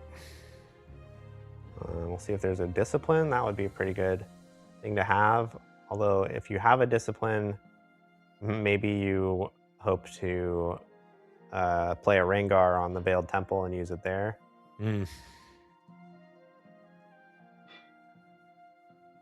But of course, you'd have to have a Rengar for that.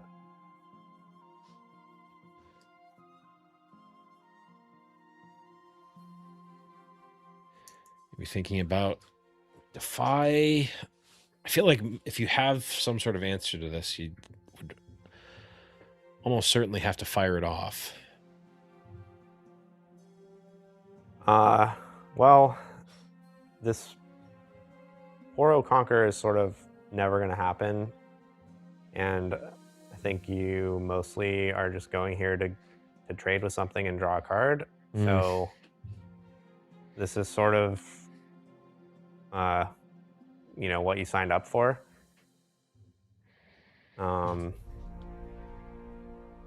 But I think, like, yeah, if there's a Discipline, that's probably worth using. Yeah, Discipline is a nice response to this. And now it's going to force Diana to do some additional action, and you get to draw a card off a Discipline, which is always really nice. I suspect we will see the Tide Turner revealed, and I don't know if you move the Kha'Zix, it kind of doesn't matter one way or the other. So you might as well move it.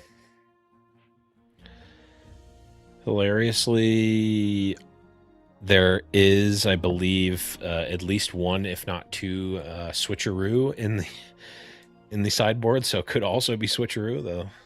Okay, if that's true, then I mean, this is the matchup for switcheroo. So yeah, you're right. That could be switcheroo, which would make it 3-2 in Diana's favor, which would really throw a wrench into things.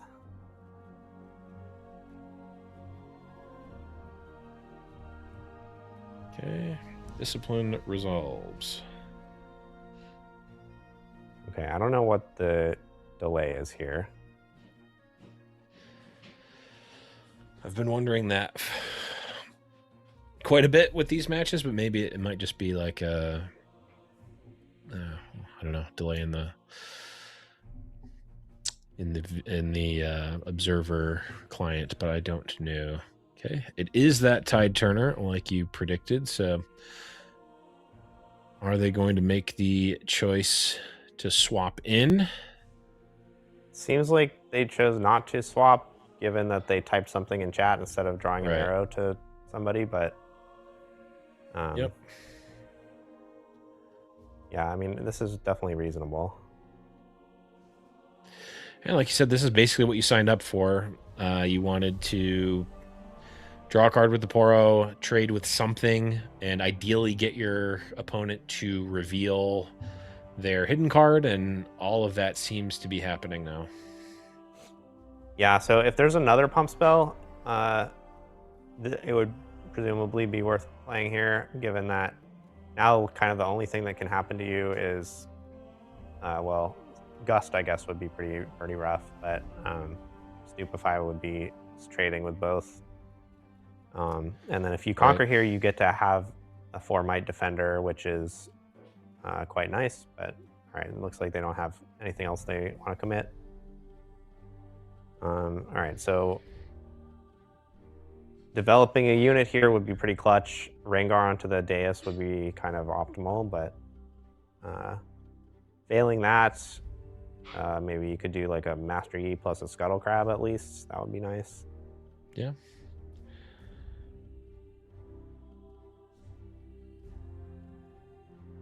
Diana's going to hold to 7, so Master Yi is really going to need some good defensive tools in hand, like a bunch of Punch Firsts and Rengars.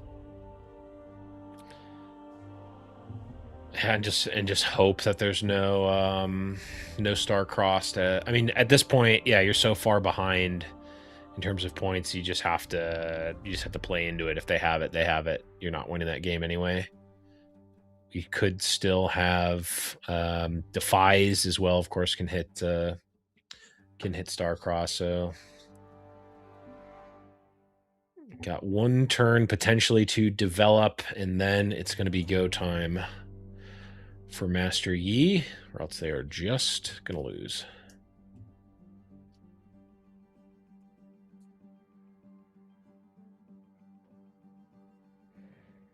Yeah. Well, the pace of play is really kind of rough on this match, but yeah, I'm not sure what the decision processes are here. It seems,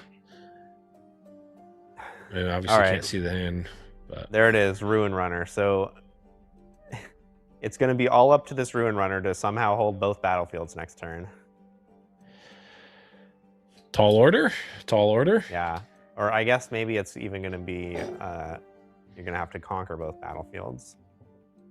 So depending on Diana's hand, they can either back everything out, maybe develop another unit like a Hui or a Swain, or they can stack up and try to,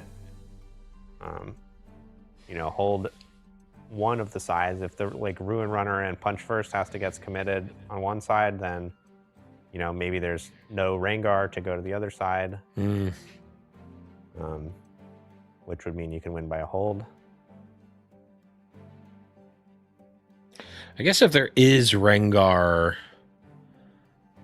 plus Pump Spell, it's looking a lot more appealing, or it's looking a lot better for the Master Yi. And yeah, it looks like Diana's saying, yeah, no, if you have a Rengar, that's going to have to go either you're going to have to stack up on one battlefield or play it in the back line here. We're going to start with a Sabotage.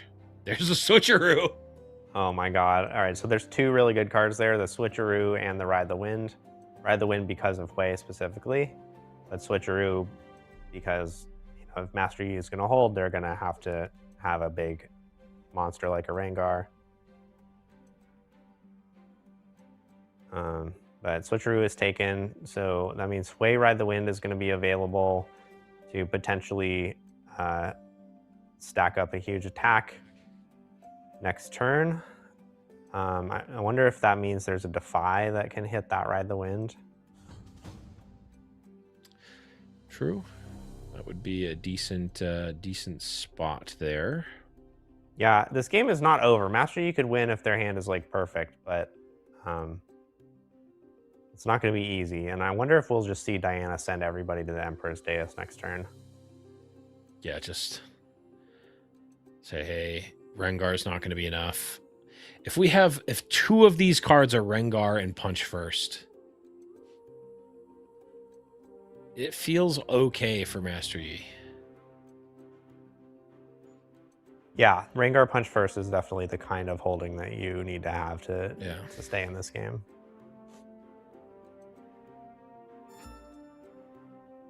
All right, so everything is left up. That is saying the word Rengar very loudly here. But we'll have to see if they actually have it. It could be just they're desperate.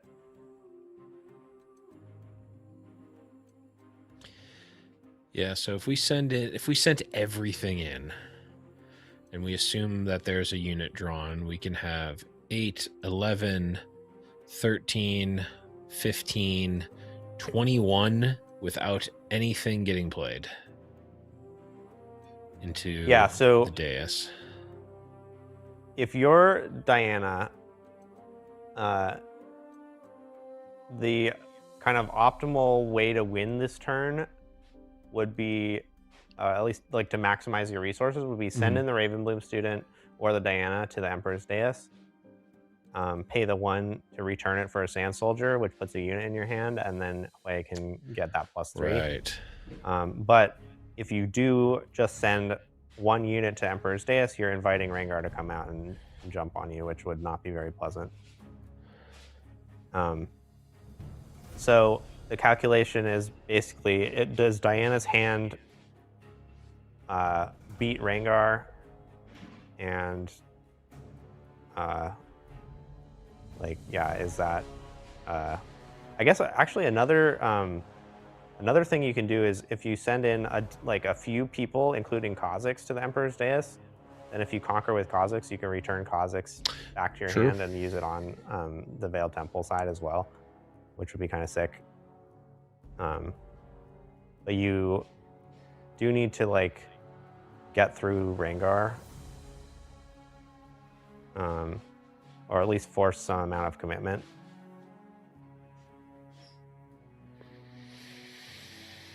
Yeah, it's certainly not determined. The play from Master Yi does scream Rengar, and it screams Rengar plus additional. But also, Master Yi just may not have anything, and this is how they had to play. And the threat of Rengar is potentially good enough. Yeah, I think if that's the case and they don't have Rengar, then you're going to win this game no matter what you do. True. So this play makes some sense. And we do know that the Diana's hand is pretty bad, because we saw it has Ride the Wind and Gust. Right. And there goes that Gust. So so now the hand is 3 fresh cards and a Ride the Wind, which is not bad. Okay, Diana trigger.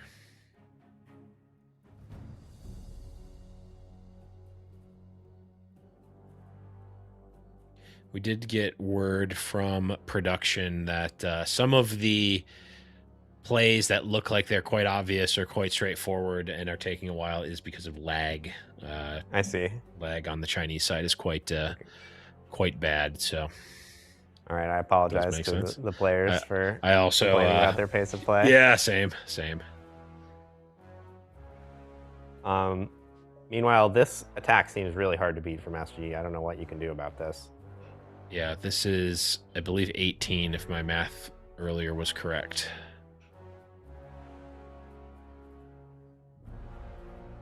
Yeah, that seems correct, assuming you're giving the +2 to Kha'Zix for when a Rengar jumps in. Right. So yeah, right now it's 16. Okay, and a stack deck just got picked 11, up, which can add another 1. +5 is 16. Yep. And then Wei Ride the Wind is still looming, so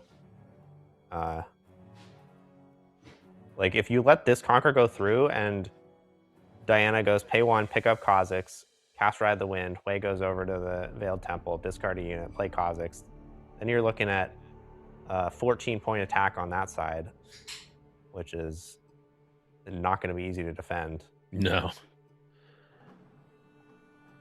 Although Rengar Punch First still might cover it, especially if it's Rengar Punch First Defy. Then we still need something to swing over.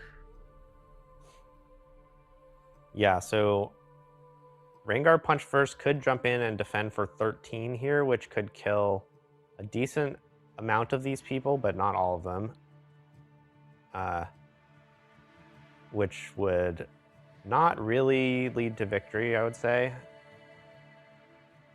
But it's definitely not clear how you would get to victory from here as Master Yi, and maybe some sequence involving a bunch of charms to clear off some of these stuff, and then Rengar in. Yeah, it's still looking like a second Rengar, maybe. Oh yeah, second Rengar would help. Rengar Punch First, defy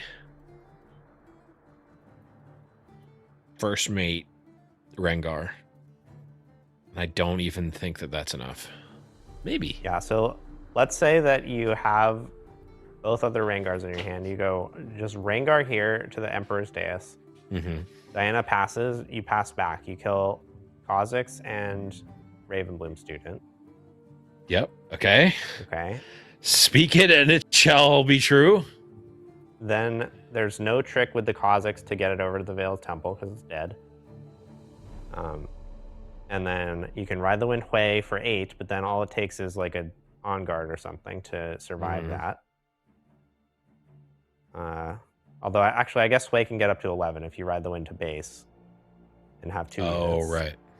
So that's not great. That doesn't work either. Okay, let's say you defy the Ride the Wind then. Okay.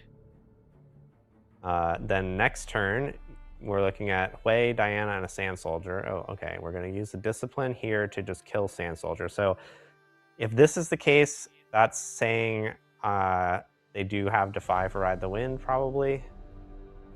Or searching for it, potentially. Oh, there it is. The Decree of Insight. No, that is never the card you want to see. So this is a big downside with playing this Discipline, because if you choose not to play the Discipline, the combat will just end because your opponent has to pass focus to you to give you the chance to play that Discipline. So, but now you've opened up another reaction window, and they can use their Decree, which is not ideal. Okay, there's the Defy, but now this Ride the Wind is going to come online. Yep.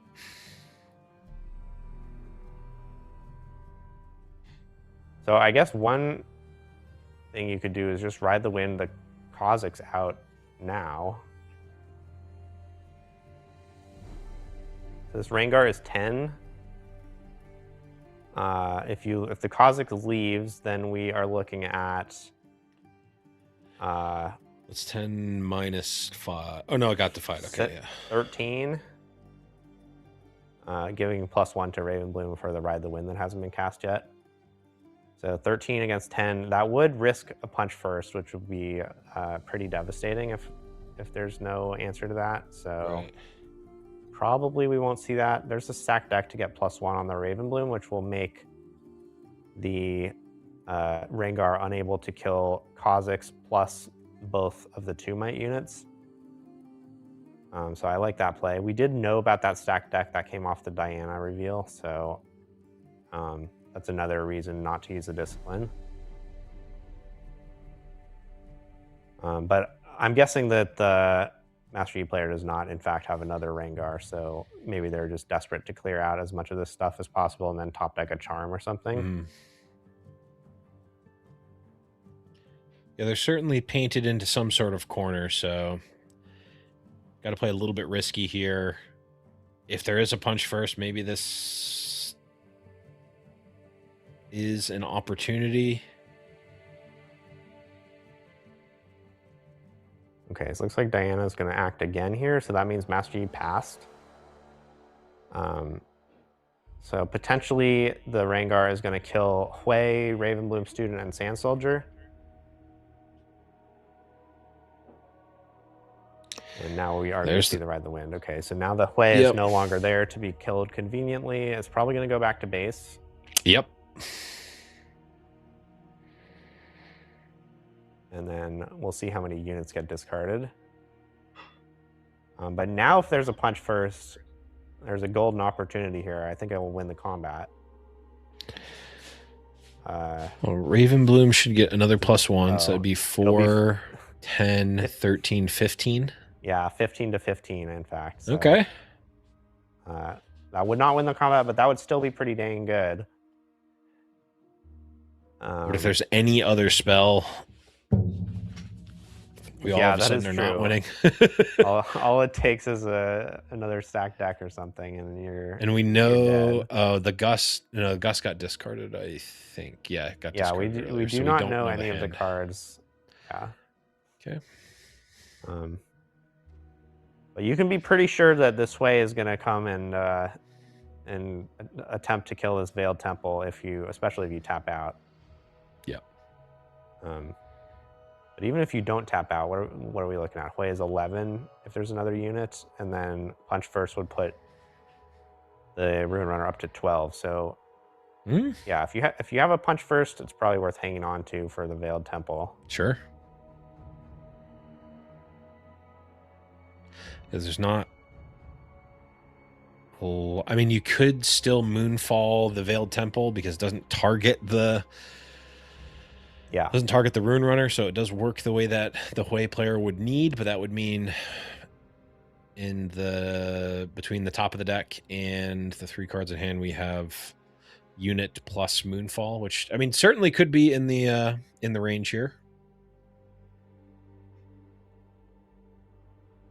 Yep, and also just to point out, we do know that there's going to be a unit available for the second Hui discard because some unit is going to conquer this Emperor's Dais and be able to get picked up. Mm-hmm. Good point.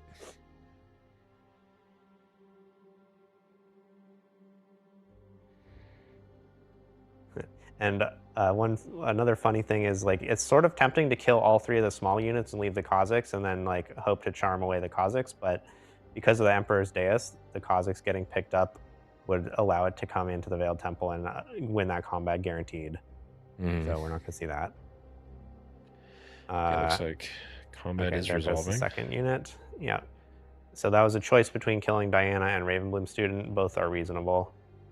Oh, we even draw a card from Conquering. Oh, looks like we did not bring back, but maybe we didn't need it. Yeah, I'm guessing that means they have everything they need already. Oh, the Punch First is there. Okay. Yeah, so now anything Ride the Wind, Moonfall, or another ambush unit. Yeah, I'm sure we're going to see something like that. Yep. There's the Moonfall, and that'll do it. That will do it. The targeting actually comes and goes on the battlefield, and the GGs are called. Diana taking it down again on stream versus the Master Yi. And I mean, the Porobot wasn't necessarily, both modes of the Porobot weren't necessarily relevant in that specific instance, but still looking better than I would have thought it did.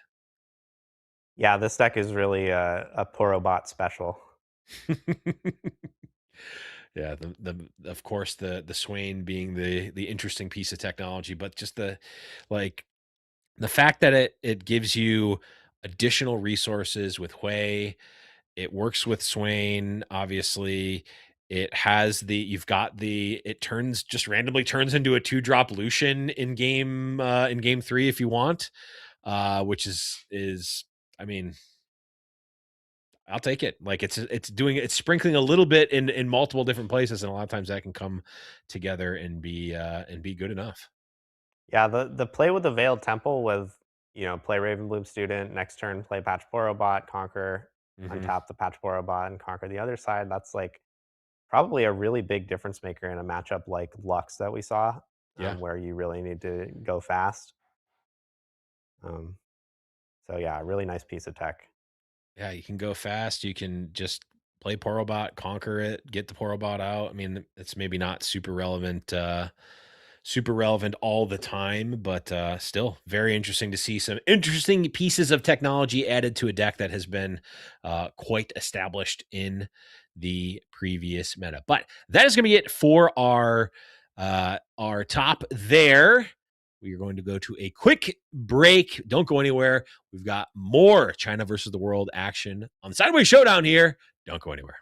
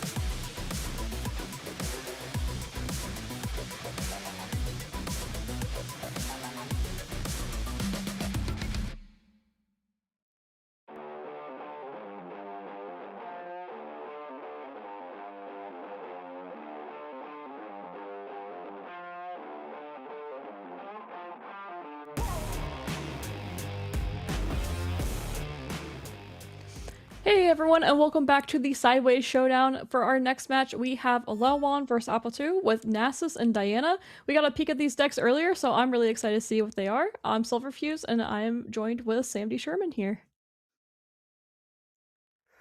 How you doing, Silverfuse? Good.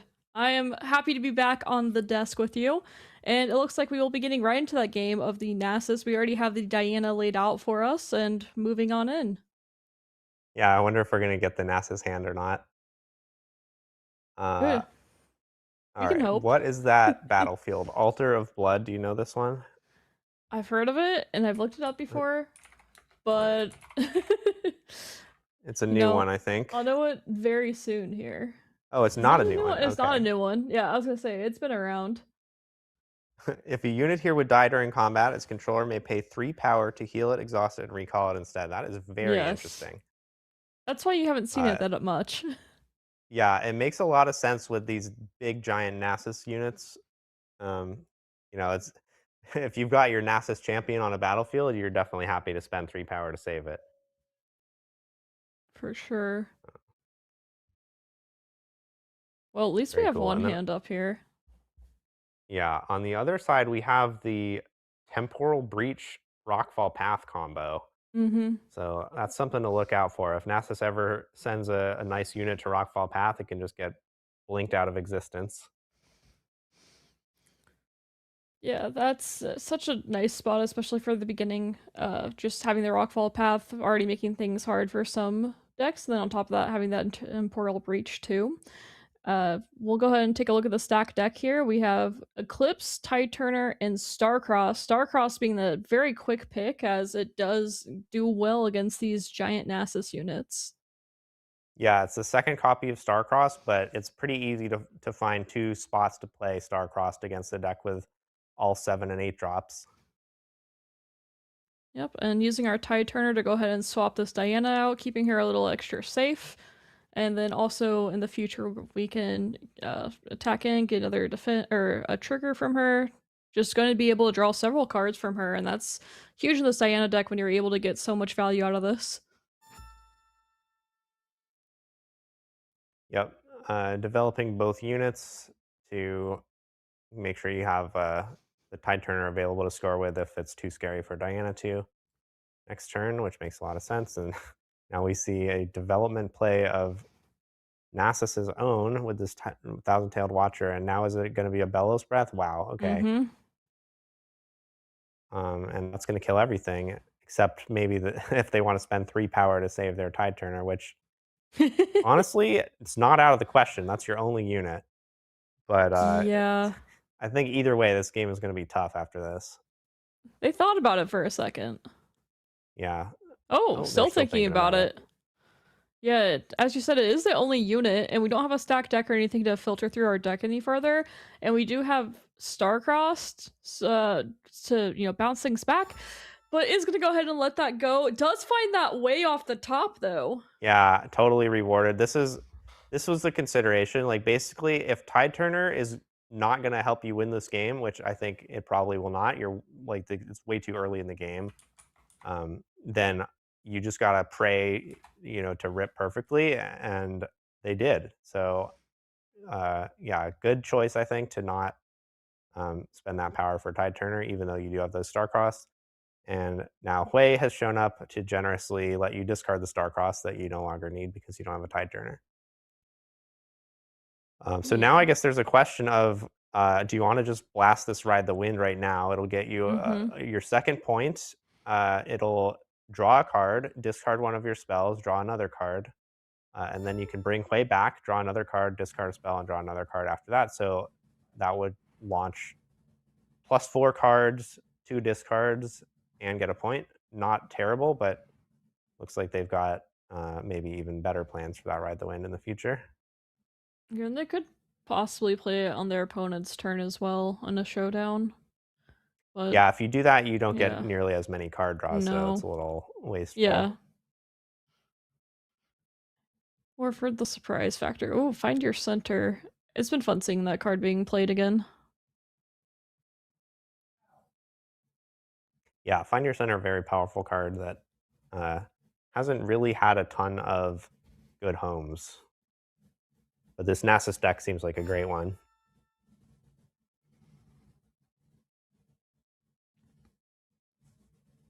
Wow, Porobot picked up to go with the That Hui. is a really nice pickup here. We've seen Porobot be strong throughout the, well, pretty much just full today. We've seen it be discarded to get those runes ready. It also gives +3 to Wei. It just has a lot of opportunity to play on top of the potential Swain combo, which we haven't been able to see yet, but I would love to, maybe this game could be the game, who knows? Yeah, the Swain thing seems a little tough to pull off, but certainly could happen, especially if a Swain is drawn. And we do I find think I a would like to Ravenbloom discard one of student. these star-crossed here. Yeah. We find that Ravenbloom student, which is also another unit that does a lot of work here. So we were really afraid of running out of units essentially here, but it's no longer an issue. We've gotten all the right draws in all the right places. Yep, sometimes you just need the deck to be a little kind to you when you're in a tough spot, and definitely happened this time around. And that Starcrossed is discarded. As you said, that was the #1 target since we don't have a lot of options for bouncing things back. And then we do draw a Stupefy off of that, which is not bad either. Yeah, so the Ride the Wind is sort of offering the same play as it did last turn, where you can score 1 point with it, bring the Hui back to safety, and draw 4 cards. So looks like they're going to fire that off this time. Now it comes with the additional upside of taking your Hui off of a battlefield that it was already on. So this is definitely a little bit better of a use of it than what you could have gotten last turn. But it does get defied, which would not have happened last turn. So Yeah, that's the downside. losing a lot of potential Now, there. Oh, Starcross is open. yeah, there's an opportunity to use Moonfall and Stupefy on the Thousand-Tailed Watcher. But unfortunately, you're at the Altar of Blood, so 3 power could get used to save the Watcher. Yeah. Which is a significant cost, but you would leave your Hui quite exposed and probably lose off of that. So, don't think that's a good play. Yeah, it doesn't really want to leave this way here either. Yeah, there's not really a great way to deal with the threat right now. I guess you can just pay 3 power to save the Hui. That's probably what's going to end up happening. Yeah, might just have to be that. Because if you Starcross the Watcher, like if first thing that happens next turn is Watcher goes into Altar of Blood, Yeah. threatening to kill Hui, then you'll have to take some action, and Starcross the Watcher will just mean that it can get accelerated and come kill the Hui again. Oh, we got the hand. That's nice. Oh, lovely. So yeah, I think you're going to have to just rely on Altar of Blood. No, okay, they're going for a totally different play where they are going to try to hold against this Watcher. Interesting.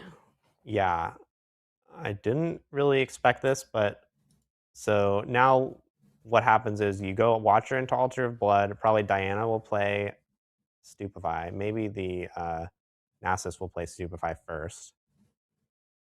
Yeah, these Stupefy draws could make a big difference in combat too. Yeah, that's definitely true. And then, yeah, maybe Diana's Stupefy would get defied. Or, yeah, maybe just both players will use Altar of Blood. Not something I thought I would say today, but yeah, or Zonia's is a pretty good way to start things off. But now the Starcross is live. So maybe we'll see Starcross, Defy, and then both Stupefies get played, and then it'll be a full trade. Yeah, I wouldn't be surprised if that's what we end up. Oh, just going straight to the Stupefy instead. Okay.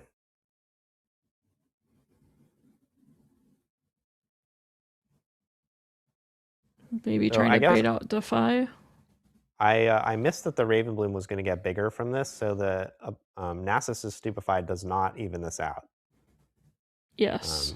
So sorry. But yeah, now I guess probably what's going to happen is they just say, okay, trade Zonias for 3 runes, send Hui back, and then it's a little challenging for Nasus to develop since they're tapped down to 6. If they would have been able to play Astral Heron first and then this Zonia's, that would have let their development work out a lot better, but it would have tapped them lower during combat. So definitely some downsides to doing that. For sure. And we do end up saving our way. A reminder to people is that it does not count as a move because it's just a recall, so he doesn't get to draw a card from that. Yep. And now I guess we're going to see the Scuttle Crab, and then probably now that you have this backup Scuttle Crab, you can just score a point with your other Scuttle Crab, unless you have some plans for that. Oh, you could even retreat it after you score a point. That's not bad. Yeah. Not bad at all. It's fun seeing Retreat being a card that's played again too, after being very common in Kaisa and people knowing it's a good card. So seeing it back in action again today has been nice. Yeah, I think 2 of the decks in the top 4 are playing it, with that Lux deck also playing it. Okay, so they did not retreat the Scuttle Crab and replay it. Maybe they're still going to be interested in retreating it. But I'm a little surprised we didn't just see that blasted off. I don't know what we're saving it for. Maybe the idea is to save retreat for rescuing one of your bigger, more impactful units. Like Thousand Tail Watcher even. Yeah. Like next turn, maybe you can go in with the Watcher against Sway. Diana will play a bunch of stuff, and then you retreat the Watcher, accelerate it out again, and win combat that way. It's likely the plan there. Or maybe they want to just check the hand. That's also a good reason not to do this. That is one of the upsides of Scuttle, is being able to check the hand. It gives so much information. It's a question a lot of players will ask of why did Scuttle need to do this and also reveal any hidden cards. And of course, the most broken thing of gain 1 XP. Yeah, I do think that the Scuttle Crab design is highly resonant with what it does in League of Legends, where it gives you a bunch of vision and some XP. Yeah. It is a very fun design. So Diana here, once again, kind of has an awkward spot for this Way. Doesn't really want it to die. Going to go ahead and take a stacked deck, take a look and see if there's ways to either protect this Way outside of just having to star-cross it. That would not be ideal by any means, but maybe we're able to find like a flash or something. Yeah.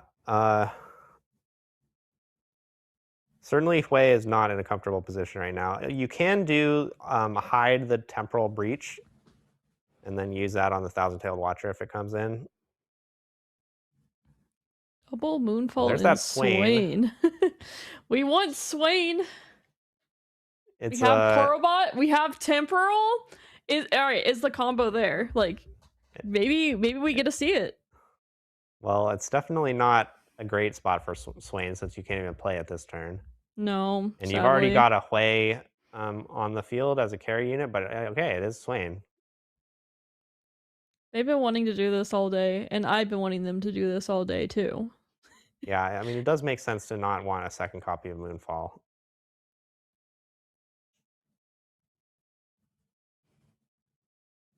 So with that, is it possible that not this turn, but the next turn we're looking at developing a Swain here? Certainly, if you're going to take the Swain, it has to be with the idea of developing it next turn. Because I don't see that many more turns in this game. Yeah, and this Defy is probably going to be causing some issues here, so we'll have to see what ends up going on there. Defy always causing issues for these purple decks, but it needs something to keep it in check, so at least it has something that stops it.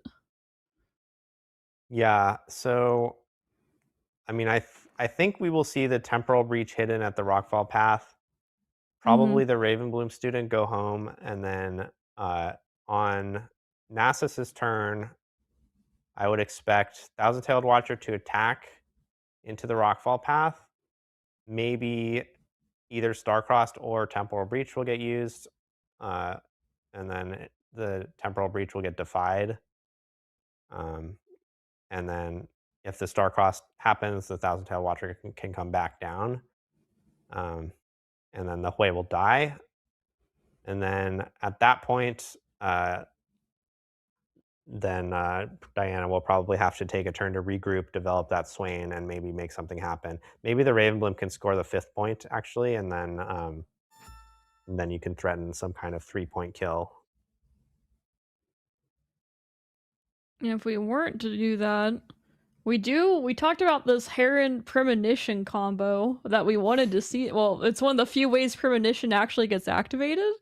So it'd be kind of fun Yeah, if we were able to see that. it's definitely an option this turn. So you go with the Scuttle Crab to Altar of Blood, you play the Heron to the Altar of Blood, that triggers the first card played if I'm at a battlefield, and then you can fire off that Premonition.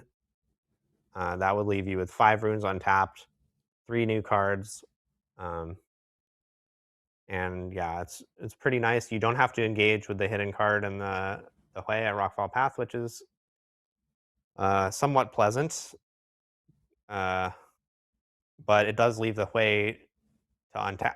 Excuse me, to untap and be able to do some further action next turn. Yeah, we would, if as the Nasus player, would not want way to return home if possible, but with that hidden card, it does make things a little bit more sticky. Yeah, it's tough because you do with this defy, you do kind of want to go fight over the Hui right now, uh, especially since you know 4 or 5 of the cards in Diana's hand right now, and they don't really stop you because you can replay the Watcher if it gets star-crossed. So it's definitely uh, not obvious that you should play the Heron. Yeah, I think I like this play the most.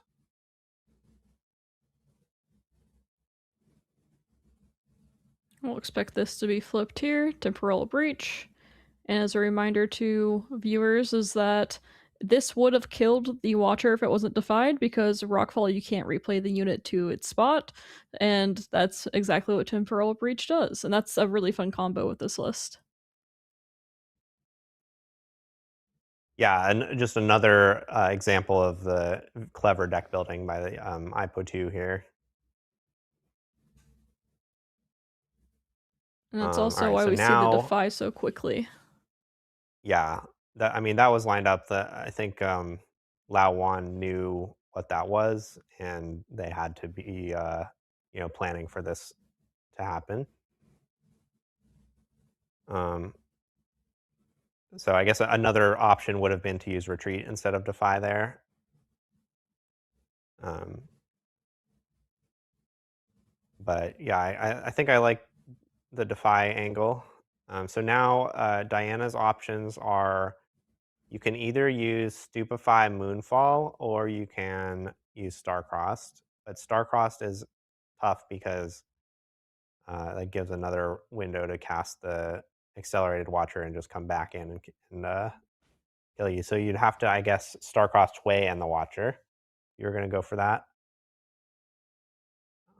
All right, so Moonfall. Is this going to pull the Scuttle Crab over? There's upsides and downsides to that. The upside is you'll have the Scuttle Crab be at Rockfall Path, so that will prevent another unit from being played with it. But the downside is the Scuttle Crab would actually conquer the Rockfall Path, which would give Nasus a point. Yep, and we talked about that Heron earlier, is that they couldn't be played to the Rockfall Path if that was the line that the Lao Wan wanted to take. So this Moonfall decision's actually, like you said, upsides and downsides of both. Really tricky overall. Yeah, also it's worth noting that the Heron ability is not online this turn because Defy was already played. Yes, first card each turn. So likely So- not going for that Heron play. Yeah, this Moonfall is now threatening to trade, which is not so bad. Oh, it does pull in the Scuttle Crab. Yeah, so if I'm Nasus, I just say okay here. And then probably Diana will play the Stupefy. Yep. And then at that point, you can pull the trigger on your retreat, which would be pretty devastating, I would say. Although I guess the Gust can save the play after that, which would be kind of funny. Yeah, it is. That's the cool thing about Gust's versatility. Such a great tempo card, and also being able to save your own units. It's one of the few things that Diana really has to save her own units. Of course, she does have access to retreat and stuff like that herself, but Gust just has a lot more versatility that retreat doesn't offer.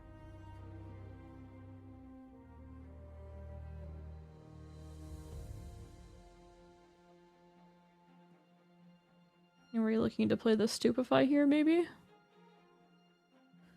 Reminder to our viewers too, our players are in a lot of them are in China, and it's with everyone from around the world playing, there's just lag. So some plays that look obvious to us or to viewers or whoever, it's just there's lag. So that's why the Stupefy came out a little bit later than what we were expecting. But Yeah, our players are doing their best with what they have. for what it's worth, I do not think it's obvious that you should Stupefy there, because if you just click back, say okay, then you get your guaranteed trade. You have your Starcrossed up still. Whereas now, well, the Stupefy got played, so I guess the Nasus did not want to go for the retreat line, and they're just trying to trade Watcher for Hui, which does make sense. You could still develop either the champion or the Heron.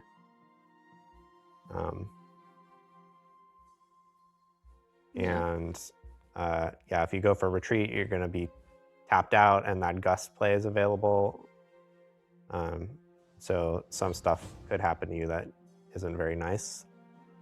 Like that Temporal Breach that was just picked up. So yeah, if you would have tapped out for the Watcher, I guess you wouldn't be tapped out though, because you have the Nasus champion. But if you did tap out, put Watcher on Rockfall Path and pass the turn, then Temporal Breach could take a big chunk out of your development.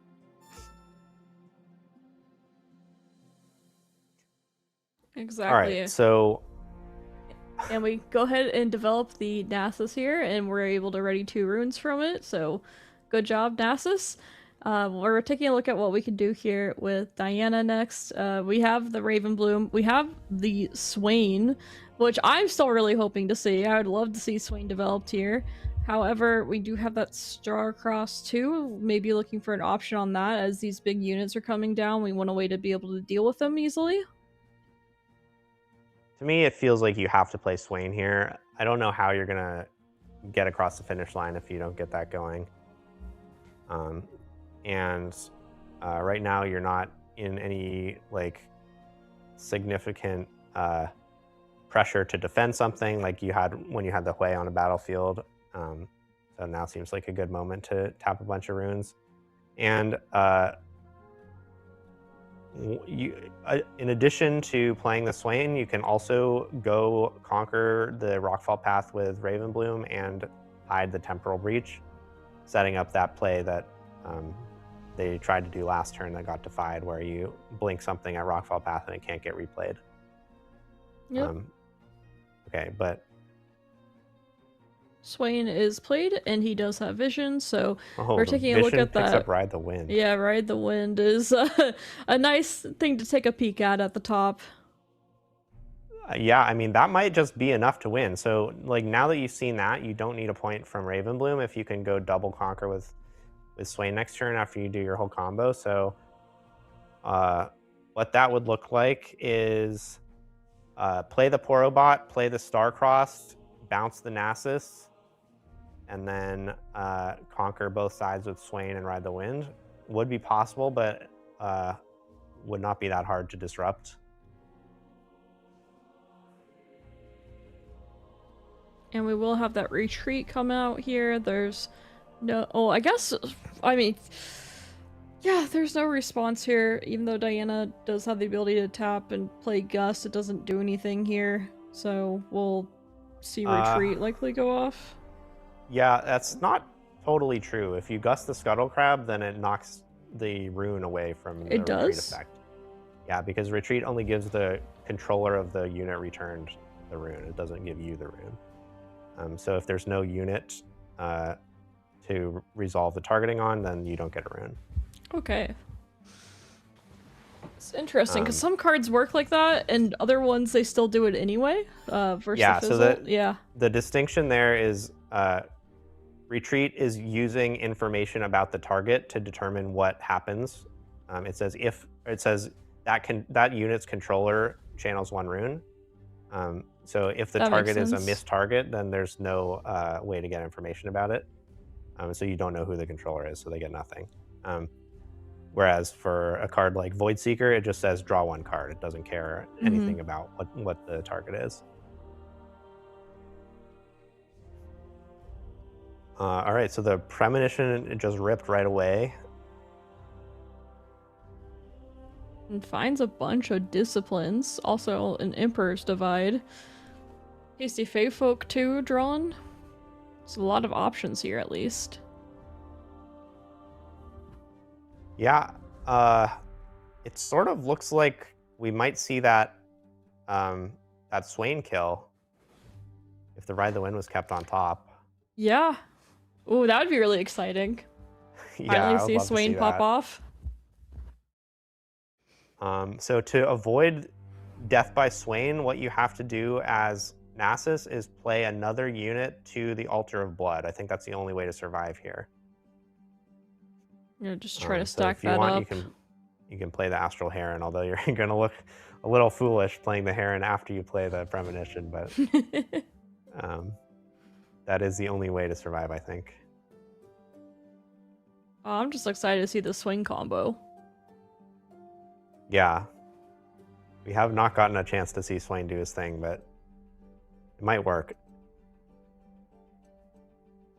Okay, there it is. They do have the Heron, so now the Swain thing will not work unless they also have a card like Moonfall or Smokescreen or something to get Swain over the Astral Heron, which I think is not going to happen. So,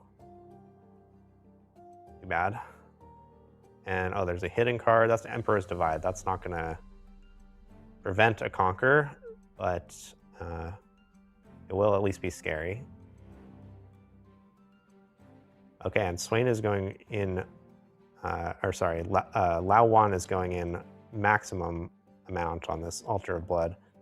I think those 2 runes should be tapped, though. Yes, they should be, since we readied them from Nas. Unless, maybe they said, can I redo this Heron thing? Is that what happened? So they gave themselves the Heron discount for the Clockwork Keeper, but it doesn't actually work. Because they already played the Premonition, so it doesn't count. I wonder if, I see the Heron getting moused over. I wonder if that was reading the card, and now they're going to have a little discussion about it. Yep, there's some chat coming through. Hey, you know what? Caster's got it right, though.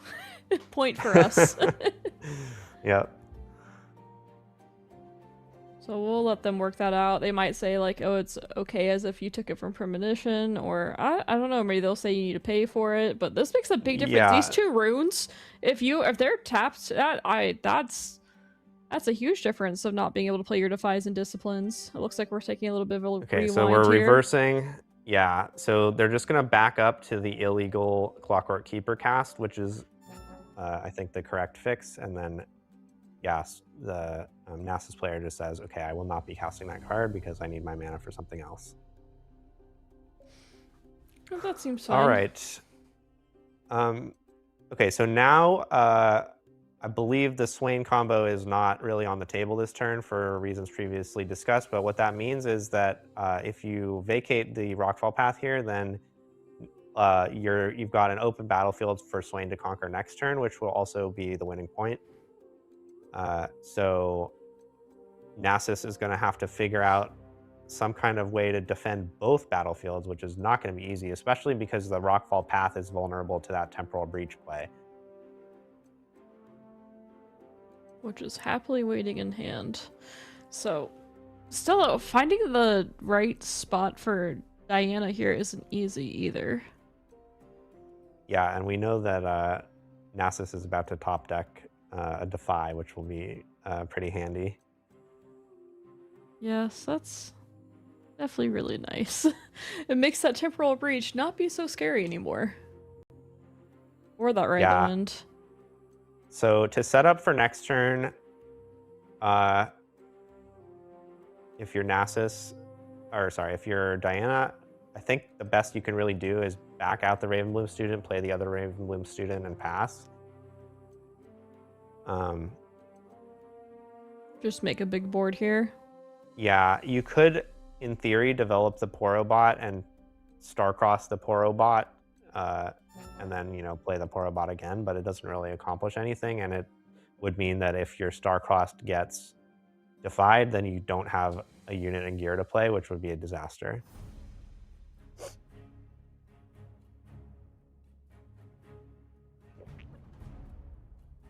So, likely here, looking just to hold this Altar of Blood at this point. We can score on Rockfall Path. And because we have the Emperor's Divide, if we are able to hold, it's pretty easy for us to score on the Rockfall afterwards. So this spot for Nasus doesn't look too bad. Yeah, everything you said is true, but the problem is you have to hold the Rockfall Path and the Altar of Blood this turn because the Swain combo is Swain threatening. combo, yes. Yeah, so I think probably what's going to happen is some stuff is going to get played to the Altar of Blood, then that Emperor's Divide is going to get used to swing the other stuff over to Rockfall Path. And we only have the Clockwork and the Tasty Fey Folk to do that too. Yeah. I think the Tasty is kind of enough to put up a fight here, but yeah, I guess what it takes is okay, the problem is I want the Clockwork Keeper next to the Scuttle Crab on the Rockfall Path. Oh wow, okay, sorry. Hold on, we got ahead of ourselves. There's some there's some action going trouble on brewing here. Yeah, we have the Ride the Wind targeting the Ravenbloom student going into the Rockfall Path against the Scuttle, trying to take him out. Which we said we need to hold both of these, so if we're not able to retake this, which, I mean, we have Fey Folk, we have Defy possibly here, so you have it having to decide if Defy gets played on this Ride the Wind or not. Yeah, this is really interesting. This Ride the Wind is threatening a win here. You'll get 7 from conquering Rockfall Path right now, and then 8 from holding it. Now, we do know that Emperor's Divide is waiting and was probably going to have to be used to come to the Rockfall Path anyway, so it's not that bad. The 7th point itself doesn't really do much.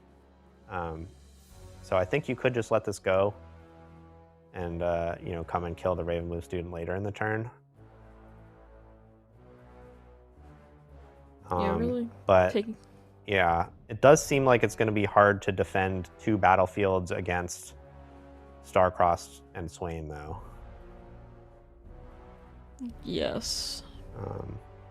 I guess if you defy the Starcross, it's actually kind of fine. And if I remember, Nasus... I was going to say, if I remember correctly, when the Scuttle Crab showed the vision earlier, I believe that we have the hand information that the Starcross is there, even from the Nasus perspective. Yeah. And they're going to get to see the full setup here. So I think Nasus actually has a shot here. So what it's going to take is Tasty gets played to Altar of Blood. Both the other 2 guys go to Rockfall Path and then defy the Starcrossed. And then Nasus is not going to be able to go over the Tasty and Altar of Blood because it's 6-6.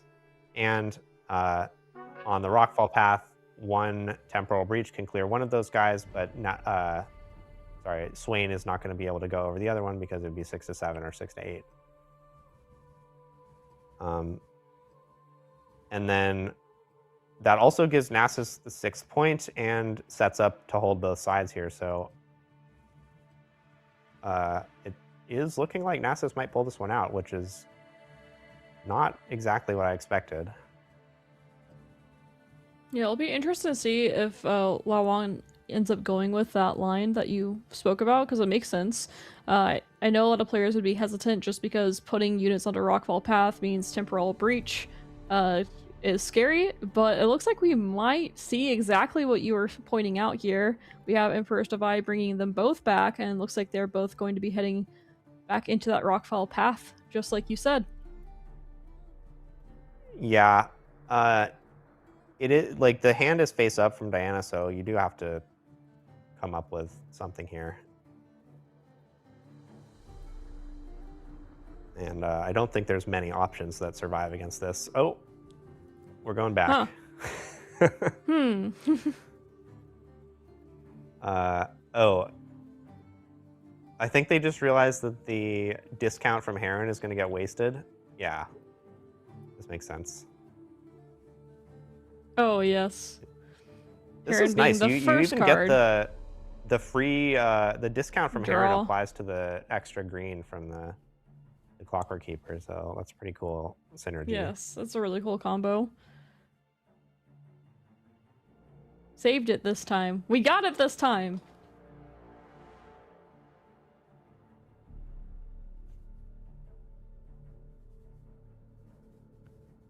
All right, so what's it going to take to win this one? I think probably you have to fire off the Starcross right now, targeting the Raven Bloom that's on Rockfall Path and the Tasty Yes. Faith Folk.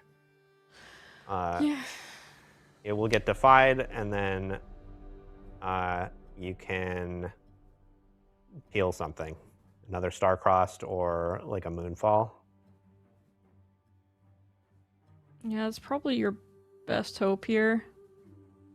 Do you... Oh, going for the Fae Folk. Yeah. So go You for the got Swain win. Yes. Yeah, the weak side is the Altar of Blood side, so it makes sense to target this. If you target something on Rockfall Path, then you also have to get your Temporal Breach through in order to conquer there. If only there wasn't a Defy in hand, we get our Swain shenanigans. Yeah, I was hoping we for did it. get to really see the Swain thing matter this game. It didn't actually get to score a point, but and maybe it will even still. It's not over, but certainly the game was about the Swain combo at a certain point. Yeah, it forced Lawan to play around it the entire time, which he did an excellent job of playing around it. Yep.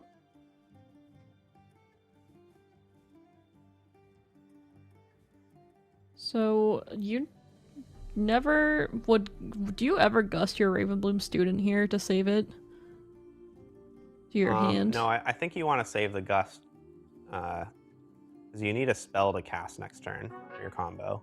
Oh yes. Although maybe all the cards that you can top deck that help you are spells anyways, so maybe it doesn't matter, but might need to get that Clockwork Keeper out of there for some reason. Definitely could. Ride the wind. So Ravenbloom is 2 right now. If you Gust, it goes up to 3. If you Ride the Wind, it goes up to 4. That does not seem like enough to me. Nope. But you can at least make a play that sort of works. If you just like Gust the Clockwork Keeper, and then go in for 9 onto Altar of Blood. I guess it doesn't work because it's Altar of Blood.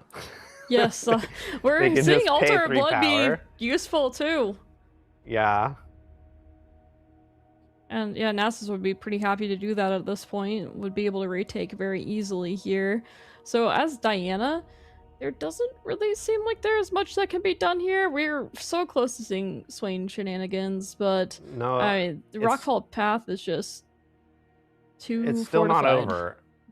Yeah? Temporal Breach can hit the Nasus on Rockfall Path, Mm-hmm. and then you just go in for 9 against the Heron. Maybe a Discipline will get cast on Heron, and then you Gust the Clockwork Keeper, and then you have 10. You conquer the Rockfall Path, kill the Heron, and you go up to 7, and then you just hope they don't have any accelerate or movement, which we do We know see they that have both. Nasus has both, yeah, but that is the play that Diana can make that that does something. Best out. Yeah. Okay, I'm not sure what. Oh, can you do something with Ride the Wind here? Ride the wind. You gust the Clockwork Keeper. Go in with the Ravenbloom for 3. Ride the Wind the Porobot in against the Tasty Fey Folk, and then you have 6/6. Oh. Wait a second here. Oh, wait. Oh. Was that the win that you just said too? Well, it would win against nothing, but we see that there's both there's a stuff. retreat and a discipline, either of discipline. which would stop that. Still, the fact that it was there is so cool. Yeah. I am not sure what the idea is here with this attack, though. Oh, no, I see it. This is it's Altar of Blood related. Yes. Swain dies here, and then you just bring it back and go conquer. Oh, with the Ride the Wind. Yes. Wait, so does Wait, this actually is so work? cool. I think it does. I think it might work. So there is a way to avoid it if you just retreat. Or actually, you don't even have to retreat. If you just click back, let the showdown end and deal all the... No, you can't do that. You can't deal all the damage to Ravenbloom student. You can discipline the opposing Ravenbloom student. Yeah, I don't know if the Nasus player sees it. Because they would have to make it so Swain doesn't die. Yeah, but now it's not going to work because Diana will play a spell. So then if Swain conquers, it's over. Yeah. So you gust the Clockwork Keeper here, and then Swain is on, and you... Oh, no, actually, it's fine because you just kill Swain and you leave Ravenbloom, and then Ravenbloom conquers. Yes, you can't kill the Ravenbloom. Yes. Okay, so how do you avoid this as Swain then? Can you gust your own Ravenbloom? Yes. That seems like it would work. That's very, very cool. Holy crap. This is so cool. This is... I hope amazing. it turns out the way that we're saying, but like playing around this Altar of Blood, it's not a very common battlefield, so being able to see this line as the... it's amazing. Especially if it ends up playing out the way... It took us a bit to figure it out, but now that we see it, this is an insane line to take. I mean, it seems like Diana sees this because they made this attack in the first place. But yeah, like I wouldn't be surprised if AipoTu has never played against Altar of Blood before in their entire life, and they came up with this line, which is really awesome. Yeah, saving the Swain. Are we gusting? No, so I guess with the discipline, you don't have to. Because everything just died. dies. Okay, they saw. Yeah. Yeah, and you just kill the Tasty. So cool. So the one problem with this is if Tasty picks up a Defy. I hope not. Yeah, no, there's no I want to Defy, see the cool Swain play. This is awesome. This is gonna work. Wow. This is incredible. I'm absolutely blown away. I'm glad I've been glazing AipoTu's deck building this whole time because it really came through this game. Well, and just being able to pilot this too, like I said, on Altar of Blood, something that there's very few players that would have seen this play.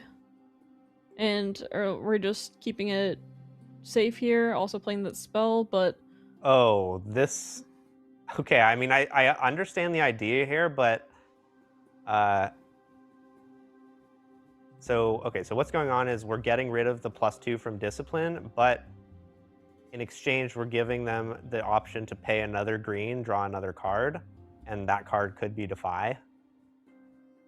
So that's a tough trade-off. It depends on whether you think On Guard or Defy has more chance to be the top card of their deck, which probably just mostly depends on... well, actually, sorry. On Guard could just be in their hand still. So I guess this play makes a lot of sense, actually. If Defy is already in their hand, you can't beat it. Oh, we're gonna see Wait, Gust here. Oh, they. Yeah. Wait, no, they can't use Discipline because the Clockwork Keeper was paid with the discount. Yeah, on the Heron. yeah. I was gonna say they only have one up too. Yes. Well, I think they were trying to play it with the Heron discount. But they already played the Clockwork Keeper with the Heron discount. All right, but it doesn't matter. Yeah, even so, we still have this Gust available too.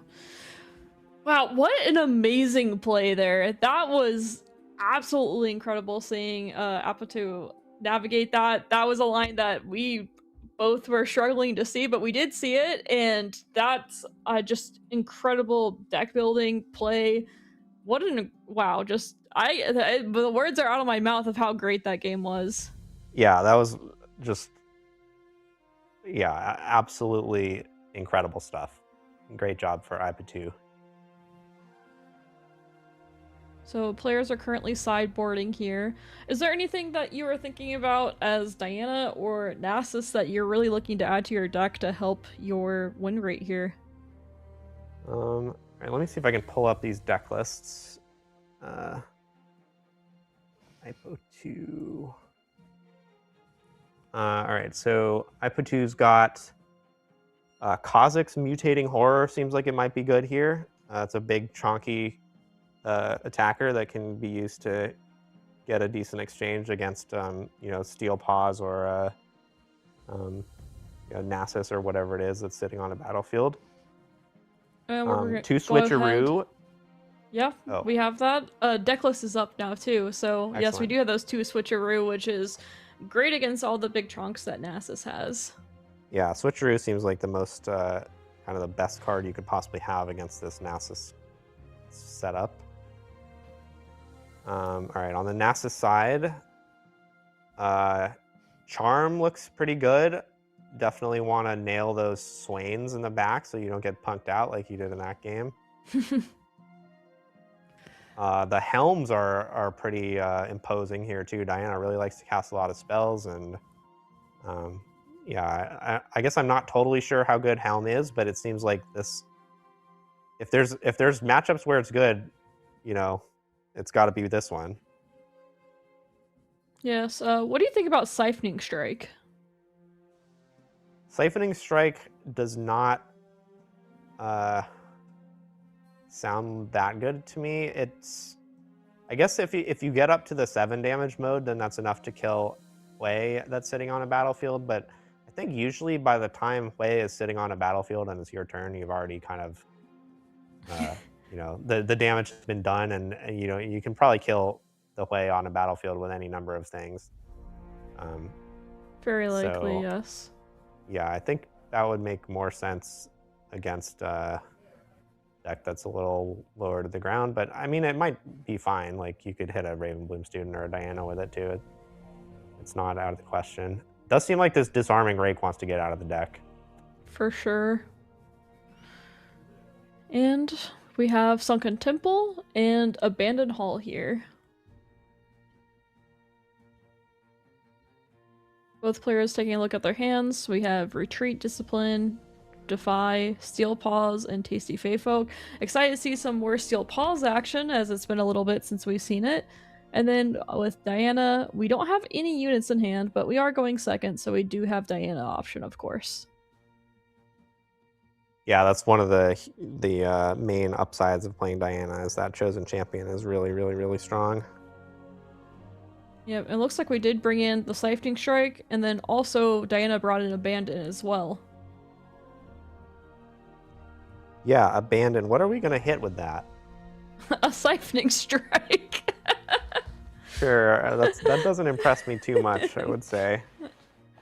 No, definitely not. It does make me laugh, though. So we do have the Steel Paws ready to go. Not going to be able to combine anything with it. Retreat, I guess it exists, and looks like we have Diana going to be coming out here pretty quickly because there's no other better option here. All right, one nice thing you can do with Abandon, just looking over the Nasus deck list, is you can hit Premonition. Oh, That's that's a a nasty one to nice force a hit. recast on. Absolutely. Especially if it's not combined with Heron. Right. Okay, Go Steel ahead. Paws is getting busy here. I have to imagine this is because of the retreat in hand. Yeah, might as well take that point. Doesn't mind retreat, channel a rune. Doesn't really have... Oh, there it is, retreat right away. Going to go ahead and Yeah. channel that rune, setting up for future turns. You're gonna want to replay that Steel Paws and maybe even replay or play the Clockwork Keeper as well, not getting a card. Okay, I think they forgot to pay for their retreat, but see if they figure that one out. There we go. Okay, there we go. And then, yeah, I don't know if you developed the Clockwork Keeper or not. It seems like it might have an empty battlefield to go score in next turn, so I kind of want to, but you could also try to greed it for a card later on. You definitely don't want to pay a power for it right now, though. Definitely not. Diana has a lot of ways to keep this Diana alive and going as well. It's going to be really tricky to kill it.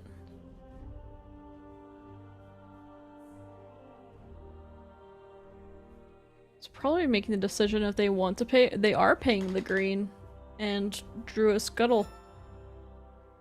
Okay, that's very surprising. There's a lot of good 7-mana plays you can make next turn. So I really did not want to go below 7 there, but maybe they just think this game is going to go on for many more turns and they're going to want every additional piece of cardboard that they can get. After that first game, I understand that a little bit more. Yeah. By the way, interesting to see that the Temporal Breach is still in Diana's deck without the Rockfall Path. Yeah, they've liked that. Yeah, he's liked that combo. That was something that in the previous games that I casted of him that I was surprised that it stayed afterwards as well, but it must just be too consistent on the combo, and I mean, they apparently like it. I've also seen Swain stay in as well.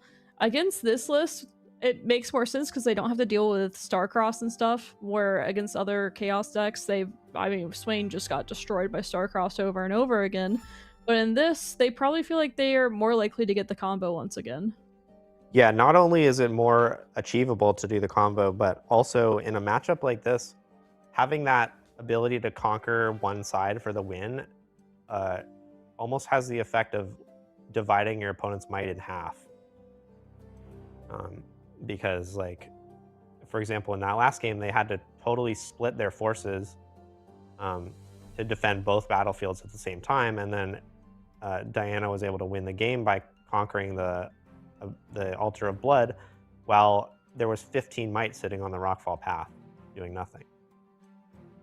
So here, we might see that abandoned on Siphoning Strike. Maybe. Yeah, I think you might instead see 2 spells get played. For example, Stupefy and Eclipse. Yeah. Although maybe I don't know what you're saving the abandoned for, I guess. But well, we talked the Diana about up to 5 would be nice. Yeah, we also talked about the runes too. Is we don't have 7 runes, and that's the difference of that draw there. So, but we do see abandoned rather than pump here, and yeah, we'll be able to replay it. Yeah, you'll probably be able to find something to do with this Eclipse later on, and this is, like you said, one of the best abandoned targets in the deck. So yeah, there's just not many options for it.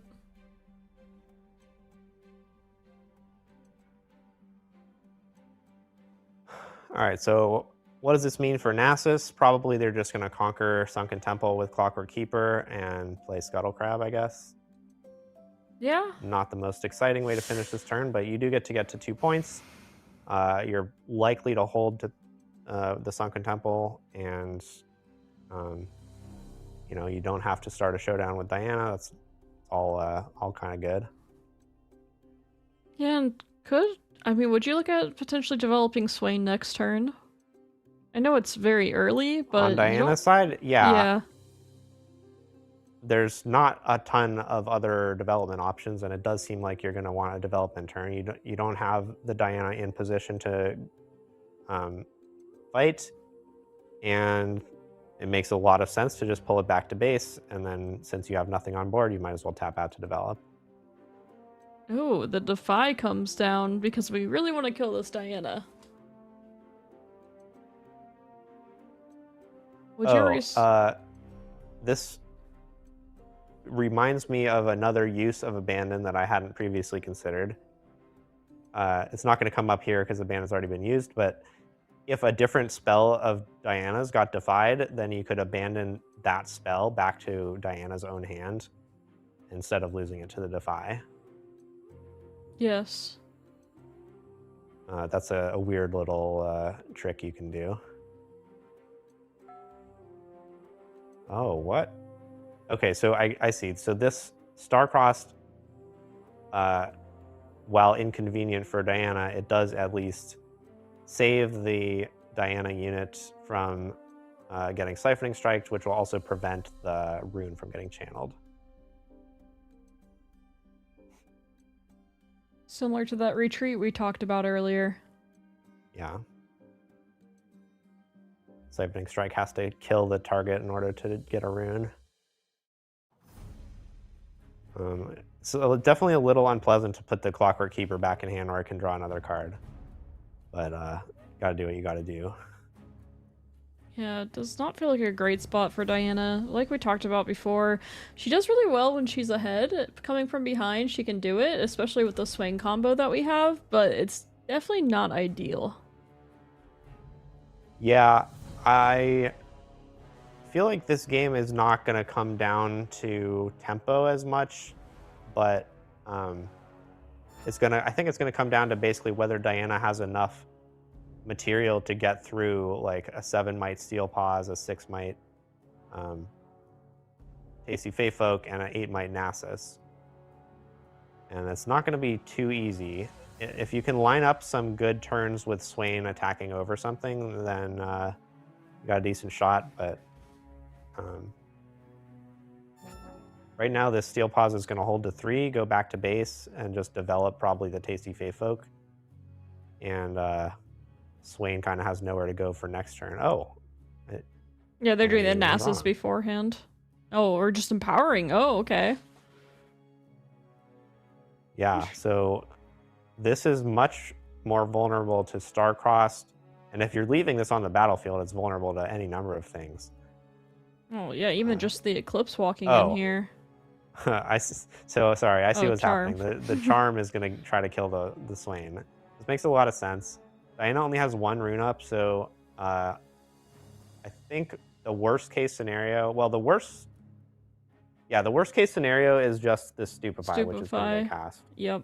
Yeah, I was gonna mention Gust, but Gust doesn't work to stop this Empower because you can't use that Diana Legend mana until the Showdown starts. But we are going to see a trade here, so that's going to deal with one of the big stat piles on the Nasus side, but there are still a lot more stats to get through, and that Swain was Diana's best stat tool. I feel like the card advantage that we have on Diana's side, though, is pretty nice. Of course, the stat piles will be hard to get through, but we have Eclipse, we have another Stupefy, we have Star-Crossed. It feels like we have options for Diana. And of course, we still have Diana herself, so we're going to be able to draw more cards with Showdowns potentially, too. Like, I feel like Diana might just be able to outvalue here, which is kind of crazy to say against Nasus. Yeah, I like that call out with the card advantage. Nasus is a little behind here. You will see 1 card each get drawn from the Tasty, the Scuttle Crab, and the Clockwork Keeper eventually. Mm-hmm. And this And attack Sunken from the Tasty Temple is going to get a card too. That's not bad. Yeah, the Sunken Temple, really both these battlefields really good for one player and not so good for the other one. With the Abandoned there's Hall. another Siphoning Strike. Oh, okay. Oh, there's 1 in the main deck and 1 in the sideboard. So I brought the other one in. Yeah. And uh, I'm getting deja vu here. We see the Abandon and the Star-Crossed in Diana's hand, which might both get played in response to the Siphoning Strike again. That would be pretty funny. And I think it's pretty likely for it to happen as well with this Diana. Yeah, we'll have to see. I think we might see like an Eclipse type move here on the Tasty. No, I guess not. Ooh. There's a Hui, which is a nice card for doing that job of cleaning up the stat monsters. But it is not a spell. Wow, there's a switcheroo. That's not too bad. Yeah, Diana figures I don't need the Hui. I can just make this work by having a bunch of extra cards, and picks up one of the best cards they could find, probably, switcheroo. Which is going to make short work of Nasus if he ever comes down. Yeah, and it is revealed to Rowan, so does know that the switcheroo exists, and it's just one of those things that now it's just frustrating to play around.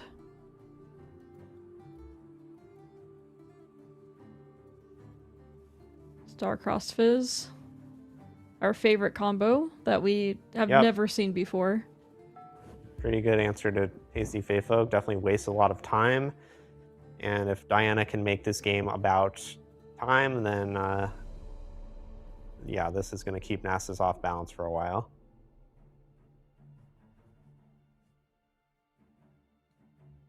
So Retreat getting used just for a rune here, which makes sense. That's kind of the reason it exists. And unless another Star-Cross is played to deny the rune, which would be quite crazy to see. Abandon is technically an option if you want to deny the rune. There's, we talked about Siphoning Strike was a target. There really aren't like a ton of great targets overall for Abandon. Of course, we talked about our own spells. So it has to decide if it's worth taking this rune away from their player or not. Yeah, I don't think it would be crazy to abandon this, but I could imagine thinking you'll find a better target for abandon. Mm-hmm. Maybe even just like a discipline at some key moment, or just using it on the abandoned hall, or using it to stop a defy.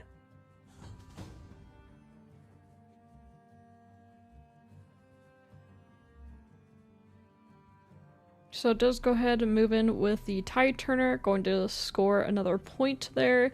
Has multiple runes open, not so many units available here, but Diana loves to keep runes open to be able to respond and react. Does know about the Tasty Feyfolk in hand. Might not know about the Siphoning Strike, but does have the Abandoned Answer potential to it. Because I wouldn't be surprised if we saw another attempt of killing this Diana, whether it be from Tasty Feyfolk or from Siphoning Strike. She just offers so much card advantage. So one thing that's pretty appealing on the Nasus side to do next turn is accelerate the Tasty Feyfolk, untap your 2 runes, and then tap out for Siphoning Strike. But if that happens, you would be opened up to this Star-Crossed, which would be pretty miserable. Yeah, that's just the strength of Diana overall, especially when she has all these runes open. Just has an answer for almost everything, it feels like sometimes. That's just also chaos as a domain. It looks like we're going to see exactly what you were talking about, too. Well, I think we might see the Tasty attack the Sunken Temple first. Mm-hmm. And that would encourage Diana to take some kind of action before the Star-Crossed Siphoning Strike interaction comes up.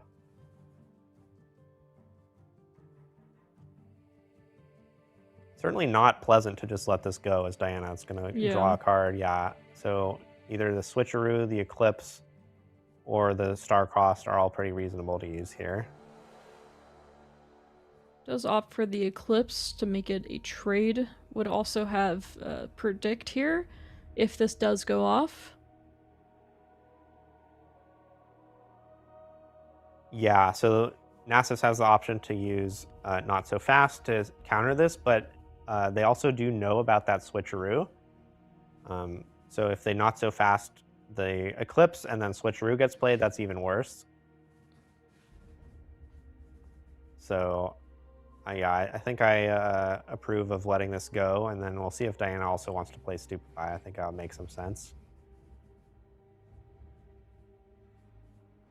Also worth noting that Diana is up to 4 might right now, assuming they remember the Abandoned Hall trigger. So Yes. Stupefy will put it up to 5, and then it will not be vulnerable to that Siphoning Strike. Is Siphoning Strike, is it 7 runes up, though, that it does the 7 damage? Yeah, you're right. I'm sorry. It would be nice if it didn't, because that would be an amazing play if that was the case, to just preemptively protect it from the Siphoning Strike. Yeah, forgot about that bonus rider on there.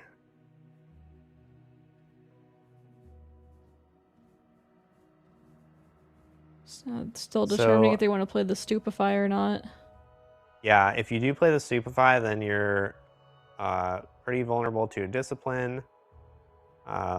You don't have Abandon to get rid of that Siphoning Strike. So there's definitely a lot of good reasons to just say okay here. Also, you're on odd points, so next turn you're going to hold to 4. It's not like urgent that you score a 5th point. But it is pretty good value for Stupefy, so there's definitely upsides to playing it.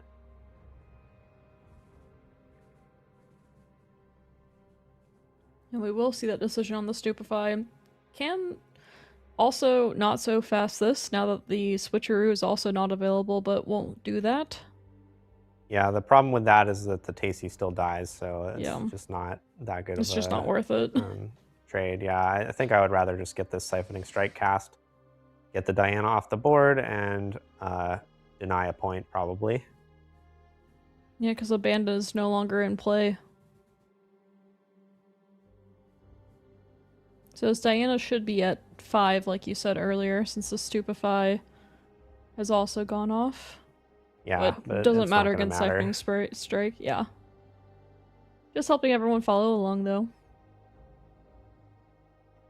Okay, this Find Your Center is going to cost 1 next turn. Oh no, I guess not if you kill the Diana with Siphoning Strike.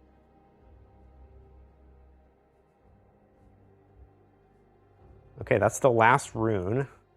So the channel 2 from Tasty ends up not mattering very much.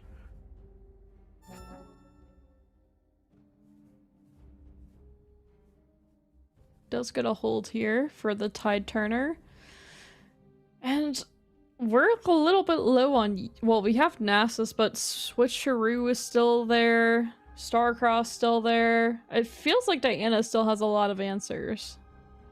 Yeah, I want to know what's in the trash for Diana. Is there a stack deck? Because if there is, I would love to play that Fizz. Yeah, I'm trying to remember if I think it was the previous game we had a stack deck. I don't think we... Oh, are we? We'll see what Fizz pulls out. Yeah, there's probably at least a Stupefy. Yeah, Stupefy, no stack deck. Yeah, okay. So it's going to be Fizz, Stupefy to just draw a card. I think that's still fine, and developing the Fizz is pretty appealing. And Ravenbloom, not a bad pickup. Yeah, not bad at all. So it'd make a lot of sense to just full send all your units into play here. And then you can score with 2 of them next turn and hopefully score with the other 2 on the following turn. Yeah, that's likely what I would expect the play to be here. There's not too many other options. Of course, you know, I guess you could be like, oh, I'll play Stupefy and draw again. That's not the correct thing, but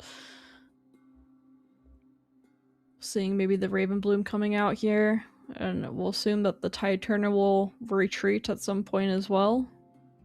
Yeah, that's almost definitely going to happen. Actually, I mean, it's not like you don't have to do it. You could try to hold with the Tide Turner and then leave the Sunken Temple empty next turn, but the upside is pretty minor. Does go ahead and leave it there. Yeah, but they're leaving up Starcross. So now, if something like Tasty Feyfolk or Thousand-Tailed Watcher were to come down, you'd be able to use the Starcross to deny the point and save your Tide Turner. which is pretty nice. Tasty's back. Okay, so there's accelerated Tasty.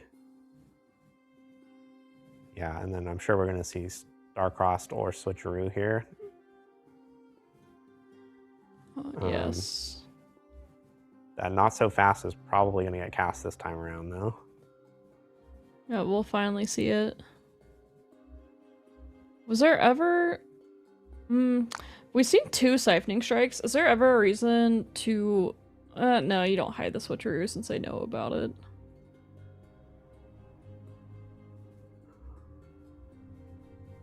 And you could do Switcheroo with Abandon backup here. Yes. But unfortunately, Abandon is not going to stop this Not So Fast. Yep, just makes it cost a bit more. Yeah, you can abandon the Switcheroo so that you have the Switcheroo in reserve for a later turn, but you're not going to get to use it right now.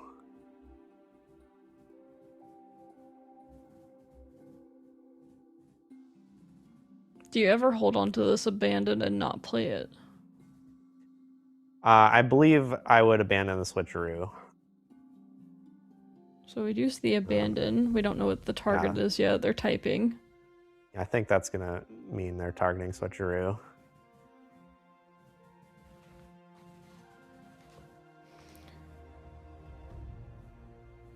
Yeah, there's no other response here, so we'll assume that will go through.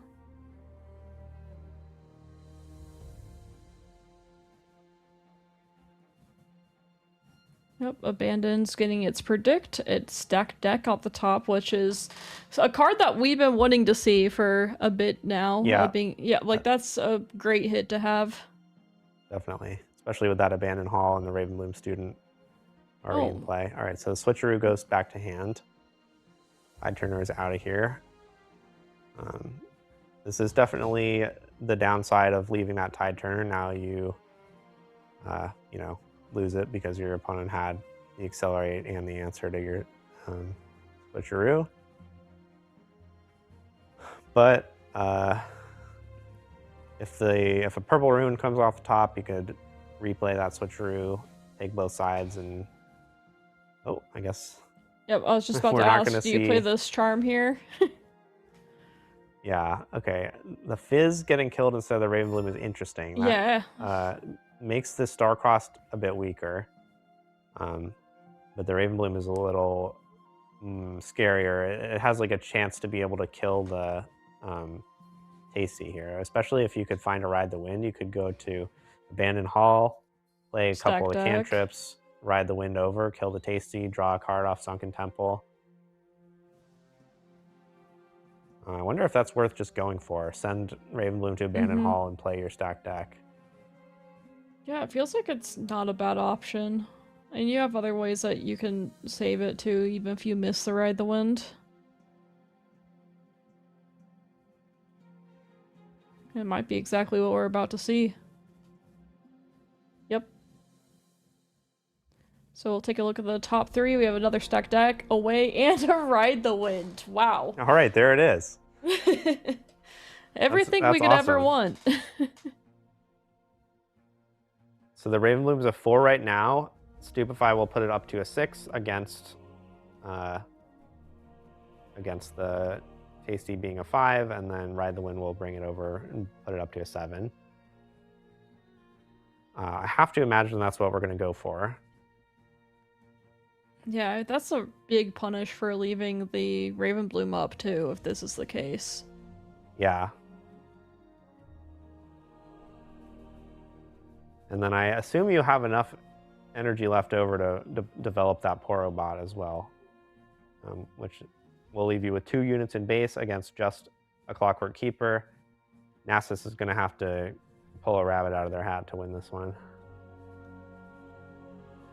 Yeah, really, Diana probably has a couple lines here, because, like, let's say that he decides to take the way instead.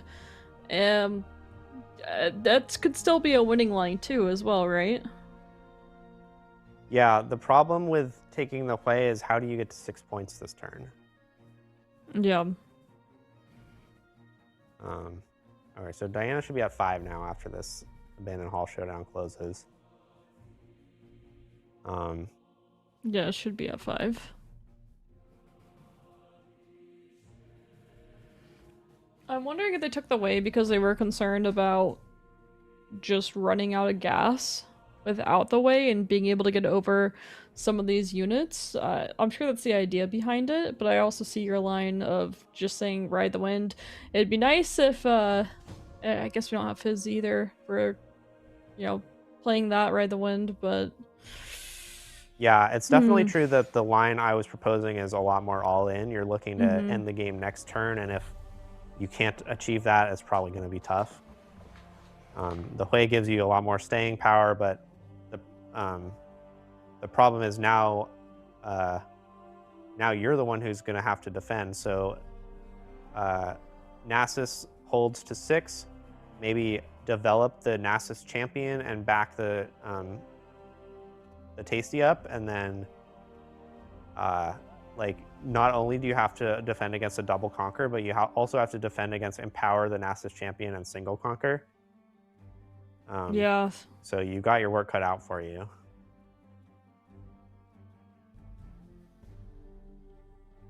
Just giving it a little bit extra time could definitely be deadly here. We're trying to decide if we're going to... I guess still hiding doesn't really make... Oh, we are going to hide here, yes. This makes sense. This is, I think, the only way that you can really protect the Raven Bloom, because if you hide the switcheroo, then that doesn't help against the Clockwork.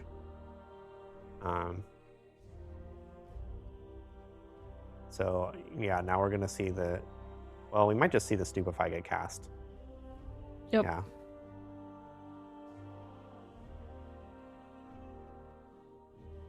And Notify this time. After seeing so many in the previous game.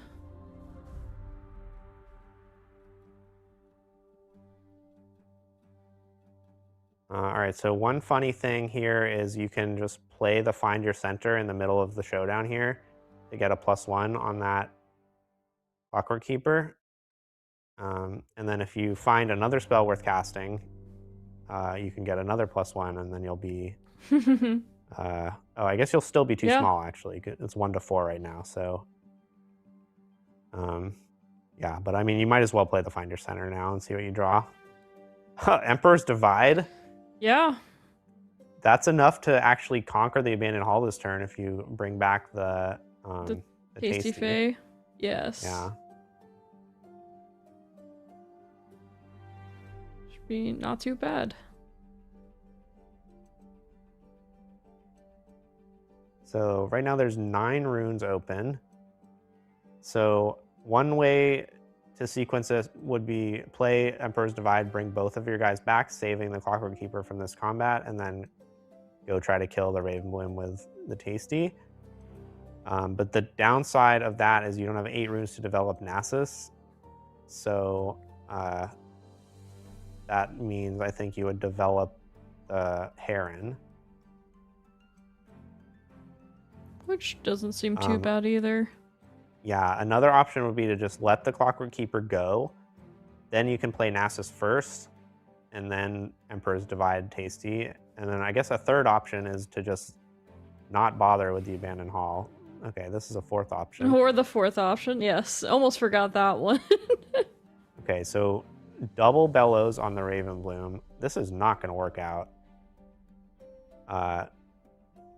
So the Raven Bloom is now going to be 4 might with 2 damage. The Clockwork Keeper is going to be 3 might, so that's a trade. But this Temporal Breach is going to get played, bring the Raven Bloom up to 5 might with 2 damage. And then Clockwork will go down to 2 might, so that will not trade. Yeah, playing right into it, unfortunately. Yeah, and then I guess if you want, you could play the Emperor's Divide after that to get +1 on the Clockwork Keeper and successfully trade. Or bring both back and go in for 6 with the Tasty. But then at that point, you don't get to make any 7 mana play, which is pretty rough. Yeah, definitely not ideal. So Temporal Breach does target the Clockwork Keeper, as we talked about earlier. Ravenbloom will continue to grow, as we've kind of done not a full Defy check, but at least have an idea here as Diana that there's likely no Defy, and we've seen the Not So Fast already. So a lot of those defensive tools are no longer available. But we do see, will we see the Emperor's Divide here potentially, like we talked about? I don't think I would do Emperor's Divide. I think I would probably just let this one go, play the Heron in base, bring the Tasty back to base, ready 2 runes, and develop the Steel Paws. Then you're set up with a pretty imposing force of a 6 and 2 7s. To double conquer. Yeah, and then Wei can be on a battlefield, Ravenbloom can be on a battlefield, and there's a switcheroo up, but maybe you can figure something out. Like, for example, Tasty Fey Folk could go in against the Ravenbloom, and then if switcheroo gets played, Ravenbloom would go up to 7, you let the Tasty die, and then you have one of your 7s in base go in. But that doesn't really work that well. Because Diana's going to go up to 7, and then Nasus has to double conquer. So I guess a different way to approach this for Nasus could be play the Heron to the Sunken Temple and try to just hang on to Sunken Temple this turn. Yeah, that might be the best bet. Even though it doesn't feel great at all. Especially when Wei is on the board. Just never feels good when there's a Wei on the board. And are we looking at potentially that Heron play?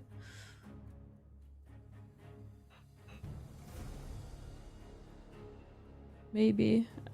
As players are lagging, so... as we can see. That's right. Technical difficulties. Yeah, I like this Heron play. This is well calculated. They know about the switcheroo, so the more natural line that I was describing before just doesn't work against it. So yeah, I mean, as weird as it is, you're at 6, they're at 5. Going for a hold race is usually not what you want to do in that spot, but it does make sense here. And then I think you probably still develop Steel Paws, and maybe you hide Emperor's Divide to make sure that you don't get beaten by a bunch of shenanigans. No, okay, they're going for a little bit of a different play. Yeah, I was wondering if we had the Emperor's Divide there. I mean, we kind of have to because we want to conquer the Abandoned Hall next.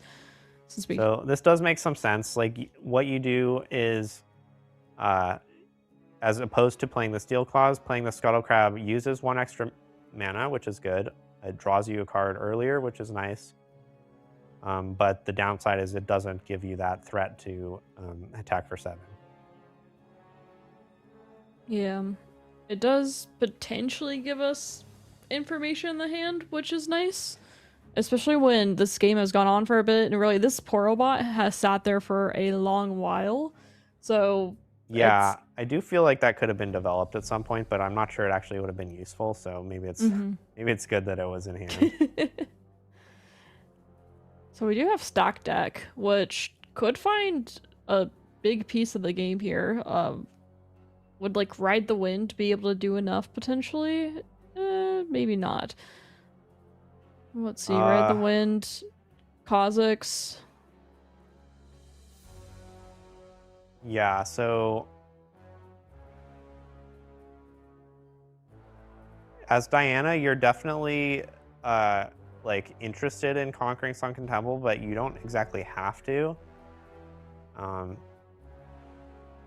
you need to hold your Abandoned Hall at least. Yeah, as long as you can hold the Abandoned Hall, which maybe you can do with Switcheroo, then you could try to line up a Conquer next turn, but you're definitely on the back foot.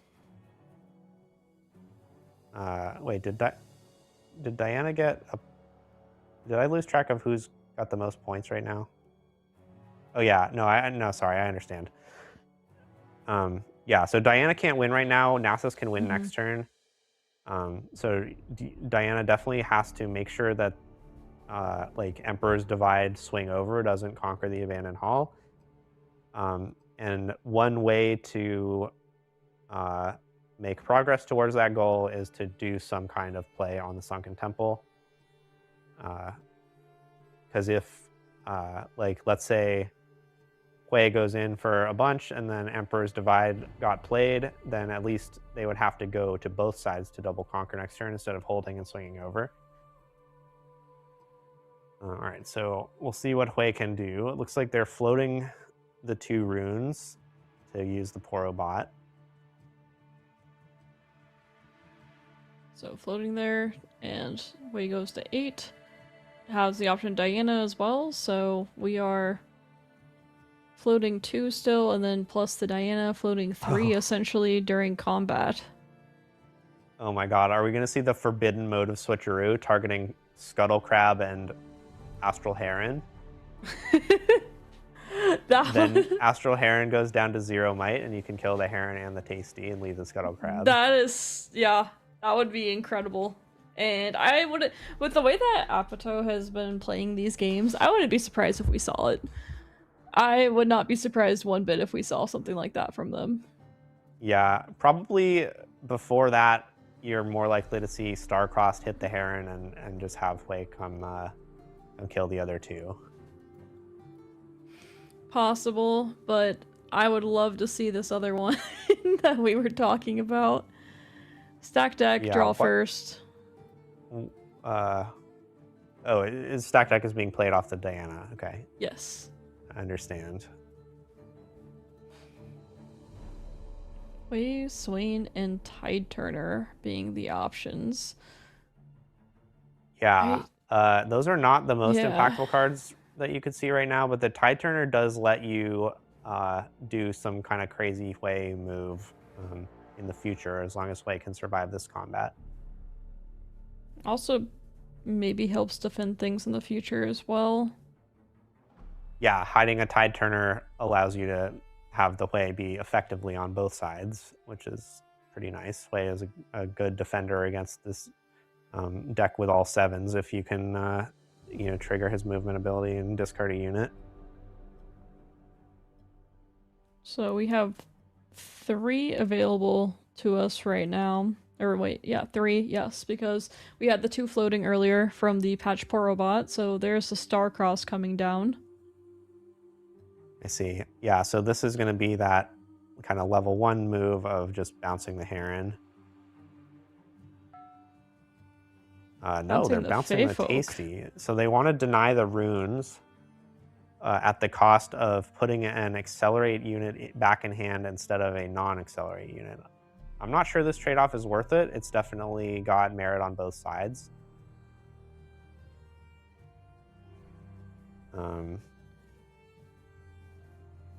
Emperor's Divide does come down. All right. For some reason, Emperor's Divide is not targeting Scuttle Crab. They want to see the hand. Yeah, but you can always crash in the Scuttle Crab later to see the hand if that's what you want. So I think you really should put the Scuttle Crab back in your base. That threatens to conquer an empty battlefield next turn, which could be a big deal. Yeah. I think that's a really good call.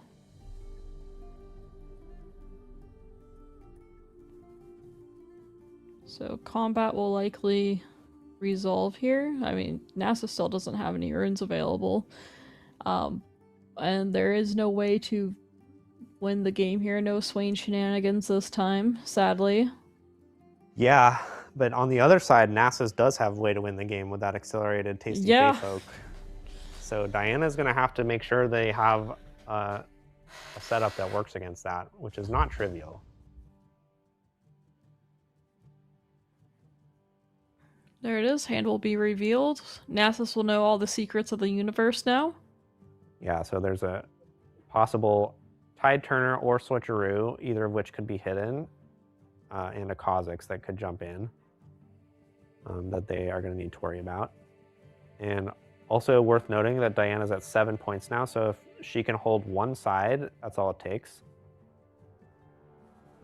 So for perhaps what we would see is like Ravenbloom gets played to Sunken Temple, hide the switcheroo, and then Were we supposed to hold draw up a the card here Kha'Zix. from Sunken Temple? I don't think so, because it looks like you can use all your runes right now. You have all even costs in hand and only 6 runes. And this Yeah, is due to the switcheroo kind of the last Kha'Zix. turn, so yeah, you just want to kind of max out your power here. I think holding Sunken Temple is kind of your last stand here. It would be a lot easier if the Astral Heron was in hand instead of the Tasty Feyfolk, but Yes. I think there are definitely hands Nasus could have where that would not be true, so it's not like a mistake or anything, just a judgment call that doesn't line up that well. Excuse me. So are you expecting to see the switcheroo likely hidden here? Yeah, that's the one I would hide for sure. That's going to be like a 10 might swing or something if you use it on the Ravenbloom and the Astral Heron. Revealed. The hand has been revealed the whole time. You don't want to reveal that card because you have the Tide Turner in hand, so yeah. Could shuffle it around. Known, or it shouldn't be known to the Nasus player which one got hidden, but I do think it's somewhat trivial to guess which one it is, so it's not a big deal. All right, so accelerate Tasty, untap 2, go into Sunken Temple. Then you're looking at switcheroo targets the Ravenbloom student and the Heron. Ravenbloom goes up to 8, Heron goes down to 2. That's not even close. Yeah. So that play is not going to work. What else can Nasus do? Draw a card off Find Your Center is one possibility. Yes. Draw a card off Discipline is another possibility. Oh, they're going for the Tasty though. So what if you just send in Tasty alone? Then Switcheroo puts up Ravenbloom to 7 and Tasty down to 2. That's still not gonna really accomplish much for you. No, it doesn't. I'm trying to figure out if there's a line here that wins for Nasus. It sort of works, right? I mean, it doesn't work against Kha'Zix, but if you go Tasty in Switcheroo, then you could just have Tasty kill the Hui, and then Heron could kill the Ravenbloom. But yeah, again, it doesn't work because Kha'Zix will get played. Yes, and Lowan knows about the Kha'Zix as well too. Yeah, so let's say you peel a charm off of the Tasty draw. Then, so probably what would happen is Kha'Zix will get played during this combat, and Switcheroo will get played. And then, Tasty can't kill Hui because Switcheroo brings Tasty down to a 2. Yeah. So that doesn't work either. I'm not really seeing it. Well, we're about to see something. Okay, this is the move. Tasty check. We've already played our first card too, so no cool Heron stuff either.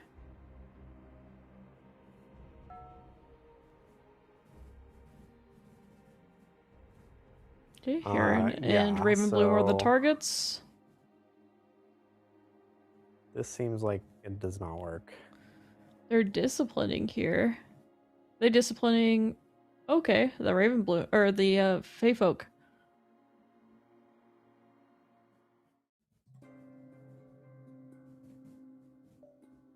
Are they trying to use the Heron ability again? again? Yeah, I think they are again. It doesn't work, buddy. Fortunately not, because it was not the first card played. And then what are they going to do after? Find your... Or, I guess, depending on what they draw. Yeah, I feel like there's okay, what if you draw retreat? You retreat to counter the switcheroo. Ravenbloom still gets +1, so it would be 8-8, and then Kha'Zix would jump in. Kha'Zix would win it for Diana. But that is about as close as as any line has gotten so far. Yeah. This Kha'Zix is causing a lot of issues. Yeah. This is a good GG. setup for Diana. Pretty good hold. All right, GG. And congratulations to AIpotu for that win with Diana. Really excellently navigated that first game, though. I can't really say enough about it, of how cool that Swain win was. And on Altar of Blood, I still can't really get over that. This game, still exciting, but the first game, though, if you didn't see the first game, you need to make sure to go check it out. It is one of the best played games I have seen in Riftbound. That was, one of the best games I've ever seen, too. That's just totally amazing. Great set and a great deck by the Diana player, and it looks like we got Diana and Lux in the finals, so that should be pretty exciting. I wonder if the Swain extra point scoring ability will come up in that set. Yeah, that seems like it's going to be a really hard matchup for Diana. We've seen the Lux deck. It's quick. It was getting things done very quickly, pretty efficiently, and even decks that were pretty quickly. It just took care of Annie, and then it took care of Lillia as well. Decks that score pretty early and often. So it's going on a tear for sure. Yeah, good stuff. Okay.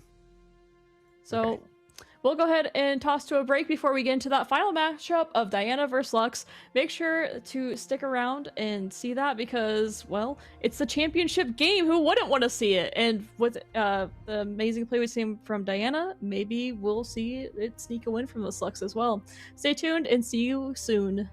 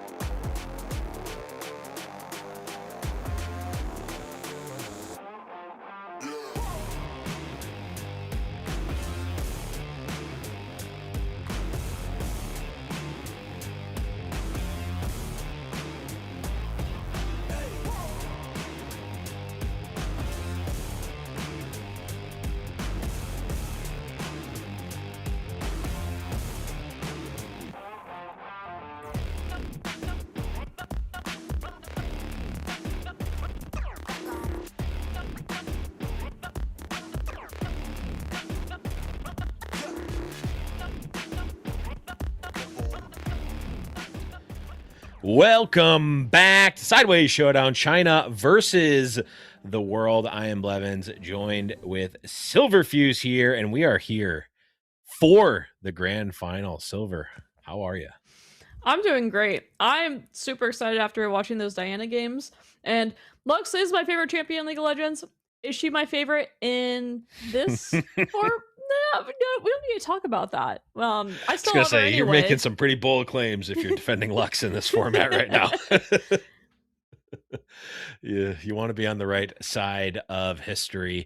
And the way you can be on the right side of history here is by going to shop.turnemsideways.gg. That's a segue we are making right now, because all of our merch is A, really awesome, and B, is directly a way to support the channel and everyone who works on all of the awesome content that we do on the channel. And we do have our dice back in stock in limited supply. They basically sell out almost instantly. Well, if you're listening live right now, check out shop.turnemsideways.gg because we just got some more in stock. And we have a special announcement in... Oh, is there a little Oh, there it is! In partnership with RIftatlas, we are going to be producing Convergence to $5,000 total prize pool, 256 players for August 15th. And guess what?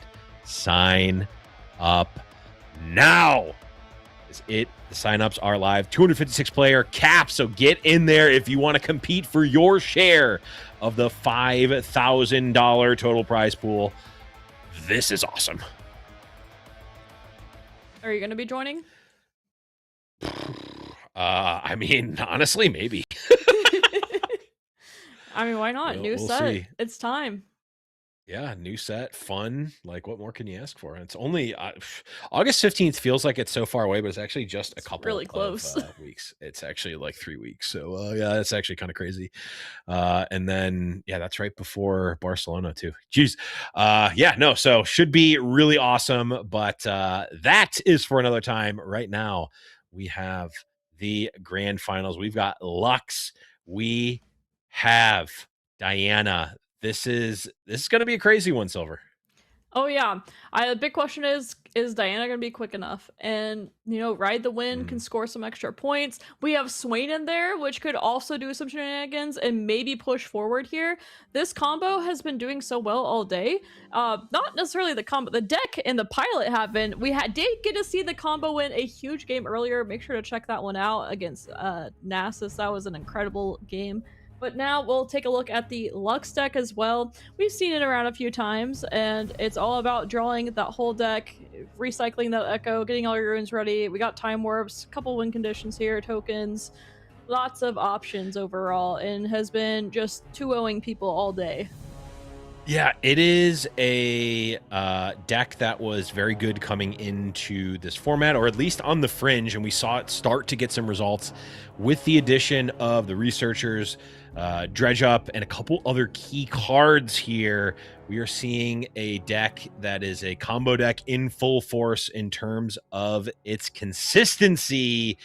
In one of the previous rounds, we saw it win on, I believe, turn 5 with 30 cards left in deck. So that was something that we have not quite seen at that level of consistency yet, but we are here. A little bit of interaction on the side of Diana, potentially at least, as we jump on into game number 1. IrePotu on the bottom, on the top with Diana. And of course, our Lux on the bottom here in our grand finals. Something you said is not like something we had seen before. And that's a thing that we also want to note is a lot of Chinese players have said this is something they hadn't seen before, that they thought that Lux was a very fake deck and it wasn't something they had really prepared for. And of course, we are seeing exactly why it has been such a monster in some of the NA region and even European region tournaments, and with it getting a little bit more consistent with some of these cards, I feel like we're going to continue to see it. Yeah, it is. It is a deck that, if not targeted at, can be very, very potent, as it kind of attacks an axis of Riftbound that we've not really dealt with. I mean, even the Miracle Dravens, it was playing Riftbound, but way faster and in a crazier, like it was putting way too much might into play really quickly and consistently. This is like a whole other thing. It like doesn't even care what your opponent does for the most part. Like most of the cards in Riftbound, even the ones that are built for interaction, just don't do anything against Lux, which is kind of crazy. Yeah, there's only so many cards that can do much against her. At least this Moonfall could come in handy. We have double Swain, which is a little bit slow. Of course, we do have the option for Diana to be played here in the future. We're going to score an early point here, which is really important. Mhm. And really, we'll have to see if Diana can do this or not. I'm already a bit scared. We have Echo in hand. We have some draw in hand. Big question is if we'll end up finding like Sacrifice and Progress Days. There's a Time Warp, which is I'm not as concerned about right now. Yeah, not super concerning right this second. However, it is a key piece. It's a key card that you need, or at least want, when you need to go off, right? Like, it is a Yes. card that allows you to buy, literally just buys you an extra turn. It gives you an extra look. There's no way, at least in the main deck, unless there is the one of Abandon, I can't remember the main deck for Diana, but there's really not a way to interact with that card. There's no hard bargains. So, if you are back against the wall and Lux has to go for it, it is a card that allows you to potentially do it, right? So it's nice to get it. You don't necessarily want it now, but you'd rather draw into it, but it's nice to have as a backup. Yeah, I think if I remember correctly, the Abandons were from the sideboard earlier. If not, it's like a one of main board, but I think it's two Abandoned on sideboard, which could make that's one of the other ways to interact with this Lux deck.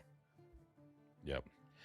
And you may be wondering, why is the Gust not getting played right now? Again, as we mentioned before, Chinese players have a lot of lag right now, obviously due to region. So plays that are relatively straightforward, or you may think obvious, are not being slow rolled or intensely thought about necessarily. Although this one may have been, they may have been considering the Ride the Wind, but in a lot of cases, if you're wondering why in the world are we thinking so long on this, it could be lags. Just wanted to point that out as a possibility there. And this Dredge Up, just a great addition for this deck overall, being able to draw even more cards, which is exactly what Lux wants to do. Yeah, it was running some number of the card from Unleash called Downstage Dramatics, which is also a 2-mana draw 1 or potentially a 4-mana draw 2, but you had to cash in the 4-mana draw 2 all at once, right? You could not choose to break it into multiple turns. So for the case of basically every deck except for specifically Jin, a Dredge Up is a strict upgrade. And, many times Lux may just have that extra 2 energy laying around and is able to cash that into an additional draw. Also works really, really well with Applied Researchers, who discounts both sides, both the regular cost and the flow cost of Dredge Up. So you're all of a sudden paying 2 energy to draw 2 cards, which, as we know from the other cards in this deck, is really good. And we will go to 3 there, trying to do this nice and quickly. Playing the Swain out, this is what we were wanting to see. We did take a look at the top of our deck earlier with the Diana, and we saw that patched Poro bot. I'm not sure if we put it to the bottom or if we revealed it or not, but if we're playing Swain and we're wanting to get that win condition, we know that we have to go quickly. The patched Poro bot is a key piece of that Swain combo. Yeah, and I mean, it will increase the clock by 1 here, right? We'll hold to 4, or if not, we'll conquer to 4, and then Swain could get us up to 6, which means we're threatening to win next turn. That means that the Lux needs to go for it. We'll have to go for it next turn. Now, as we talked about before, we've seen the Lux go off with 30 cards left in deck, so it's certainly not impossible. Not sure, maybe a little glitch there, but misclick, sorry. There you go. Yeah, I've done that many times where I mean to hit pass priority and I hit end turn and I'm like, whoops, that's not what I wanted to do. So as we saw there, because we have caster vision, the patch Porobot was kept, which makes a lot of sense. Again, the Swain is going to increase the turns clock by 1 there. So we're going to be able to basically going to remove 1 extra turn for Lux, which is huge.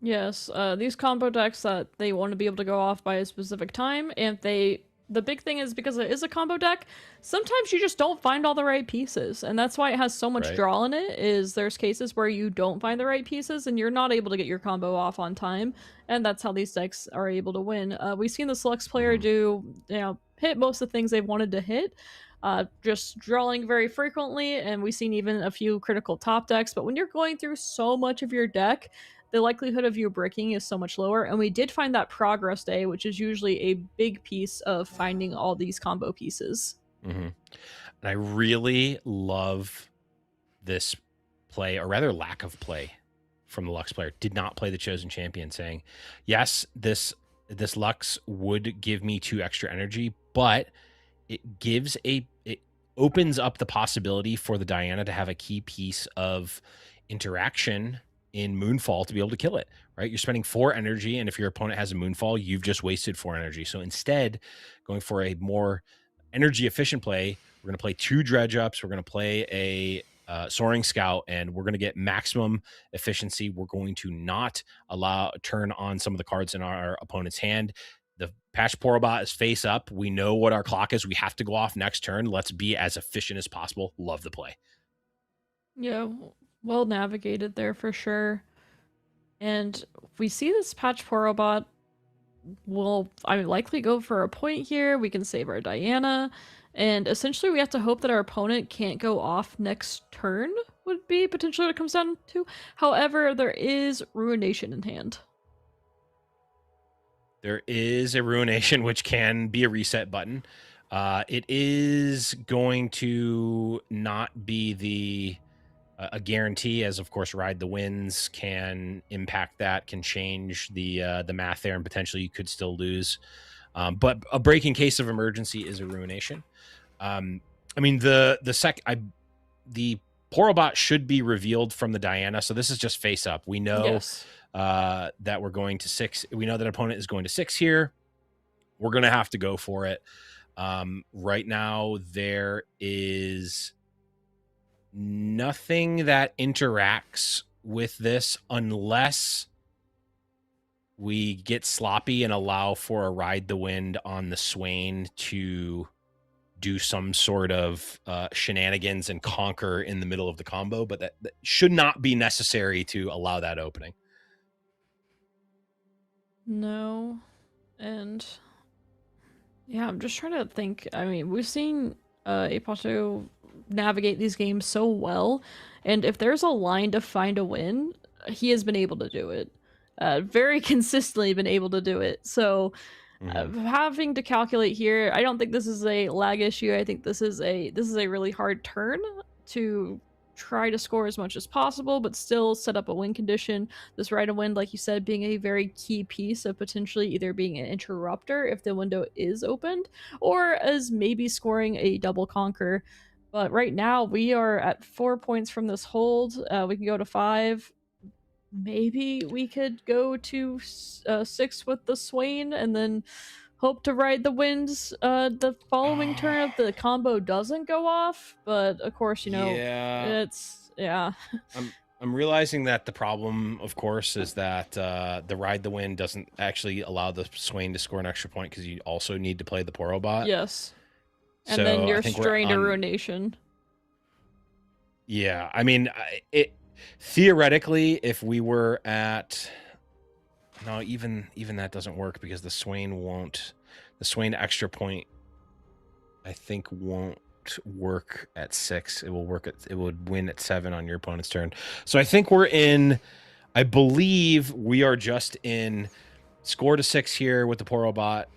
Hope that opponent does not have anything to do. And actually, in fact, we need to either play the Moonfall or the Ride the Wind here to even turn on the Swain. Yep. If we're going to go for that play. Which doesn't feel great here.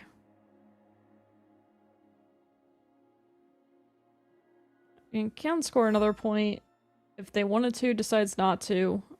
Staying at 4 here. Okay, maybe just I mean, we saying... win the next turn if we're not ruinated here. Because we can just play the Porobot and then Ride the Wind. We get a conquer twice from 4 to 8 because we get the extra point each time, right? Yes, I do like this play. This is a play to your outs. Your out being that your opponent thinks that they have an extra turn. Yes.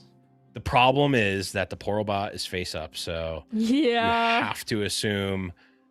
You cannot assume that you're able to go off for free here.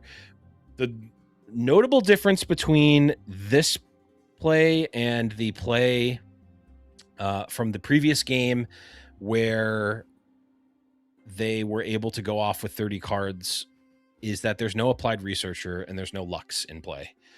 So it is entirely possible that they're not able to go off here. We're going for a Ruination. Okay. So another turn potentially bought for ApeTu here. And we have a Swain. We have Ride the Wind. Another we're going Ride to have the Wind 10. Does it. Oh, the problem is we're not going to have enough 2? Energy, I don't so think. 8? 10? Because we have enough to play Porobot, Swain, and Ride the Wind, but that will just score 2 points. Off by 1 if we were to have another Ride the Wind. Yeah, we would need another 1. Yeah. 6. Making sure I'm doing my math right there. 10. Would need 11. Yeah, just a little bit off, even with the Diana. So close. It's actually really potentially close. Sneaking one there. I mean, you could potentially... The problem is that now I think it's... There's no delusion that there's an extra turn here, I think, for the Lux player here. They're going to go for... They're almost certainly going to go for it here. And given the progress day, multiple time warps... We do have an Echo. I mean, we might be a little bit off. Honestly, we're missing. We have some of the pieces. But like you said, it like a sacrifice? We need. If we had a sacrifice, if we had, we do have 2 seals, which does make the time warps a lot more alluring, as well as the progress day. I mean, we were probably like double seal time warp, but we're not really progressing. We're just developing the seals there. We may be just a couple of cards, maybe even a single card off here for the Lux, but I don't think that they're going to feel safe in an additional turn given to their opponent. So still looking at this Porobot here, deciding if we want to put it to the bottom or not. To me, I feel like it's likely going to the bottom most of the times because we already have a Porobot. Like, yes, our opponent knows about it, but the likelihood of us playing 2 Porobots and winning the game seems pretty low. Yeah, to me that felt like lag. Could definitely be. I can't think of another reason. I can't think of a reason why you would need a second Porobot. Yeah, we're going to start with a Stupefy. There's an Applied Researchers. Do we have the ability to play it and empower it as well as Time Warp? I don't think so. We may have to Time Warp now. Empower next turn. We're still there might not be off. a next turn, though. Well, we're going to take a next turn. Yeah, we'll take a next turn. We'll take our next turn here. No abandon. No abandon. Sorry, no abandon. We know there's no. We know that there is no hard bargain. But now we're in a slightly better position as we have developed two blue seals. And it is going to allow us to go in. 21 cards left in deck. Only 9 runes, though. No sacrifice. No way currently to kill the Echo at all. You have 2 more time warps to potentially buy, another draw, but we're going down. Right now we're breaking even on runes. And in fact, we don't even have the energy to cast another time warp. Yeah, we're only at 9. This might just be the window that Diana needs, though. This would be pretty incredible if this is how it ended up going. Progress day. Is there anything I can draw into that helps here, that does enough? Progress day. Yeah, I think the problem is that we progress day for full price, and yeah, sure, we draw cards, but what are we able to do that's going to give us any additional resources? That is what looks like 5 bricks. I guess Promising Future was potentially a way to do it, but now, yeah, it passes the turn and has to hope. It's happening! The Swain Porobot technology is happening, and it is going to be relevant. We're going to see the Porobot come out. That is a gear and a unit. We're going to see the Ride the Wind come out, and just like every other deck, it's Lucian with extra steps here, scoring 4 points from 4 to win this game number 1 against Lux. Almost a steal. Oh, and we are being very careful here as well.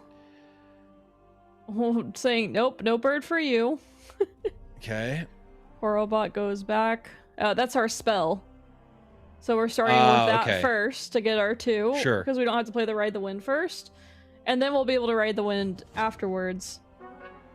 Go up to 6. Yep. Yeah.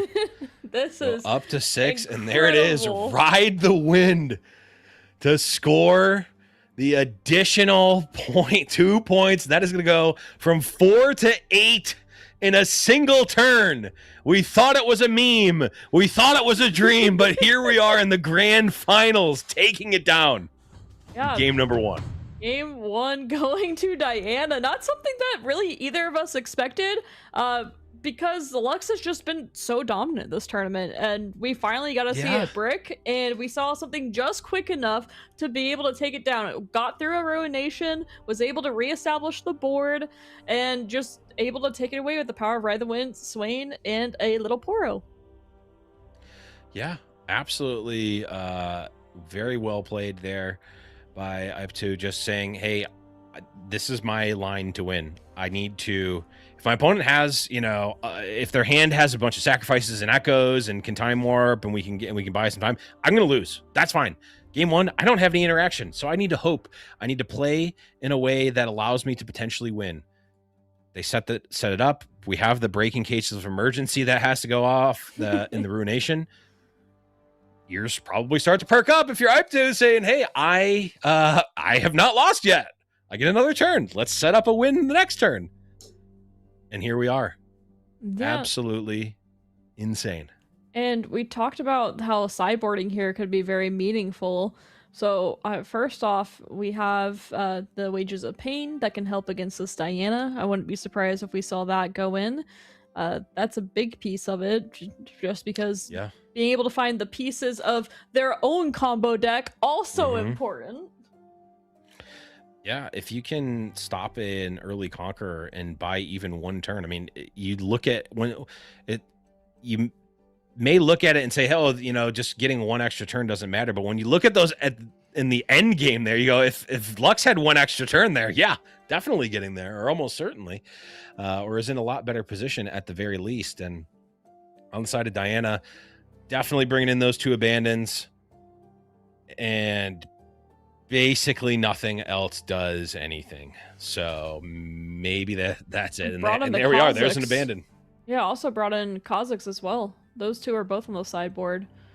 Has the Yeah. river return from the main board. I mean, a big thing with that, if you get ruinated, you bring back your Swain, because last game it was so critical to have that second Swain. So in this case, yeah, like we're playing combo Diana. We gotta see the combo that we've been waiting for all day. The best version of it too, from 4 to 8. But yeah, oh, we got double sacrifice and echo in hand. Oh no.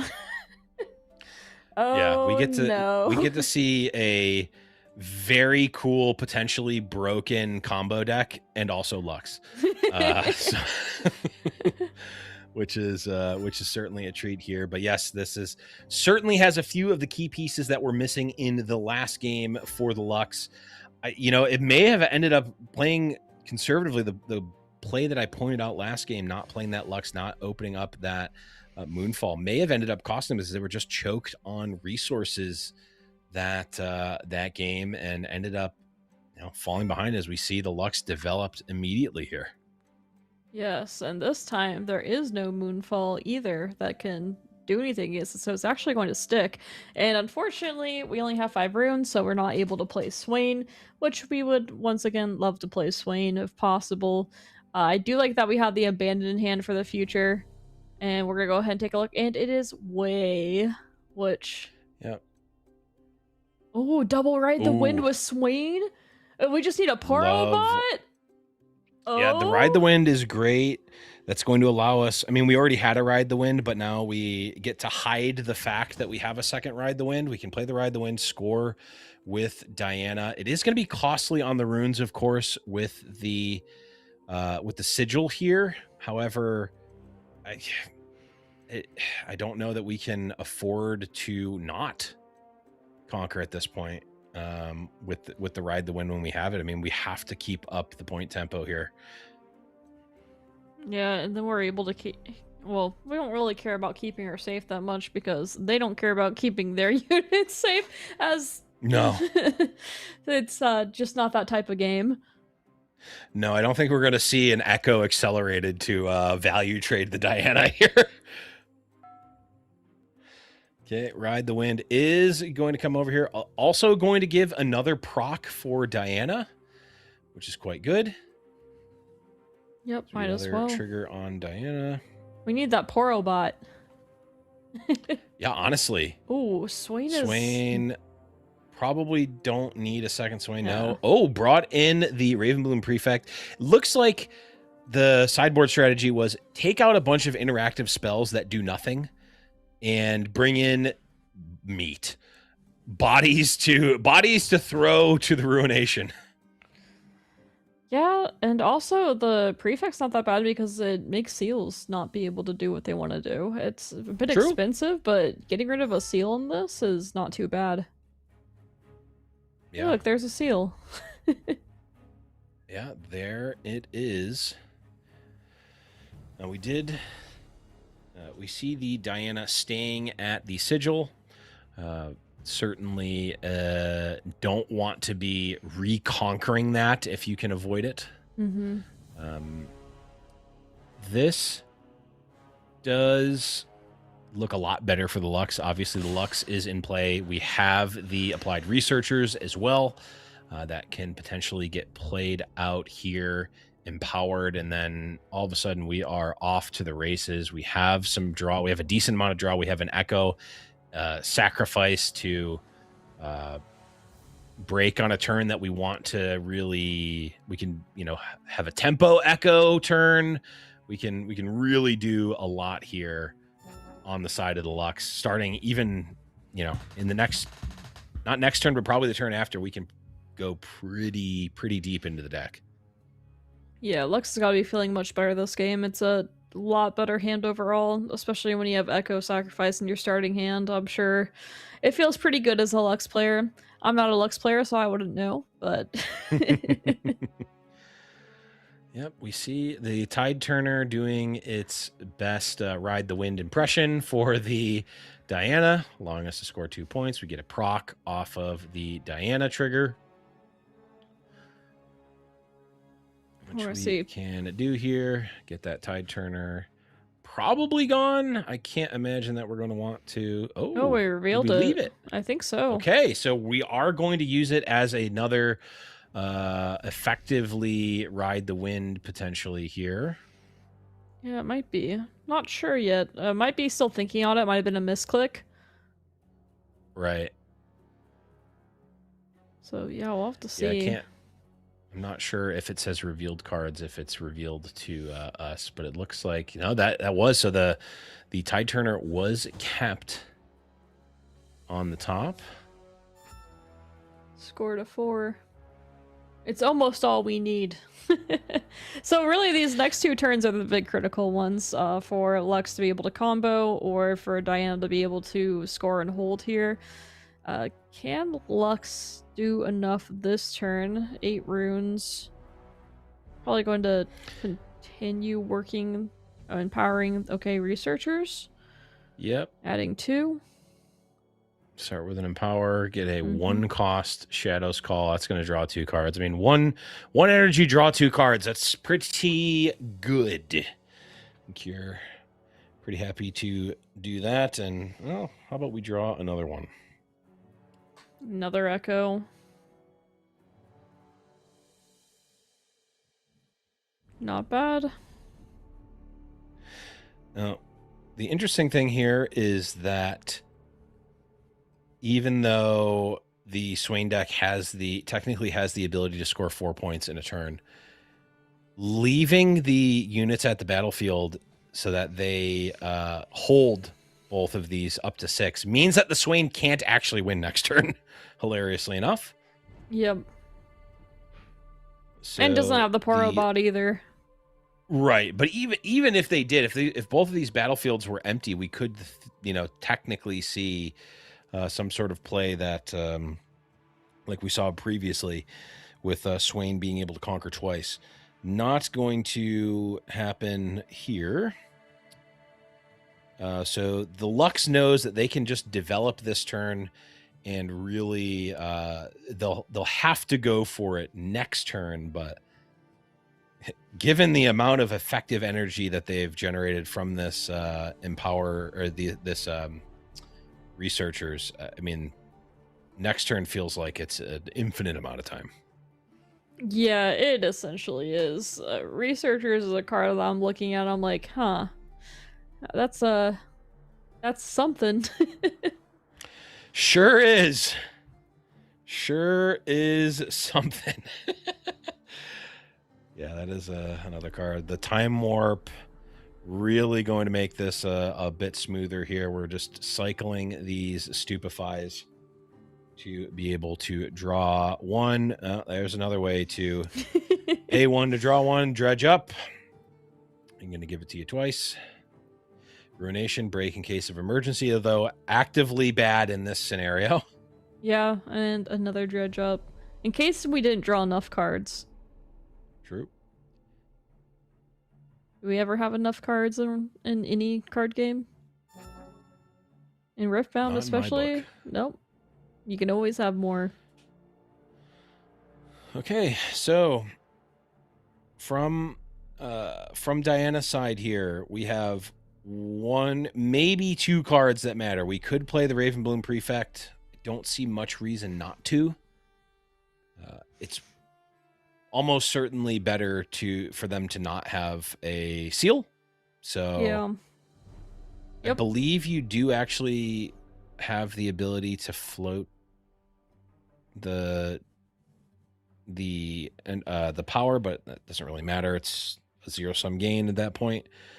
And then we have Abandon. So maybe if the Lux player needs to cast a Time Warp to go off, we could stop it. Abandon is a legitimate piece of interaction here. Yeah. And we are at 6 points as Diana too. So if we are able to abandon one of these critical pieces of the Lux combo, we might actually be able to make our way. The Prefect, is it going to be going off? Yes, they will be going off, so no seal there. Yep, seal will be gone. I don't know if they realize that's what it does. Yeah. Yep, you can still use the seal in reaction. That's fine.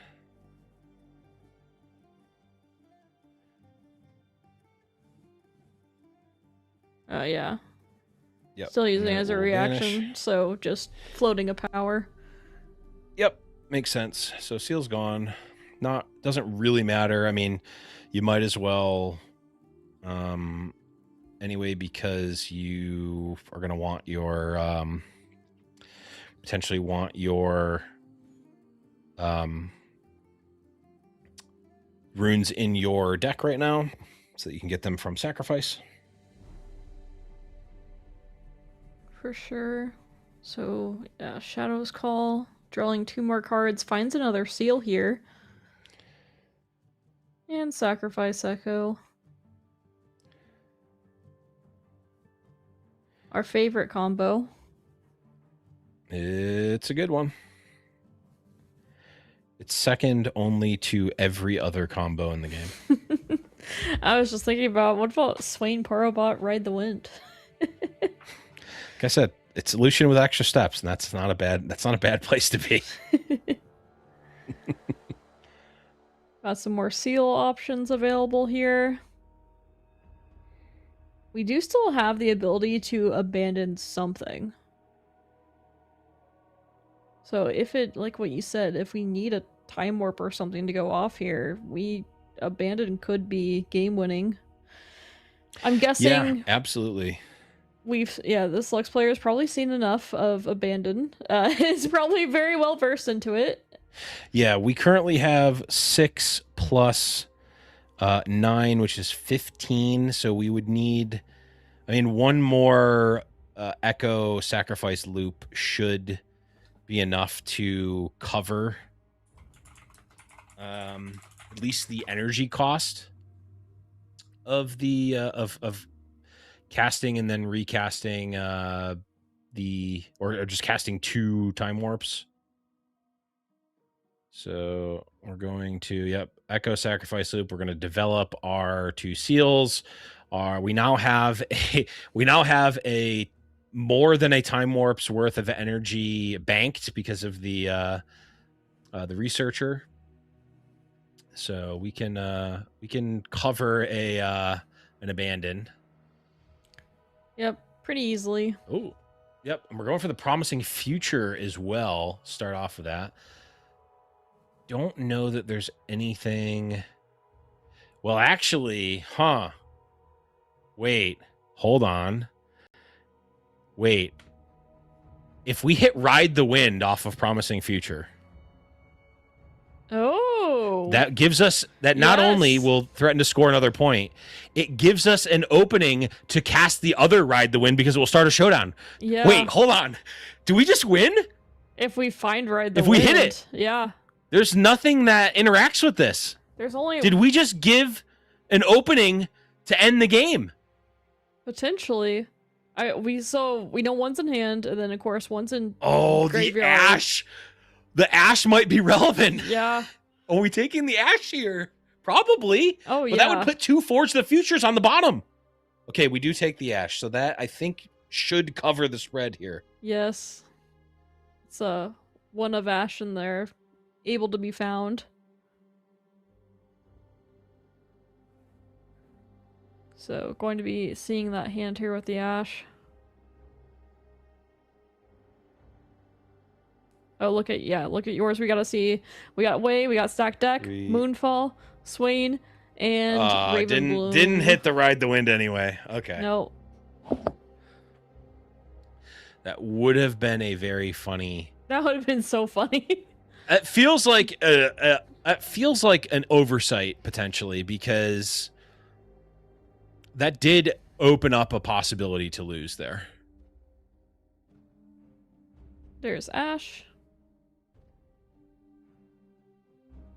Okay, Ash is going to come through here. Probably just going to take the abandon at this point because we're no longer worried about... I don't think that we're worried about losing anymore.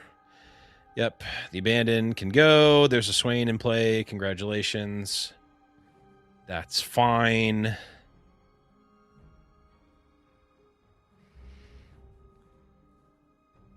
So if the I'm trying to think if there is another way for Lux to potentially lose this game.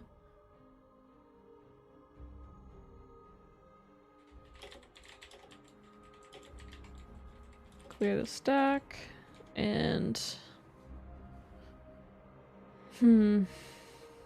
how else?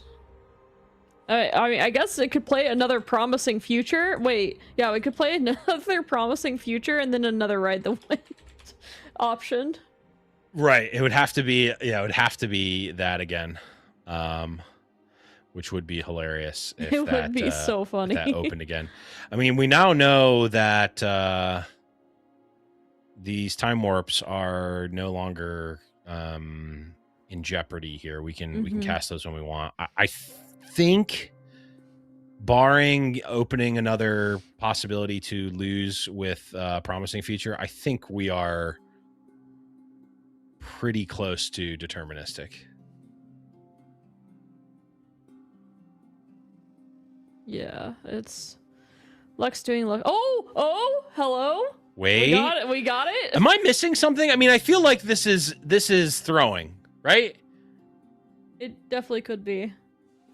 We cast the Ride the Wind, we move something in, it opens up a showdown, we cast another Ride the Wind on another unit, move it over, it starts another showdown, you conquer 2, you win the game. Yeah, I don't think you're missing anything there. And and there's nothing that interacts with this in the hand of the Lux player. Are they just not? Is it? If we hit... No. Missed. That would be still so insane. Is there... there's one Ride the Wind in the trash. Maybe have both of them been played? Or have all of them been played, maybe? No, there's one more.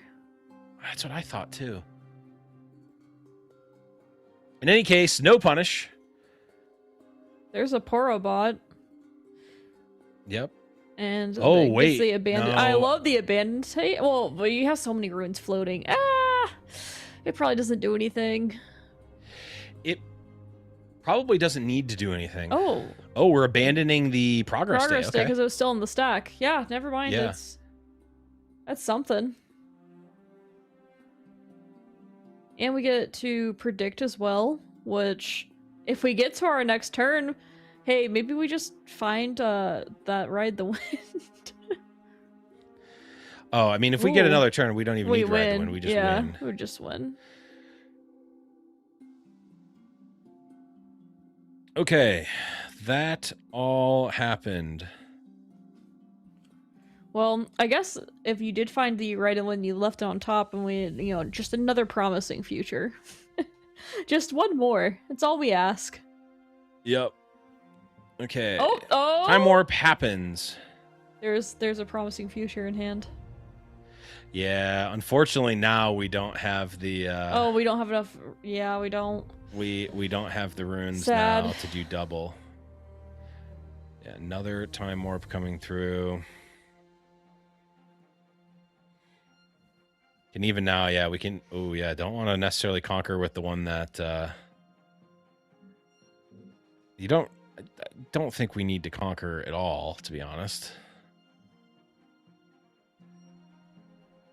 Don't have to. I think just figuring out the best way to do this. How do we start? I mean, we do need to get to the sacrifices, right?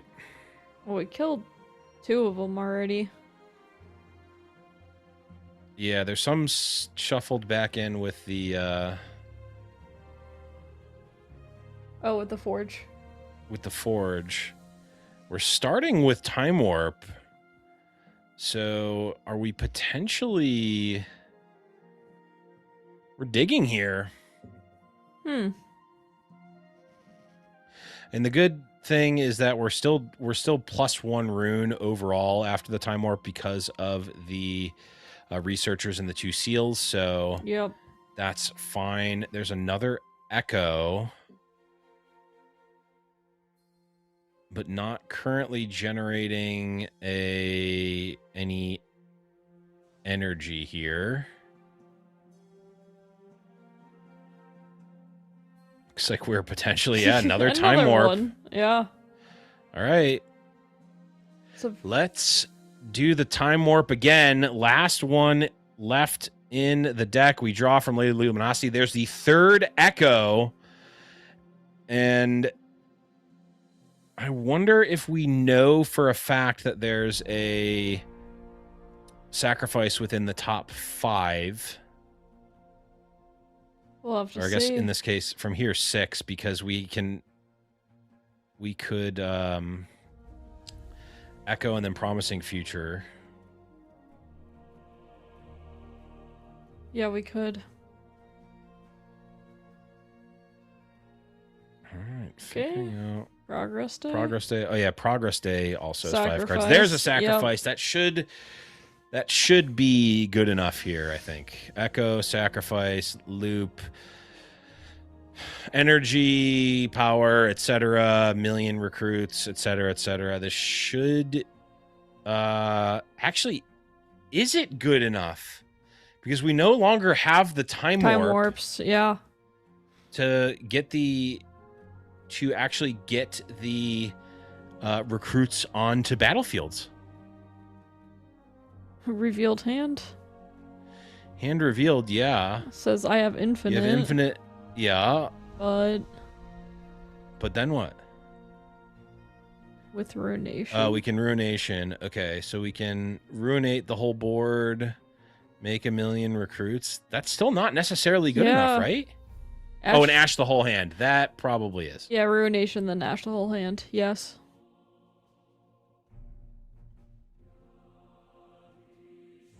That is there- is probably good. Flux is asking if they. Do you or need if to he needs demonstrate or play- can we yeah, go next? Yeah. Fair question. Always polite to ask. It's I a want lot to- of actions to go through. It is a lot of actions. I mean, really, it's just a like, hey, No, sometimes it's just, the mental damage. Make them drain their mental a bit, figure out what you're in a sideboard. well, I think the issue is that for ApeTu, it's 5 or 6 o'clock in the morning or something. So they Mhm. may be I'm sure. maybe the mental damage is a bit one-sided against them in this case.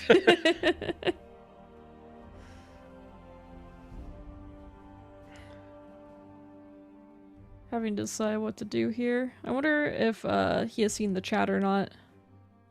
Might not have. Oh, ApeTu is typing. Okay. Go next. Okay.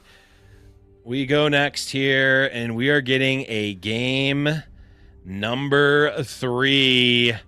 Lux versus Diana. And, I mean, it felt like Lux was in control for the entirety of that match. However, as we pointed out, There were windows. I think there were windows where the Promising Future could have lost the game, and certainly did not realize that line, because they did a second one where, once again, That's a lot of cards Ride to the look Wind at. yeah, That's the a lot Ride of the Wind was gambling. yeah, there was the Ride the Wind would have been lethal again. So theoretically, that could come up again. Is Promising Future potentially going to be the card that Promising Future is going to win the game, but not for me. Wait, But no, wait, not that's for good. me. Yeah, I'm excited for the third game to see what happens there. We saw the Swain combo. We've seen what the Lux combo would look like. Who will combo next is the big question. Yeah, I mean, the thing about Diana is that she's playing mostly face up. Even if you don't see the Swain and Ride the Wind, it's very easy to figure out what's the best possible thing that my opponent can have. Okay, it's Swain plus Ride the Wind plus Porobot. Okay, do I lose to that next turn? If yes, can I possibly play around it? Do I win if I go for it now? Yes or no? You can figure those out, even if you don't literally see the cards. You're playing face up. Yes, especially after seeing the Similarly, combo of Lux the first is- game. Yeah. Similarly, you are playing face up against Lux as well, but I don't know. For whatever reason, it feels a bit more oppressive. That's because it is. We did see Lux does have the wages in now. Didn't have, I don't think had that previous game. It's in their sideboard. Decided to add it now, probably because AIpotu is going first and going to be a little bit more aggressive, and that was when he was successful in the first game, was being able to be a bit aggressive, scoring some points, and really the last game it was getting down to the wire as well. Like it was one turn off as it usually is with Lux. Mm-hmm. And we get the Aspirant's Climb at Home, aka abandoned, or sorry, Forgotten Monument, which is again potentially going to slow down what Diana is able to do. I mean, again, one turn can absolutely mean the difference in this matchup. Any additional time is going to be very, very much needed and wanted for Diana. Or for Lux. Yeah, has found the abandoned and the Ride the Wind this time too.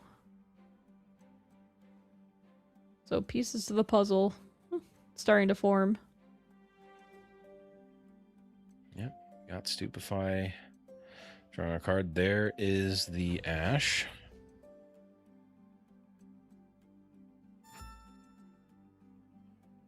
Diana comes out, and we have sacrifices this time, but no Echo. So finding that Echo is going to be a strong piece of this. We do have Wages of Pain here. We could also potentially develop Lux, but we know that can be spooky into Diana due to Moonfall. It worked out pretty well last game, but there was no Moonfall. And for all we know, there might not be many Moonfalls left in the deck since interaction isn't really that good. We might have taken those out and put in, that Prefect, for instance. Yeah, it is definitely possible that the Moonfalls are out. We didn't see any last game. However, we also saw the Lux generate, effectively like, I don't know, 12 or 14 mana energy, something like that over the course of yes multiple additional turns taken from the time warp.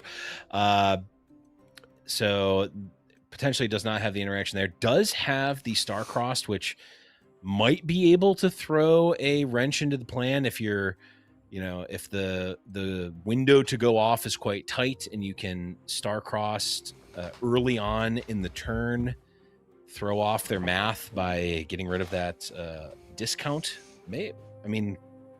Legitimately could be a way to interact with the Lux combo that I actually had not thought of, or wasn't really relevant before the researchers. There she is. She's back again. Ooh, we have Swain. Every time I see Swain, I get a little excited. You gotta give it up for Swain every time you see him. He's worthy of applause. He's just the best. Okay, when Diana moves in, we take a look. Don't think we need another Ravenbloom Prefect. We reveal a Gust, which it can possibly stop a Soaring Scout. Not completely irrelevant. yeah, I might as well take it. It's you don't have a better choice than to take it, so kind of have to. I'm trying to think if we just develop Swain here and say this is likely our win condition with Ride the Wind. We can't do it next turn because 1, we don't have Porobot, 2, we can't double conquer for a win, unfortunately. But we can move Ravenbloom off, or go for a hold here instead, and then move them both off, and then go for a Swain Ride the Wind and hope they don't have combo by then. Yeah, this is an interesting spot. You want to score 1 point off schedule here, right? Whether that's Swain combo or Ride the Wind on your opponent's turn. We don't have the Porobot, and Lux is unlikely to create a window where you can actually score the Ride the Wind point. So not looking like they are going to try to do that now. Yep. And you do potentially want to leave the Ravenbloom student. Probably not super relevant now, but it is worth defending the Veiled Temple because it could legitimately generate an extra power that may be needed if you conquer it in the middle of your combo if you have a seal. So, don't necessarily want to give that up. Yeah, Veiled Temple for Diana here into Lux is a little bit scary, but Lux has so many ways to, re-ready her own stuff from, all the Time Warp and just Lux doing Lux shenanigans, so maybe it isn't that bad, but this Veiled Temple pretty much relies off being Porobot, and we don't have our Porobot. No Porobot to be seen. Going for a Wages of Pain right off the bat on the Diana. Again, hilariously could now Ride the Wind. Well, doesn't have an opening to do it now, but if it were a showdown started at some point, could Ride the Wind over to the Forgotten Monument to score that 4th point, which would be very relevant. I could maybe Gust her here. There's a possibility of that. Yeah. Could Gust the Diana if you wanted to save her, obviously. It looks like, yeah, Ipotu is going to go for it. And we'll still create that gold gear as it's a separate action, so still going to be useful for Lux. 3 mana, make your opponent discard a Gust and put a Diana in their hand, create a gold gear. It's not too bad. Yep. Yeah. Make opponent discard a card, return their unit to play or to their hand, and make a gold gear. Oh, using the Shadow's Call on the Lux. Now, this is certainly not a sign of power here. You'd certainly want the Lux to stay in play as long as possible. Yeah, that makes me not want to abandon that. Also, something to note that for the Prefect, you get to choose when you use the ability, so didn't have to use it on the gold gear here. Can save it to use it on the seal instead of Seal of Insight. Very true. Yeah, using the temporary on the Lux. Oh, I wonder, are we going to temporary trigger use retreat? Possibly? Oh, yeah. I don't know that we would necessarily need to do that. But it is an option. It does look like Lux is going to need just a little bit more here in order to actually close it out in the time frame that's going to be needed. We're going to likely go to 5 here.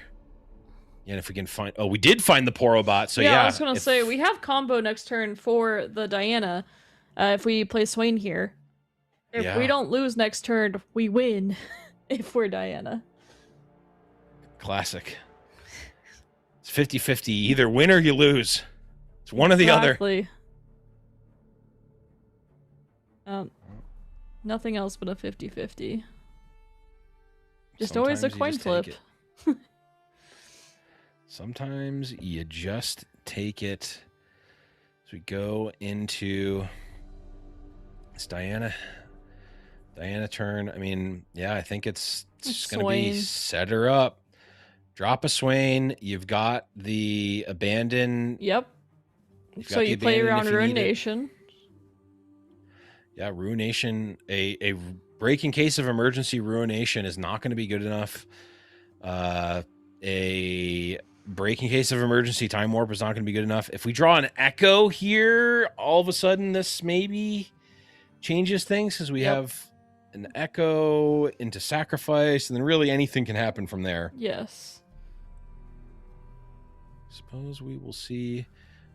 We're now, I mean, the retreat Lux play now feels like it's going to be quite slow. I guess maybe I think you can react to the temporary trigger and at least get the energy from Lux. I might be wrong about that.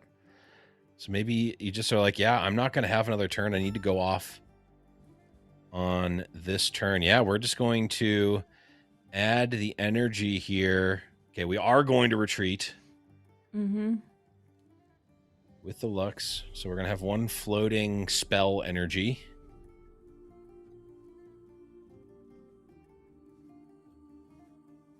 I like it.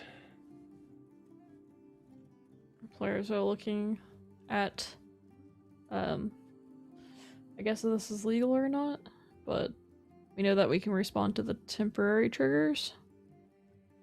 Yeah, I don't see a reason why you wouldn't be able to do this, but I'm also not a judge, so... Yep. Okay, Empty says, yep, that resolves. Get a rune. Exhausted. Also use the... Oh, that's funny. We could attack the... And kill the prefect, technically, though that does open us up to Ride the Wind, which would be not the best. Yeah, definitely not ideal. But it's fine at the prefect. Oh, you're saying, yeah. It's fine if the prefect dies here, though, because we have the swing combo next turn, assuming that we make it to next turn. We do, there's Promising Future, which... That's been fun. Yeah, Promising Future here. I think also... If you Promising Future like Time Warp or something, we're getting abandoned.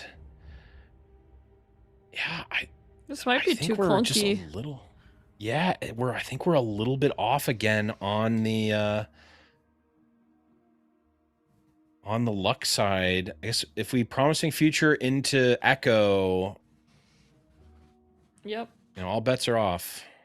So Empowered here. Yeah, we pretty much have to Promising Future into Echo. I think you're correct on that, and then hope to go off from there pretty much. Right. That starts all lines. Promising Future into Echo starts all lines, and I think we get to... Do we have the energy to recast the Promising Future, or are we just dead to abandon? Like... 1, 2, 3, then 1, 2, 3, 4. Yeah, we don't even have the energy to recast, so Promising Future off the table. If we want to play around Abandon, which is that our only choice? Do we have something else we can do? I mean, obviously playing Lux isn't quite do enough. Sacrifice doesn't do enough. Shadow's Call to draw, maybe.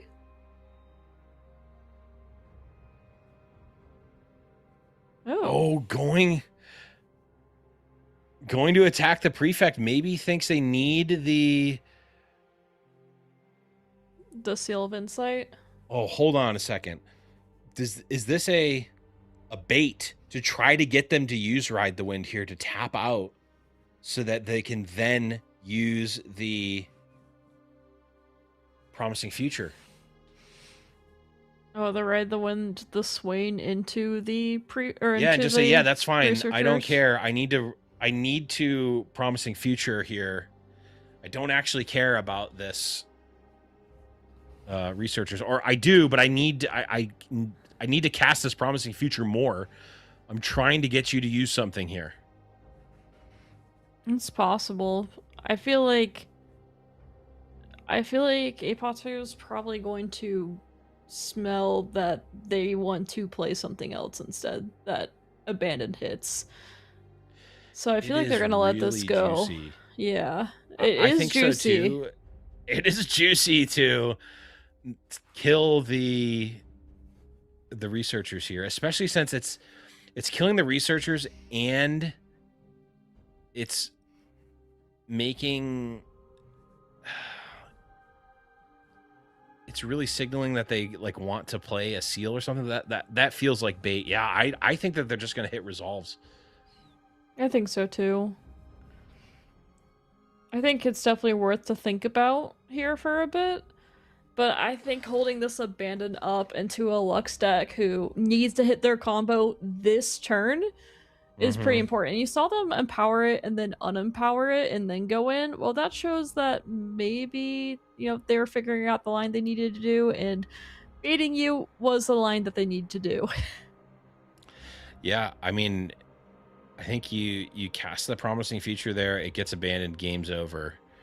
Or at least likely. I mean, it's not guaranteed over because they don't know about the Porobot, but I think you have to assume if you have a play that can try to go off this turn, you should do it.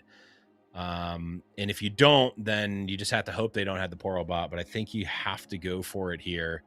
And RIftatlas says, yes, pass, focus, you conquer. Yeah, sure. Guy's dead. Yep. There it is.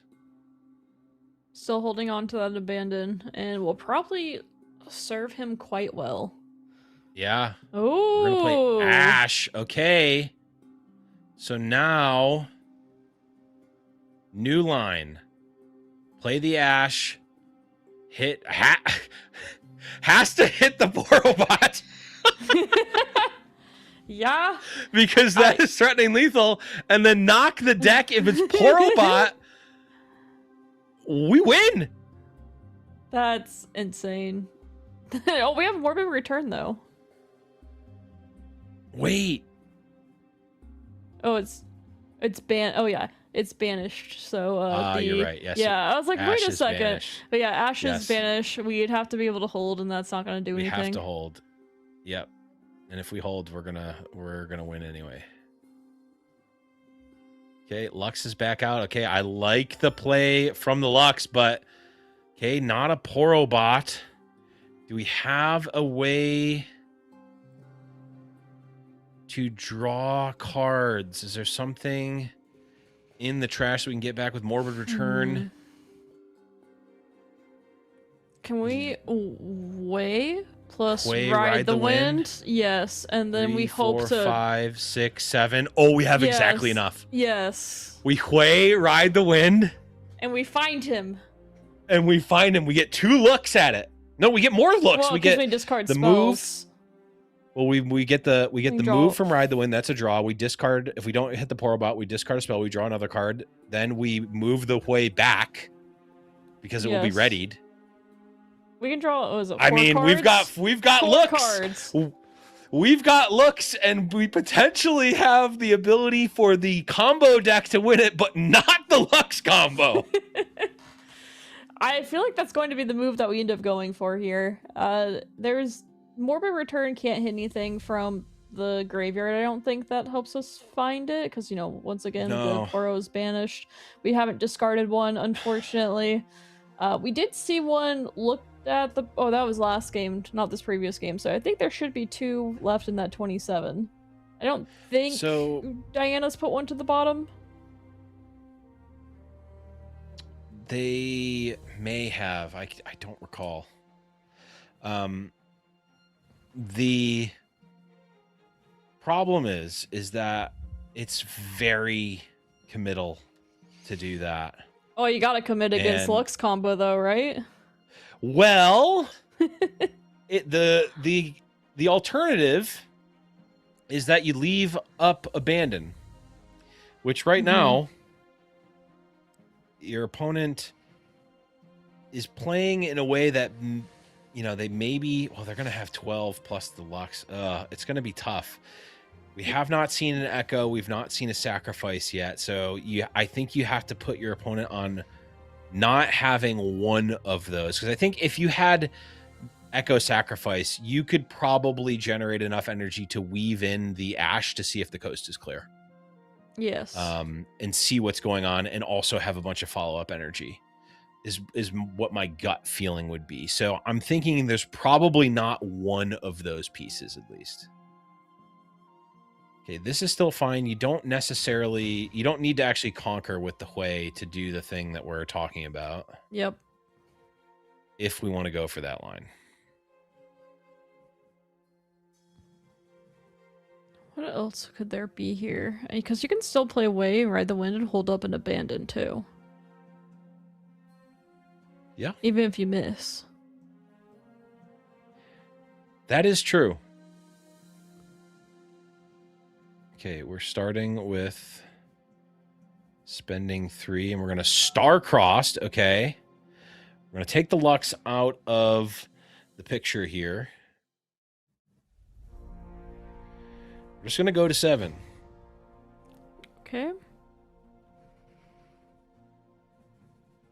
I'm interested to see what the next move is. Diana? Nope.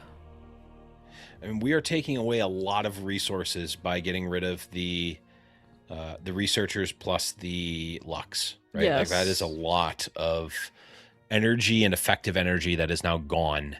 Opponent is going to have to try to combo off with whatever is in their hand plus 1 card at 26 cards left in deck through an abandon. Certainly does not feel like it's going to be the easiest thing in the world to do. It's going to start with an Echo at some point. Yeah, it has to start with an Echo. Or, well, I was going to say Promising Future maybe finds an Echo, but Abandoned is alive and well for now. Yeah, we at least would have... Now we will at least have the energy to replay it at the very least. So that's relevant. Researchers off the top. I don't know that we're going to have the ability to get that through. Yeah, I'm not sure here. I mean, not having the Echo is... You can Shadows Call your... do you really want to Shadows Call your Ash? Do you have to Shadows Call your Ash is the big question. Well, you don't actually care about the Ash being in play at the very least. All right, we're starting off with the Promising Future. There it is. I have to imagine this is getting abandoned. And then we recast. We hit Echo and get... we have to hit Echo and get... play the sacrifice for a shot to keep this game going. Stupefy on the top is not relevant here. To imagine that is getting done. All right, here we go again. Yep, Promising Future time. How promising will their futures be? Let's see. We need to see Echo. Time Warp is castable, I believe. I have to assume, but it is going to be massively costly. I don't know if we're going to be able to win through this. We miss on Echo, though. The Time Warp, yeah. I guess we can. Ruination? It might. That's definitely got to be the 2 considerations here, is if it's Ruination the other 2 or are Time just Warp. Leaving you dead on board.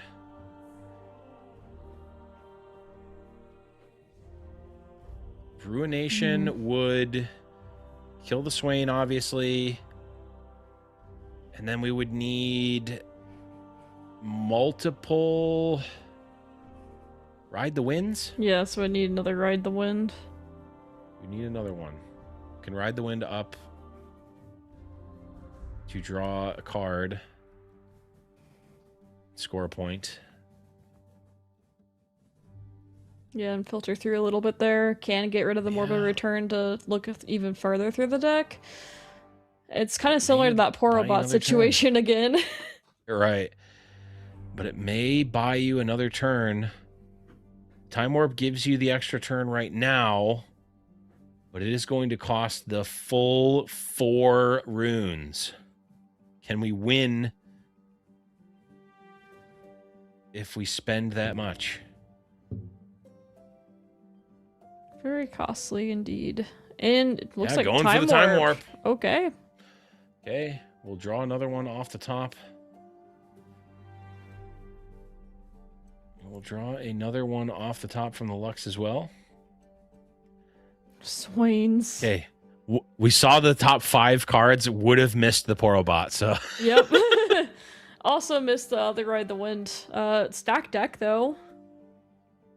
Stack deck could find another Ride the Wind. Granted, given that we didn't do the Ruination play, likely not going to matter, but we could find another Abandon.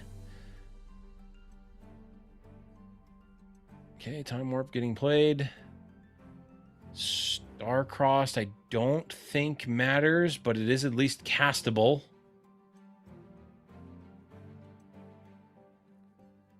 Yeah, Star-Crossed is, I guess, really the only option there. Tide Turner, probably not going to do enough either. Okay, there's Echo, though. All right, and all of a sudden, he's here. he's here, so the festivities may be able to begin.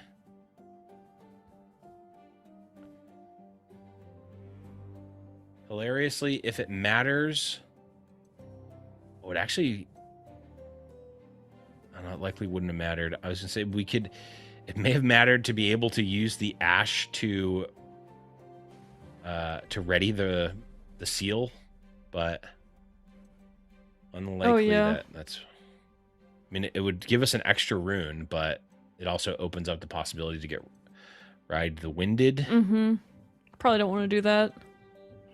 Also, I mean, it also doesn't really matter that much if you get if the Ride the Wind comes through and kills your ash. You don't care about your ash. You also don't care necessarily about your opponent getting that. I mean, they draw 1 extra card off it. But that's fine, I think. Yeah, speaking about not caring about your ash. Yeah, she's gone.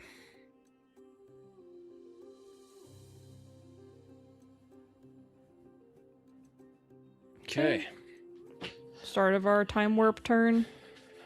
And here comes... Time Warp turn. Yep. Sacrifice Another number sacrifice. 3. So we'll have Echo. And we have Sacrifice. A new crazy it's gonna combo. Float us 2. Mm-hmm. It's going to float us 2 energy. Draw a couple cards, channel a rune. Can we hit another Echo? Yes, we'll have to see. That's going to be a big piece here. Okay, sacrifice Ooh. resolves. We do not hit another Echo. But we got chances. We do have chances at 8. Yeah, we can get 1 crack with the dredge up. Is it going to be an Echo to keep it rolling? It's a promising future. It could. That's essentially... there's a good chance of that being an Echo. 2 out of 18. Decent chance of it being an Echo. You technically get 9. 1 more rip as well.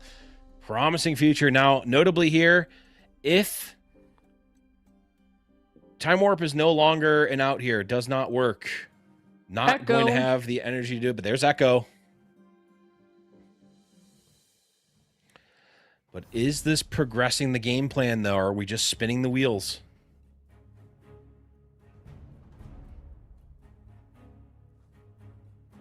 Well, Echo will get played. We'll see. Is there any... Oh, there's Ride the Wind. Which would have been amazing last game. Wait. Ride the Wind can... Wait, no, this is the same thing. Yes. We ride the wind, the Swain over, which is going to allow us to cast the other Ride the Wind. This is it. It happened. It happened. Yep. Right? I think so. Echo can get put into play. That's fine. Yes, you can sacrifice in response. I don't think that there's anything you can do. I think this is just over. Yeah. Is there a play? Yeah, draw a card from Lux. That's fine. Sure.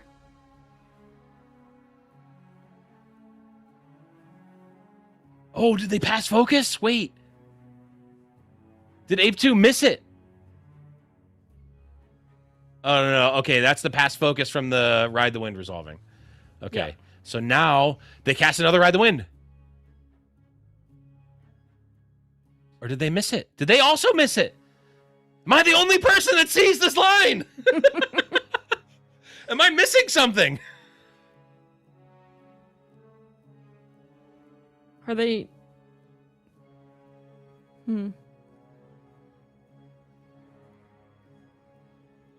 Oh. Is it? Oh, does it... maybe it doesn't actually work like this? Because it's in the middle of the chain? I don't know. I am not sure how these combat... 1-800-HOT-FEPPER, please save me. Am I just an idiot? Possibly.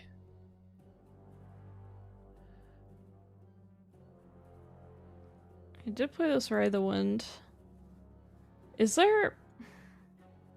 And if we get another opening to cast Ride the Wind, we can conquer the other battlefield, and that will be both battlefields on the same turn.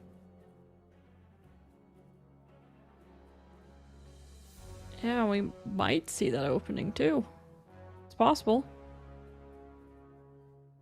Another promising future. Now if we hit Ride the Wind, we can definitely do it. I don't know if there's another Ride the Wind to hit, though. I think we've already played 2 this game. We'll see. Nope, that was a previous game. Nope. We got one option. Okay, Lux did hit another Echo, so they get to continue on. They always do. At this point, it seems pretty likely that they would hit anyhow. That's Ride the Wind! Ride the Wind! Okay, now this has to work now. This has to be it. There it is. The Ride the Wind, that should be it. Ride the Wind back over. Right on through. So the Swain combo didn't matter, but the Swain is looking like they are going to win this game for AipoTu. GG's is called. There it is. The Ride the Wind. Hey, we knew it was going to happen. Doing it. We've been talking about this Ride the Wind play on Promising Future, of that being the window of the possible victory. Congratulations, Diana, taking down Lux on AipoTu. Just really has played amazing this entire tournament. The Nasus game, still gotta go back, go watch that. That game is so well navigated. We gotta see the double conquer from 4 to 8 points with Swain, and this interesting deck with the Porobot and Temporal Breach. It's just so cool. I'm gonna play this deck for sure. I'm so excited to play it. Yeah, I mean, I'm definitely not playing this because Diana, but I am very excited about the Swain Porobot combination, because that can just go in anything, right? All those cards are blue. You can play that in any one of your blue decks, and I'm wondering if that is actually going to be a viable strategy in some of these decks. Maybe it's a win con that we've not seen fully explored yet, but really, really crazy. There it is, AipoTu, who we have seen way back in our old alma mater, Silver Fuse, Legends of Runeterra. We saw Ace, aka AipoTu, be the top, ranked number 1 on the ladder in multiple servers many times. Did very, very well there, and of course has won not 1 but 2 of the Chinese regional showdowns as well, and continues to be a dominating force in Riftbound. Yeah, just cementing how good he is with so many critical choices that he made that, I mean, personally, I would have missed all the time, and just then being able to look back and be like, oh, that's why he decided to do this, and seeing that I just such precise play, just fantastic overall. Yeah, really, really, not just really cool plays. I mean, and not just taking a legend that was considered to be at the top in the previous meta, but making not just little changes here. It's oh, there's a couple of cards, now we get to play Dredge Up or something like that. It's no, we have added a fundamentally new and interesting combo to the deck, that in a deck that was not a combo deck before this. And it's not even just a combo. I think you pointed it out so well earlier on in the event, Silverfuse. It's like each one of these pieces of the combo fits in and brings together another piece of the deck in a way that just really makes this deck hum. Yeah, I think something players talk about a lot is wanting alternate win conditions in games, and being able to see like this 3-piece. It doesn't even have to be 3-piece either, but this alternate win condition that feels like it's fair. You can react to it. That's what I love seeing about this and the deck building with it. And of course, I love the Temporal Breach and Rockfall Path. That is just a genius combo overall. I hope to see that more in the future too. And that's already a strong battlefield, but having something you can lead off with like that is just it. Oh, just excellent deck building. Yeah, absolutely insane deck building, insane play. If you didn't get to see this entire tournament, make sure you check out the VOD on YouTube as well. And also, make sure you check out shop.turnemsideways.gg for all of the amazing merch that we have here. One last shout out, sell out, and plug here, because we've got the best playmats in the business right there. Of course, we've got our spin down dice, which are everyone's favorite. And guess what? We did just get in a limited supply restocked on the website. So if you have been looking for your dice, get on there, shop.turnsideways.gg. And of course, our special announcement from earlier on at the beginning of the grand finals, the RIftatlas Convergence number 2, $5,000 total prize pool, 256 total players, August 15. And guess when the sign up is? It is right now. So head on over and sign up for RIftatlas Convergence number 2 to get your piece of that $5,000 prize. But Silverfuse, we are on our way out. Any last words for this event, Silverfuse? Shout out to Turn 'em Sideways team, the production, the crew, of course the fellow co-casters as well. I really enjoyed this day. It was just a lot of fun, especially Vendetta. Not even fully released, but we have it online and we're able to play and watch these players. I've learned so much, and I can't wait to use it in my own games too. Yeah, absolutely. But that is going to be it for the Sideways Showdown. China versus the world. Turns out China took down this one, and AipoTu did as well. But for Silverfuse, for Sam D. Sherman, for the whole Turn 'em Sideways crew, I've been Blevins, and we'll see you